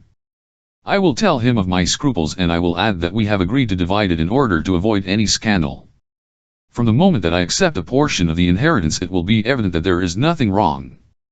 I can say, my wife accepts it because L, her husband, accept L, who am the best judge of what she can do without compromising herself." Madeline simply murmured, "As you wish." He continued, "Yes, it will be as clear as day if that is done. We inherit a fortune from a friend who wished to make no distinction between us, thereby showing that his liking for you was purely platonic. You may be sure that if he had given it a thought, that is what he would have done. He did not reflect, he did not foresee the consequences. As you said just now, he offered you flowers every week, he left you his wealth." She interrupted him with a shade of annoyance, "I understand. No more explanations are necessary. Go to the notary at once." He stammered in confusion, "You are right, I will go." He took his hat, and, as he was leaving the room, he asked, "Shall I TW to compromise with a nephew for 50,000 francs? She replied haughtily, "No. Give him the 100,000 francs he demands, and take them from my share if I wish." Abashed, he murmured, "No, we will share it. After deducting 50,000 francs each we will still have 1,000,000 net." Then he added, "Until later, my little maid." He proceeded to the notary's to explain the arrangement decided upon, which he claimed originated with his wife. The following day they signed a deed for 500,000 francs, which Madeleine Duroy gave up to her husband. On leaving the office, as it was pleasant, Georges proposed that they take a stroll along the boulevards. He was vieux tender, then careful of her, and laughed joyously while she remained pensive and grave. It was a cold, autumn day. The pedestrians seemed in haste and walked along rapidly. Duroy led his wife to the shop into the windows of which he had so often gazed at the coveted chronometer. "Shall I buy you some trinket?" he asked. She replied indifferently, "As you like." They entered the shop. "What would you prefer, a necklace, a bracelet, or earrings?" The sight of the brilliant gems made her eyes sparkle in spite of herself, as she glanced at the cases filled with costly baubles. Suddenly she exclaimed, "There is a lovely bracelet." It was a chain, very unique in shape, every link of which was set with a different stone. Georges asked, "How much is that bracelet?" The jeweler replied, 3,000 francs, sir. If you will let me have it for 2,500, I will take it." The man hesitated, then replied, "No, sir, It is impossible. Duroy said, "See here, throw in this chronometer at 1500 francs, that makes 4000, and I will pay cash. If you do not agree, I will go somewhere else." The jeweler finally yielded. "Very well, sir." The journalist, after leaving his address, said, "You can have my initials GRC interlaced below a baron's crown, engraved on the chronometer." Madeleine, in surprise, and when they left the shop, she took his arm quite affectionately. She thought him very shrewd and clever. He was right. Now that he had a fortune, he must have a title. They passed the vaudeville on their way arid, entering, secured a box. Then they repaired to Madame de Marelle's at George's suggestion, to invite her to spend the evening with them. Georges rather dreaded the first meeting with Clotilde, but she did not seem to bear him any malice, or even to remember their disagreement. The dinner, which they took at a restaurant, was excellent, and the evening altogether enjoyable. Georges and Madeleine returned home late. The gas was extinguished, and in order to light the way the journalist from time to time struck a match. On reaching the landing on the first floor, they saw their reflections in the mirror. Duroy raised his hand with a lighted match in it, in order to distinguish their images more clearly, and said, with a triumphant smile, "The millionaires are passing by." Chapter 15. Suzanne. Morocco had been conquered. France, the mistress of Tangiers, had guaranteed the debt of the annexed country. It was rumored that 2 ministers, La Roche-Mathieu being one of them, had made 20 millions. As for Walter, in a few days he had become one of the masters of the world, a financier more omnipotent than a king. He was no longer the Jew. Walter, the director of a bank, the proprietor of a yellow newspaper, he was M. Walter the wealthy Israelite, and he wished to prove it. Knowing the straitened circumstances of the Prince de Carlsbad, who owned one of the fairest mansions on Rue du Faubourg Saint-Honore, he proposed to buy it. He offered 3 million francs for it. The prince, tempted by the sum, accepted his offer. The next day, Walter took possession of his new dwelling. Then another idea occurred to him, an idea of conquering all Paris, an idea à la Bonaparte. At that time everyone was raving over a painting by the Hungarian, Karl Markovich, exhibited by Jacques Lenable and representing Christ walking on the water. Art critics enthusiastically declared it to be the most magnificent painting of the age. Walter bought it, thereby causing entire Paris to talk of him, to envy him, to censure or approve his action. He issued an announcement in the papers that everyone was invited to come on a certain evening to see it. Duroy was jealous of M. Walter's success. He had thought himself wealthy with the 500,000 francs extorted from his wife, and now he felt poor as he compared his paltry F01 with a shower of millions around him. His envious rage increased daily.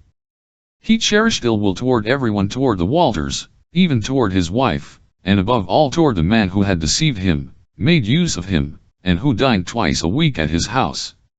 Georges acted as his secretary, agent, mouthpiece, and when he wrote at his dictation, he felt a mad desire to strangle him. Laroche reigned supreme in the Duroy household, having taken the place of Count de Vaudrec. He spoke to the servants as if he were their master. Georges submitted to it all, like a dog which wishes to bite and dares not.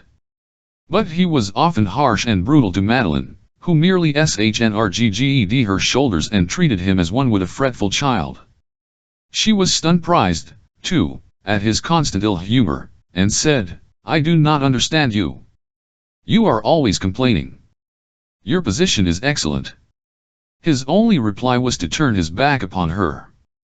He declared that he would not attend M. Walter's fete, that he would not cross the miserable Jew's threshold.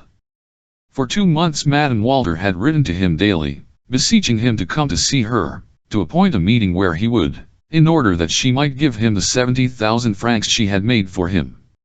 He did not reply and threw her letters into the fire. Not that he would have refused to accept his share of the profits, but he enjoyed treating her scornfully, trampling her underfoot. She was too wealthy. He would be inflexible. The day of the exhibition of the picture, as Madeleine chided him for not going, he replied, "Leave me in peace. I shall remain at home." After they had dined, he said suddenly, "I suppose I shall have to go through with it. Get ready quickly." "Elle shall be ready in 15 minutes, she said. As they entered the courtyard of the Hotel de Karlsbauer, it was one blaze of light. A magnificent carpet was spread upon the steps leading to the entrance, and upon each one stood a man in livery, as rigid as marble. Duroy's heart was torn with jealousy. He and his wife ascended the steps and gave their wraps to the footman who approached them. At the entrance to the drawing room, 2 children, one in pink, the other in blue, handed bouquets to the ladies. The rooms were already well filled.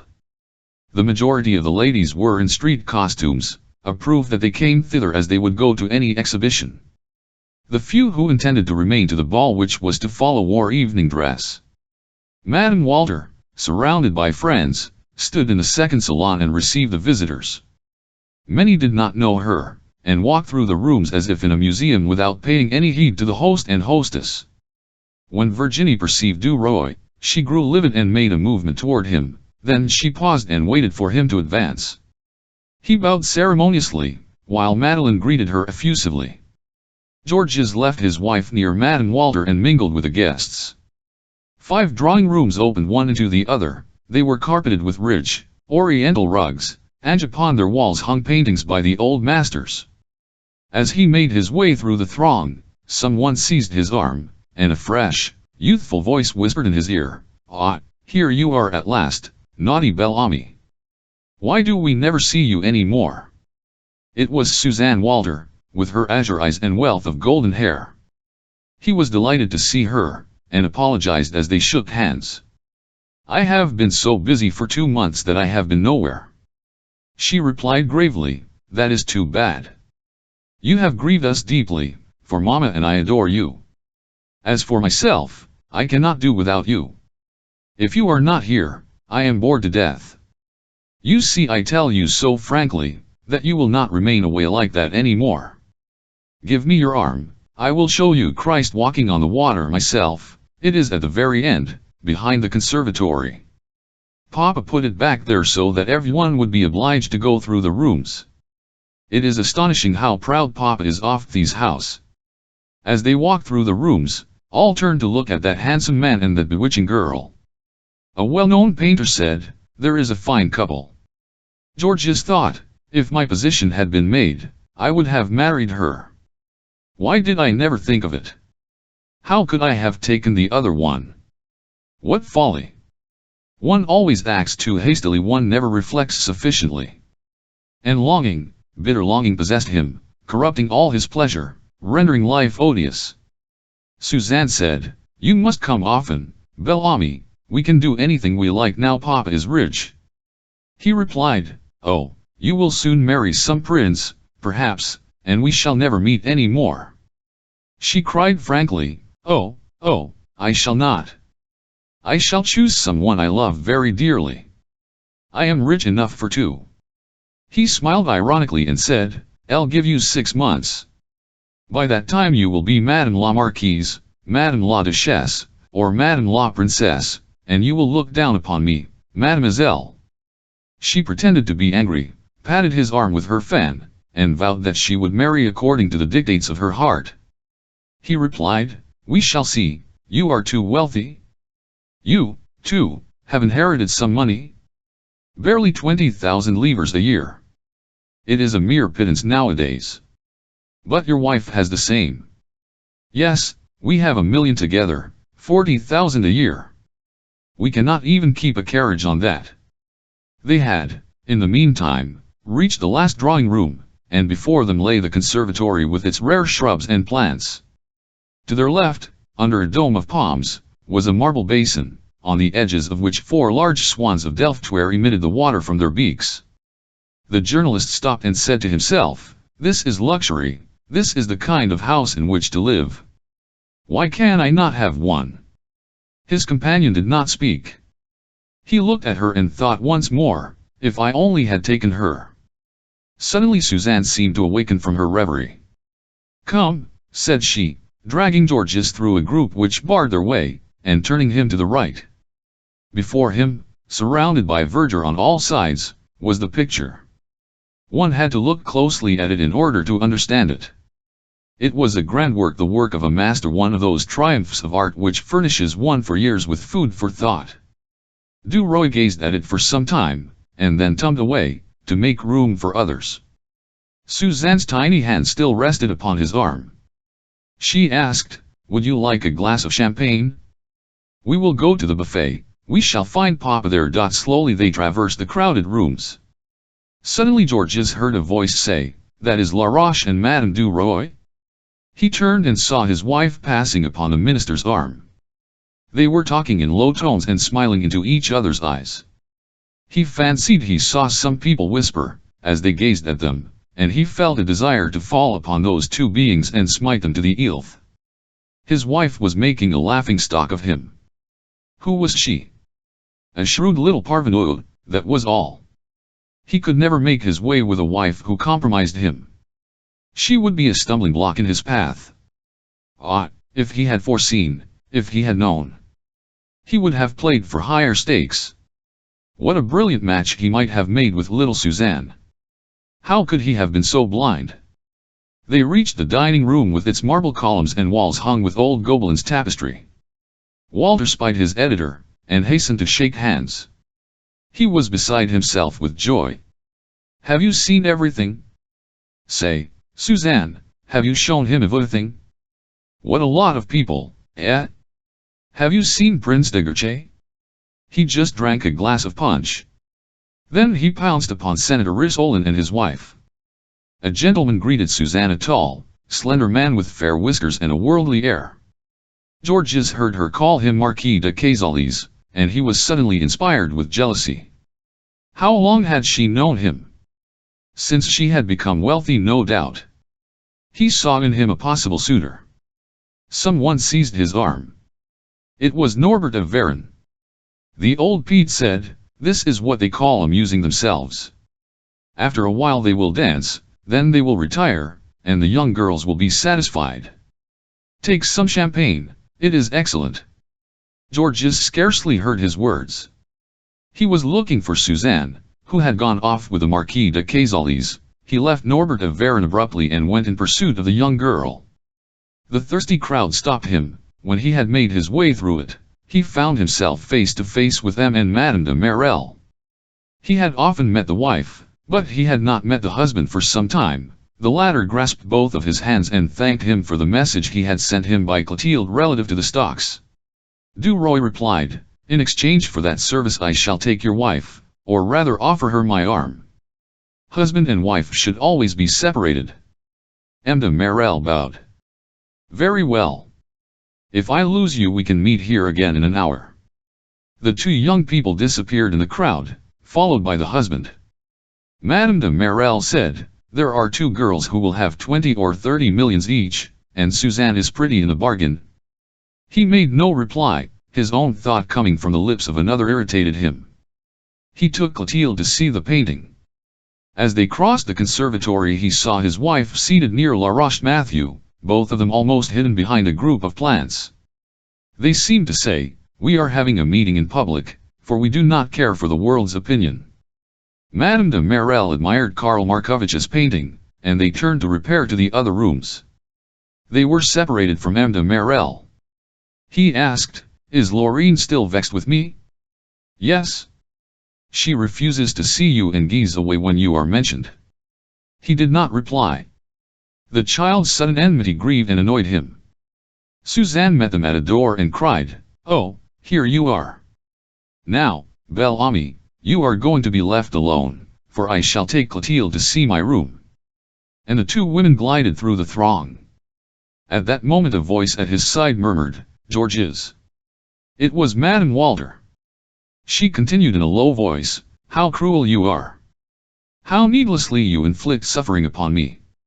I bade Suzanne take that woman away that I might have a word with you. Listen, I must speak to you. This do not know what I shall do. Go into the conservatory. You will find a door to the left through which you can reach the garden. Follow the walk directly in front of you. At the end of it you will see an arbor. Expect me in 10 minutes. If you do not meet me, I swear I will cause a scandal here at once." He replied haughtily, "Very well, I shall at the place you named in 10 minutes." But Jacques Rival detained him. When he reached the alley, he saw Madame Walter in front of him. She cried, "Ah, here you are. Do you wish to kill me?" He replied calmly, "Beseech you, none of that, or I shall leave you at once." Throwing her arms around his neck, she exclaimed, "What have I done to you that you should treat me so?" He tried to push her away. "You twisted your hair around my coat buttons the last time we met, and it caused trouble between my wife and myself." She shook her head. Your wife would not care. It was one of your mistresses who made a scene." "I have none." "Indeed. Why do you never come to see me? Why do you refuse to dine with me even once a week?" "I have no other thoughts than of you. I suffer terribly. You cannot understand that your image, always present, closes my throat, stifles me, and leaves me scarcely strength enough to move my limbs in order to walk. So I remain all day in my chair thinking of you." He looked at her in astonishment. These were the words of a desperate woman, capable of anything. He, however, cherished a vague project and replied, "My dear, love is not eternal. One loves and one ceases to love. When it lasts it becomes a drawback. I want none of it. However, if you will be reasonable, and will receive and treat me as a friend, I will come to see you as formerly." "Can you do that?" She murmured, "I can do anything in order to see you." "Then it is agreed that we are to be friends, nothing more?" She gasped, "It is agreed." Offering him her lips, she cried in her despair, "One more kiss, one last kiss." He gently drew back. "No, we must adhere to our rules." She turned her head and wiped away 2 tears, then drawing from her bosom a package of notes tied with pink ribbon, she held it toward Duroy. "Here is your share of the profits in that Moroccan affair. I was so glad to make it for you. Here, take it." He refused. "No, I cannot accept that money." She became excited. "Oh, you will not refuse it now. It is yours, yours alone. If you do not take it, I will throw it in a sewer." "You will not refuse it, Georges." He took the package and slipped it into his. "We must return to the house, you will take cold." "So much the better, if I could but die." She seized his hand, kissed it passionately, and fled toward the house. He returned more leisurely, and entered the conservatory with head erect and smiling lips. His wife and Laroche were no longer there. The crowd had grown thinner. Suzanne, leaning on her sister's arm, advanced toward him. In a few moments, Rose, whom they teased about a certain count, turned upon her heel and left them. Duroy, finding himself alone with Suzanne, said in a caressing voice, "Listen, my dear little one, do you really consider me a friend?" "Why, yes, Bel-Ami, you have faith in me." "Perfect faith. Do you remember what I said to you a while since?" "About what?" "About your marriage, or rather the man you would marry." "Yes." "Well, will you promise me one thing?" "Yes, what is it?" "To consult me when you receive a proposal and to accept no one without asking my advice." "Yes, I will gladly." "And it is to be a secret between us, not a word to your father or mother?" "Not a word." Rival approached them saying, "Mademoiselle, your father wants you in the ballroom." She said, "Come, Bel-Ami," but he refused, for he had decided to leave at once, wishing to be alone with his thoughts. He went in search of his wife, and found her drinking chocolate at the buffet with 2 strange men. She introduced her husband without naming them. In a short while, he asked, "Shall we go?" "Whenever you like." She took his arm and they passed through the almost deserted rooms. Madeleine asked, "Where is Madame Walter? I should like to bid her goodbye." "It is unnecessary. She would do to keep us in the ballroom, and I have had enough." "You are right." On the way home they did not speak. But when they had entered their room, Madeleine, without even taking off her veil, said to him with a smile, "I have a surprise for you." He growled ill-naturedly, "What is it?" "Guess." "Elle cannot make the effort." "The day after tomorrow is the 1st of January." "Yes. It is the season for New Year's gifts." Yes. Here is yours, which Laroche handed me just now. She gave him a small black box which resembled a jewel casket. He opened it indifferently and saw the cross of the Legion of Honor.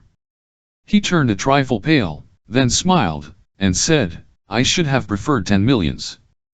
That did not cost him much. She had expected a transport of delight and was irritated by his indifference. You are incomprehensible. Nothing seems to suit the dollar, are you? He replied calmly, that man is only paying his debts, he owes me a great deal more.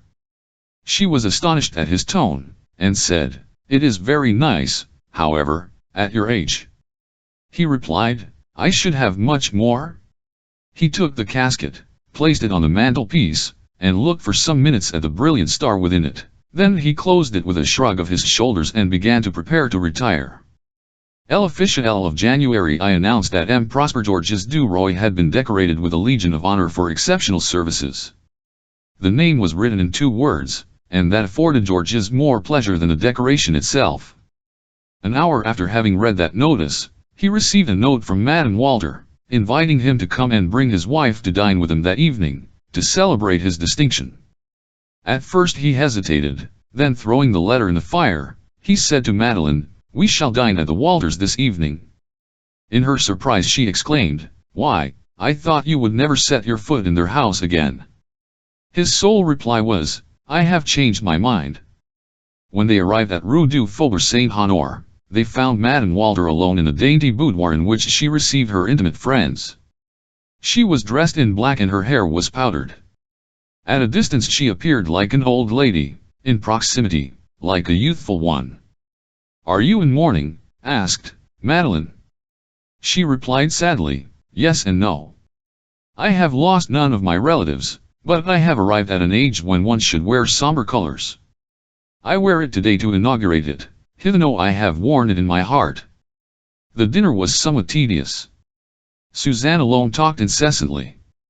Rose seemed preoccupied. The journalist was overwhelmed with congratulations, after the meal, when all repaired to the drawing rooms. Madame Walter detained him as they were about to enter the salon, saying, Elle will never speak of anything to you again, only come to see me, Georges. It is impossible for me to live without you. I see you, I feel you, in my heart all day and all night. It is as if I had DMNK, a poison which preyed upon me. I cannot bear it.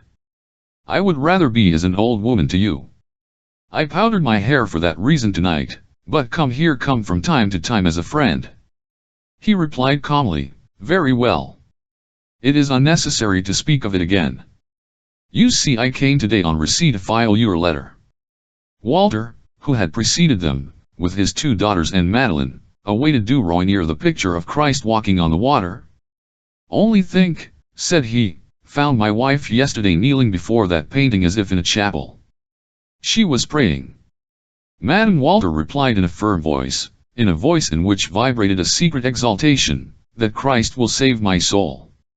He gives me fresh courage and strength every time that I look at him. And pausing before the picture, she murmured, how beautiful he is. How frightened those men are, and how they love him. Look at his head, his eyes, how simple and supernatural he is at the same time. Suzanne cried, why, he looks like you, Bel Ami. I am sure he looks like you. The resemblance is striking. She made him stand beside the painting and everyone recognized the likeness. Duroy was embarrassed. Walter thought it very singular. Madeleine, with a smile, remarked that Jesus looked more manly. Madame Walter stood by motionless, staring fixedly at her lover's face, her cheeks as white as her hair. Chapter 16. Divorce. During the remainder of the winter, the Duroys often visited the Walters. Georges, too, frequently dined there alone, Madeleine pleading fatigue and preferring to remain at home. He had chosen Friday as his day, and Madame Walter never invited anyone else on that evening. It belonged to Bel Ami. Often in a dark corner or behind a tree in the conservatory, Madame Walter embraced a young man and whispered in his ear, I love you, I love you. I love you desperately. But he always repulsed her coldly, saying, if you persist in that, I will not come again. Toward the end of March people talked of the marriage of the two sisters. Rose was to marry, Dame Rumor said, Count de la Tour Ivelin and Suzanne, the Marquis de Cazales. The subject of Suzanne's possible marriage had not been broached again between her and Georges until one morning, the latter having been brought home by M. Walter to lunch, he whispered to Suzanne, "Come, let us give the fish some bread." They proceeded to the conservatory in which was the marble basin containing the fish. As Georges and Suzanne leaned over its edge, they saw their reflections in the water and smiled at them.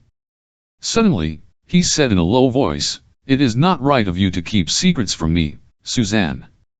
She asked, "What secrets, Bel Ami? Do you remember what you promised me here the night of the fete? To consult me every time you receive a proposal." Well, you have received one. From whom? You know very well. No, I swear I do not. Yes, you do. It is from that fop of a Marquis de Cazales. He is not a fop. That may be, but he is stupid. He is no match for you who are so pretty, so fresh, so bright. She asked with a smile, "What have you against him?" "Yes, you have. He is not all that you say he is. He is a fool, and an intriguer." She glanced at him. "What ails you?"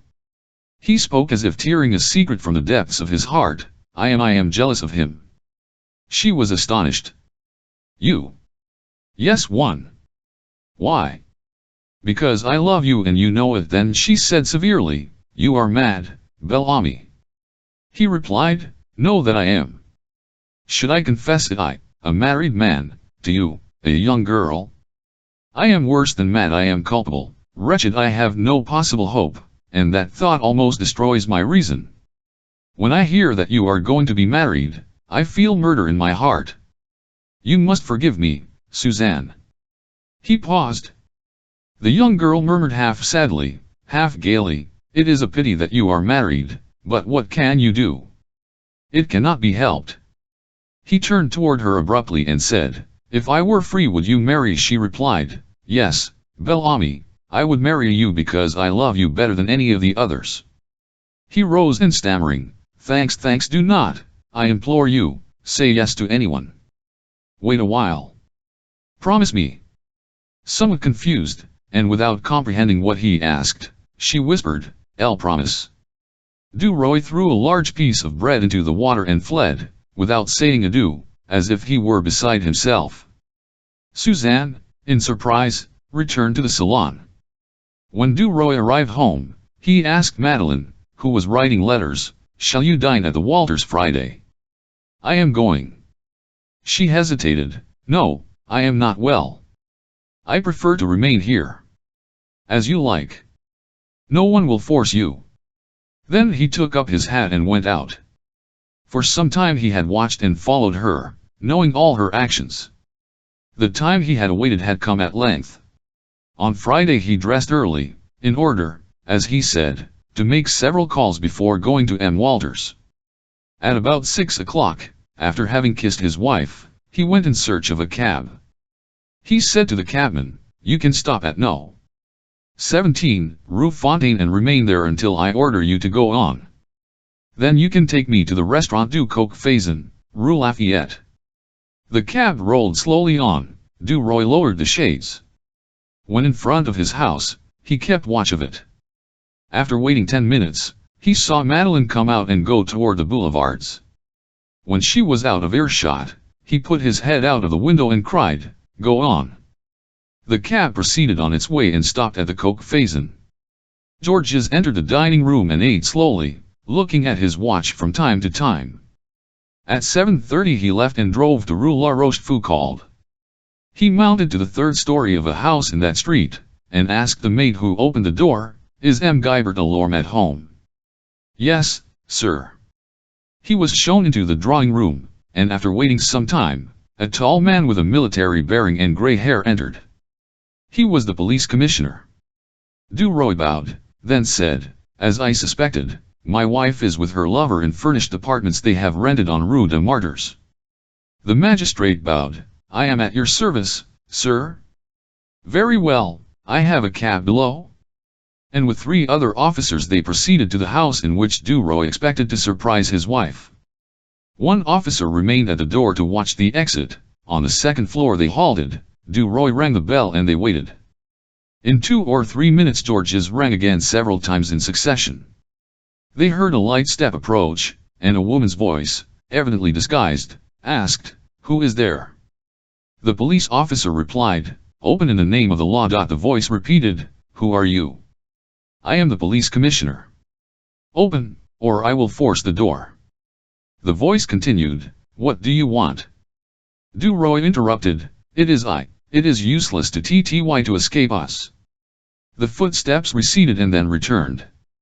Georges said, "If you do not open, we will force the door." Receiving no reply, he shook the door so violently that the old lock gave way, and the young man almost fell over Madeleine, who was standing in the antechamber in her petticoat, her hair loosened, her feet bare, and a candle in her hand. He exclaimed, "It is she! We have caught them," and he rushed into the room. The commissioner turned to Madeleine, who had followed them through the rooms, in one of which were the remnants of a supper, and looking into her eyes said, "You are Madame Claire Madeleine Duroy, lawful wife of M. Prosper Georges Duroy, here present?" She replied, "Yes, sir." "What are you doing here?" She made no reply. The officer repeated his question, still she did not reply. He waited several moments and then said, "If you do not confess, madam, I shall be forced to inquire into the matter." They could see a man's form concealed beneath the covers of the bed. Duroy advanced softly and uncovered the livid face of M. Laroche Mathieu. The officer again asked, "Who are you?" As the man did not reply, he continued, "I am the police commissioner and I call upon you to tell me your name. If you do not answer, I shall be forced to arrest you. In any case, rise. I will interrogate you when you are dressed." In the meantime Madeleine had regained her composure, and seeing that all was lost, she was determined to put a brave face upon the matter. Her eyes sparkled with the audacity of bravado, and taking a piece of paper she lighted the 10 candles in the candelabra as if for a reception. That done, she leaned against the mantelpiece, took a cigarette out of a case, and began to smoke, seeming not to see her husband. In the meantime the man in the bed had dressed himself and advanced. The officer turned to him, "Now, sir, will you tell me who you are?" He made no reply. "I see I shall have to arrest you." Then the man cried, "Do not touch me. I am inviolable."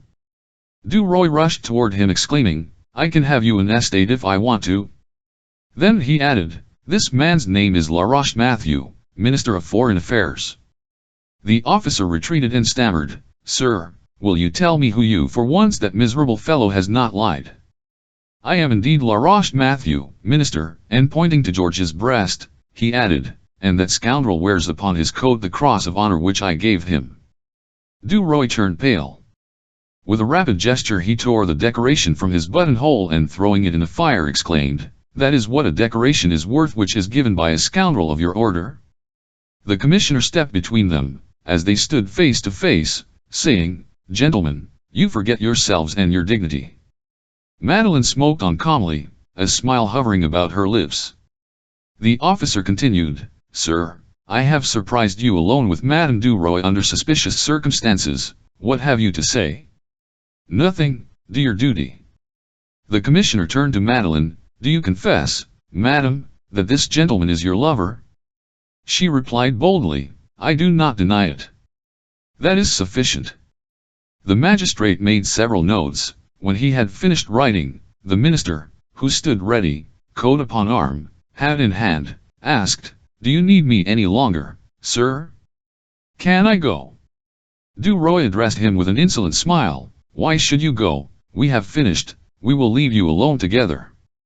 Then, taking the officer's arm, he said, "Let us go, sir, we have nothing more to do in this place." An hour later Georges Duroy entered the office of La Vie Française. M. Walter was there. He raised his head and asked, "What, are you here? Why are you not dining at my house? Where have you come from?" Georges replied with emphasis, "I have just found out something about the Minister of Foreign Affairs." What? L found him alone with my wife in hired apartments. The commissioner of police was my witness. The minister is mine. Are you not jesting? No, I am not. I shall even write an article on it. What is your object? To overthrow that wretch, that public malefactor? Georges placed his hat upon a chair and added, Woe to those whom I find in my path. I never pardon. The manager stammered, But your wife? L shall apply for a divorce at once. A divorce?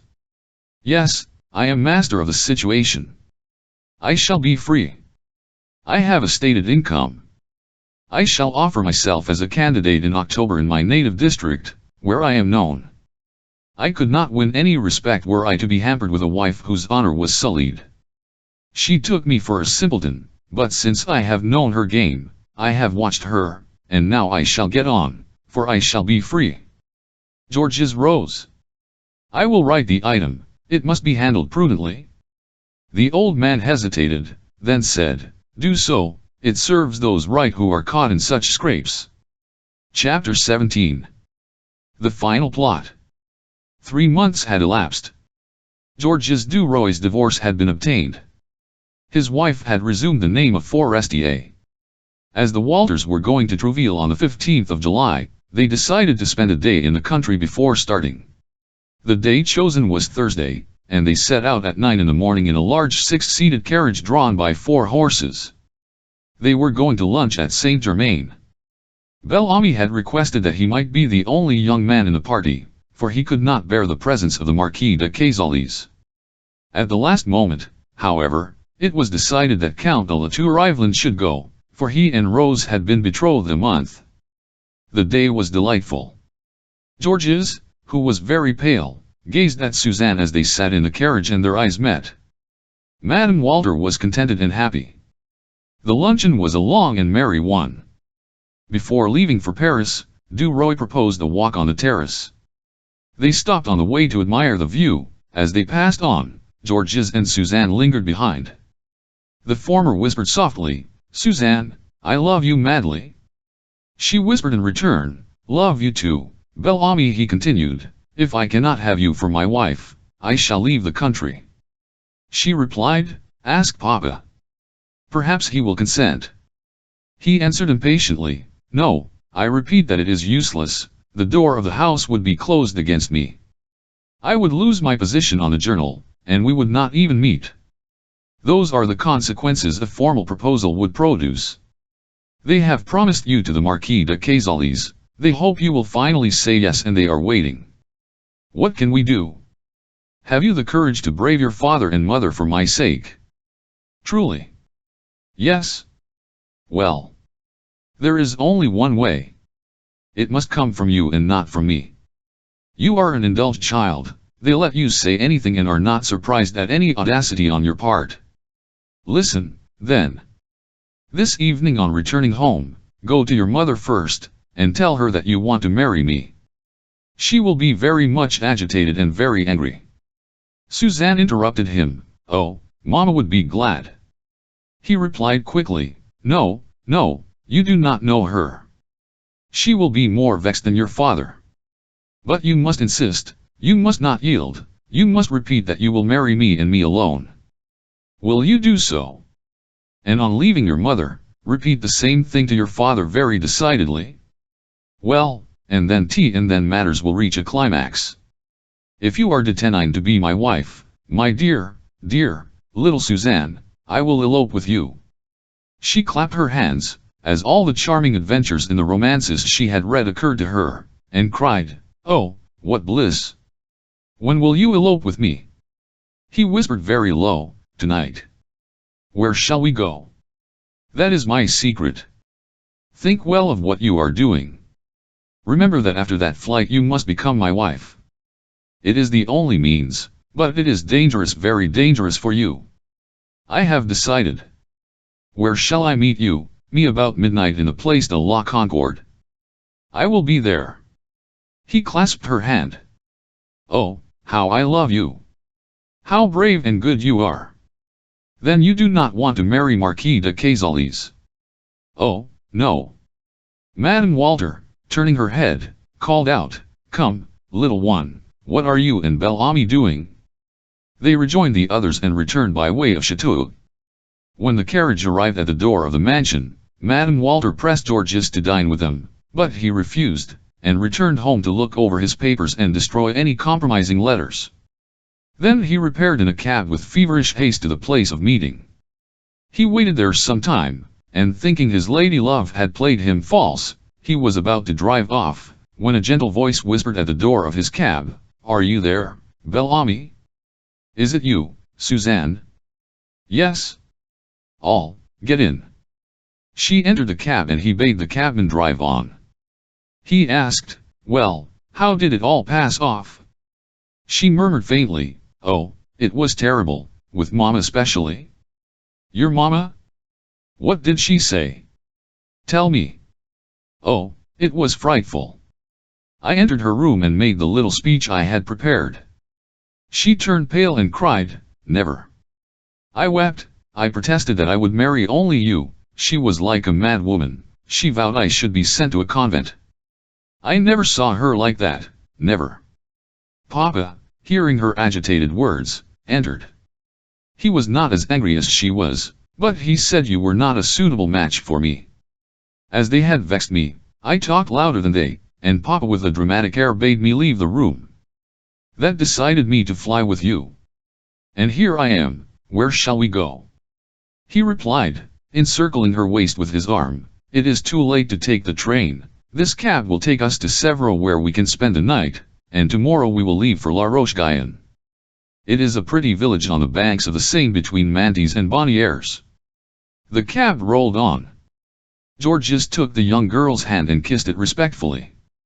He did not know what to say to her, being unaccustomed to platonic affection. Suddenly he perceived that she was weeping.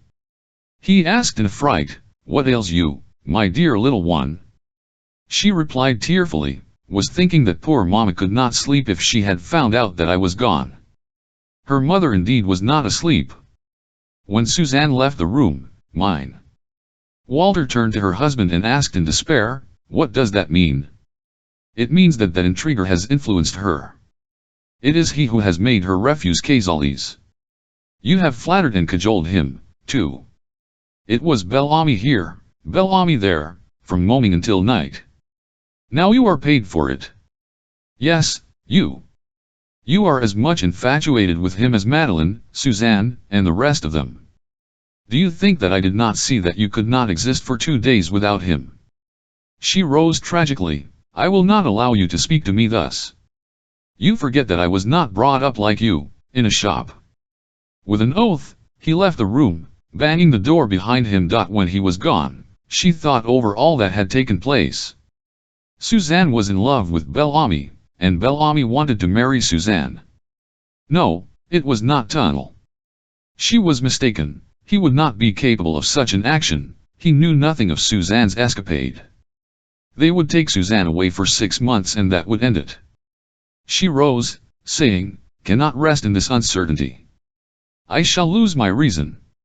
I will arouse Suzanne and question her." She to her daughter's room. She entered. It was empty, the bed had not been slept in. A horrible suspicion possessed her and she flew to her husband. He was in bed, reading. She gasped, "Have you seen Suzanne?" "No, why?" "She is gone. She is not in her room." With one bound he was out of bed. He rushed to his daughter's room. Not finding her there, he sank into a chair. His wife had followed him. "Well?" she asked. He had not the strength to reply. He was no longer angry. He groaned, "He has her, we are lost." "Lost? How? Why, he must marry her now." She cried wildly, "Marry her, never. Are you mad?" He replied sadly, "It will do no good to yell. He has disgraced her. The best thing to be done is to give her to him, and at once, too, then no one will know of this escapade." She repeated in great agitation, "Never, he shall never have Suzanne." Overcome, Walter murmured, "But he has her. And he will keep her as long as we do not yield, therefore, to avoid a scandal we must do so at once." But his wife replied, "No, no, I will never consent." Impatiently he returned, "It is a matter of necessity. A1I, the scoundrel, how he has deceived us. But he is shrewd at any rate. She might have done better as far as position, but not intelligence and future, is concerned. He is a promising young man. He will be a deputy or a minister some day." Madame Walter, however, repeated wildly, "I will never let him marry Suzanne. Do you hear, never?" In his turn he became incensed, and like a practical man defended Bel Ami. "Be silent. I tell you he must marry her. And who knows? Perhaps we shall not regret it. With men of his stamp one never knows what may come about. You saw how he downed La Roche-Mathieu in 3 articles, and that with a dignity which was very difficult to maintain in his position as husband. So, we shall see." Madame Walter felt a desire to cry aloud and tear her hair. But she only repeated angrily, "I shall not have her." Walter rose, took up his lamp, and said, "You are silly, like all women. You only act on impulse. You do not know how to accommodate yourself to circumstances. You are stupid. I tell you he shall marry her, it is essential." And he left the room. Madame Walter remained alone with her suffering, her despair. If only a priest were at hand. She would cast herself at his feet and confess all her errors and her agony. He would prevent the marriage. Where could she find a priest? Where should she turn?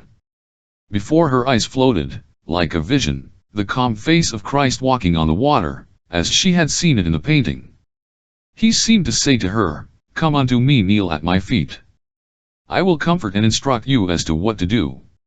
She took the lamp and sought the conservatory. She opened the door leading into the room which held the enormous canvas, and fell upon her knees before it. At first she prayed fervently, but as she raised her eyes and saw the resemblance to Bel Ami, she murmured, while her thoughts were with her daughter and her lover. She uttered a wild cry, as she pictured them, fell into a swoon. When day broke they found Madame Walter still lying unconscious before the painting. She was so ill, after that her life was almost despaired of. M. Walter explained his daughter's absence to the servants by saying to them that she had been sent to a convent for a short time. Then he replied to a long letter from Duroy, giving his consent to his marriage with his daughter. Bel Ami had posted that epistle when he left Paris, having prepared it the night of his departure.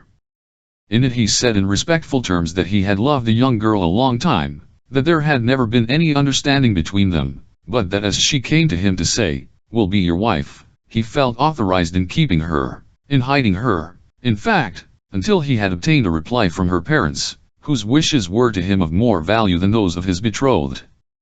Georges and Suzanne spent a week at La Roche-Guyon. Never had the young girl enjoyed herself so thoroughly.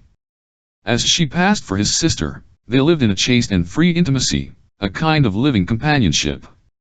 He thought it wiser to treat her with respect, and when he said to her, "We will return to Paris tomorrow, your father has bestowed your hand upon me," she whispered naively, "Already? This is just as pleasant as being your wife." Chapter 18. Attainment. It was dark in the apartments in the Rue de Constantinople, when Georges Duroy and Clotilde Marel, having met at the door, entered them. Without giving him time to raise the shades, the latter said, "So you are going to marry Suzanne Walter?" He replied in the affirmative, adding gently, "Did you not know it?"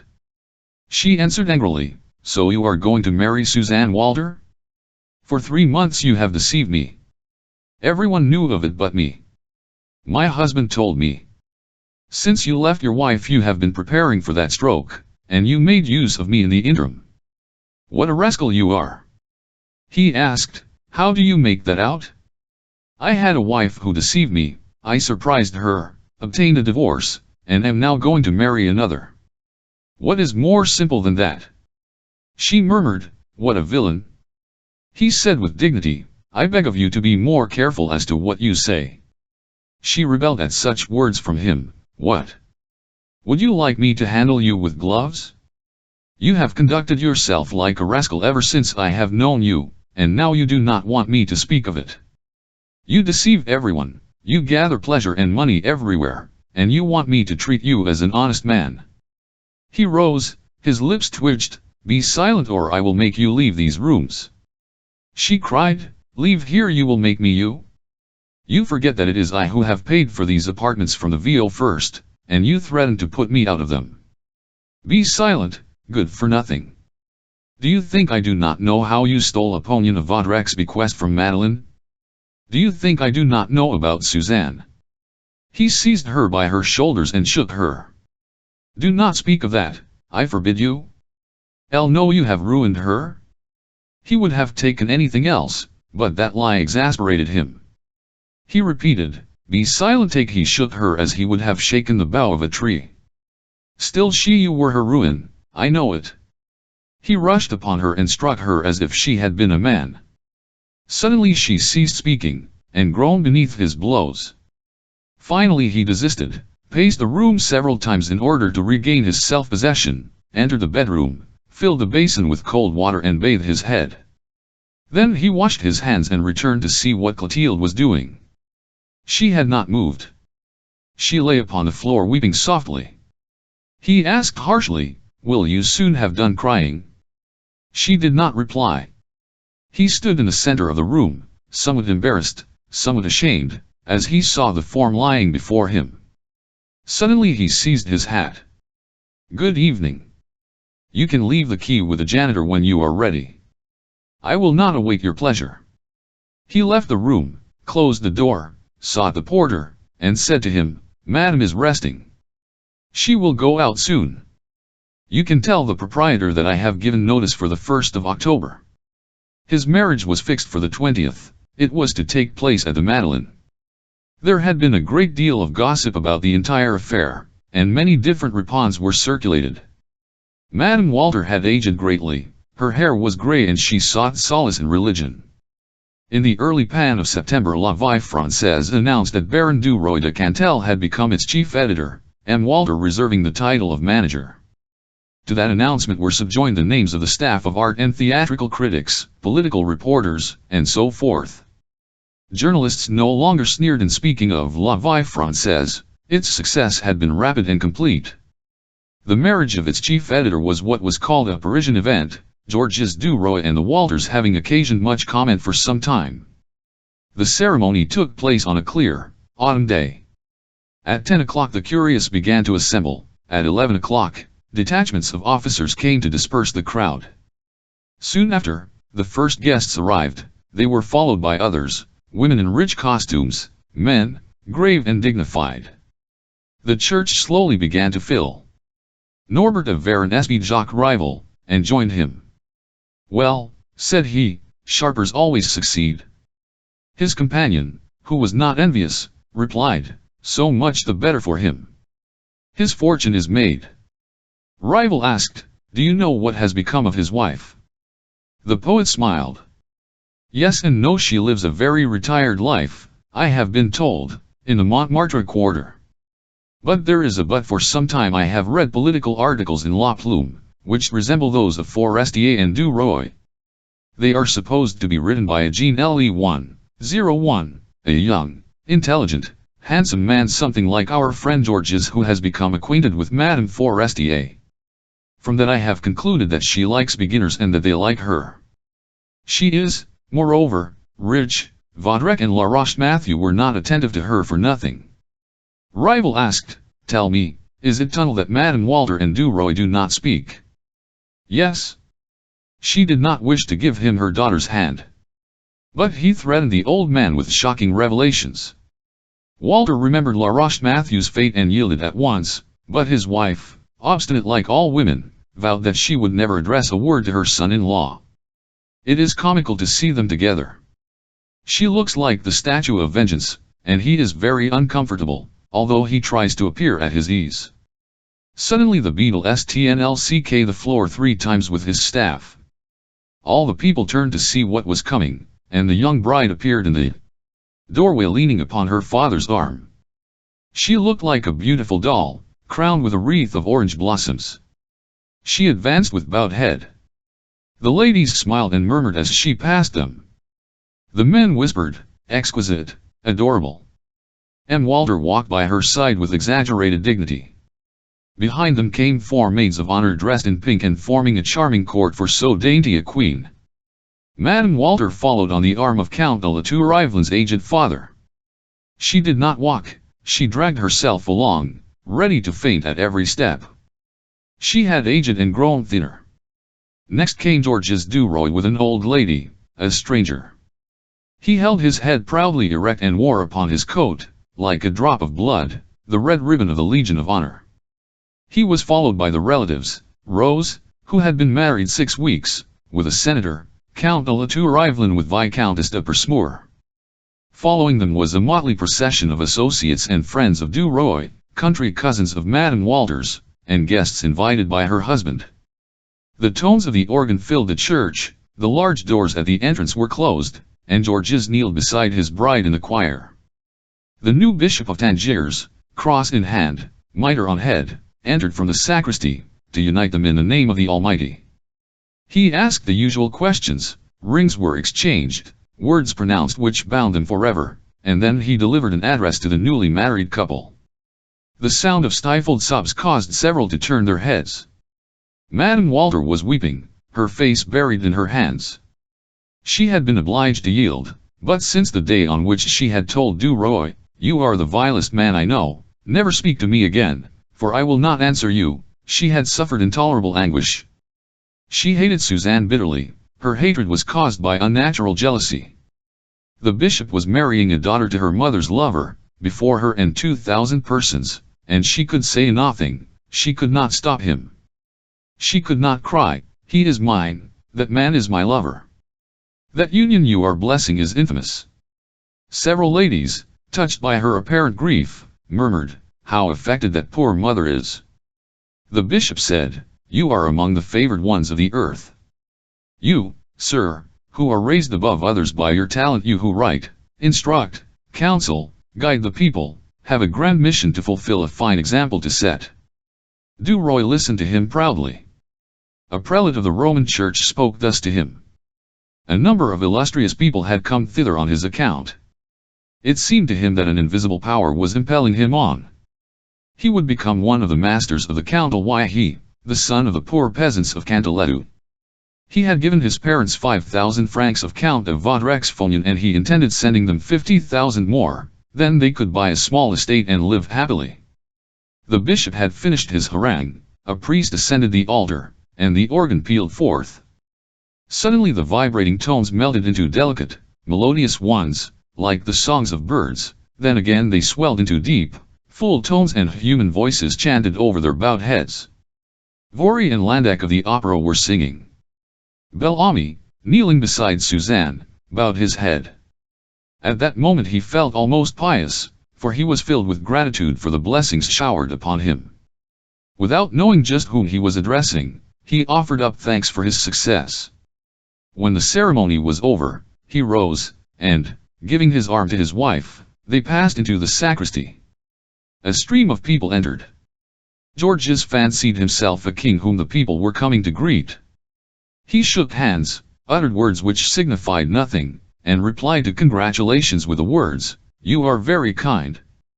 Suddenly he saw Madame de Merel, and the recollection of all the kisses he had given her and which she had returned, of all their caresses, of the sound of her voice, possessed him with a mad desire to regain her. She was so pretty, with her bright eyes and roguish air. She advanced somewhat timidly and offered him her hand.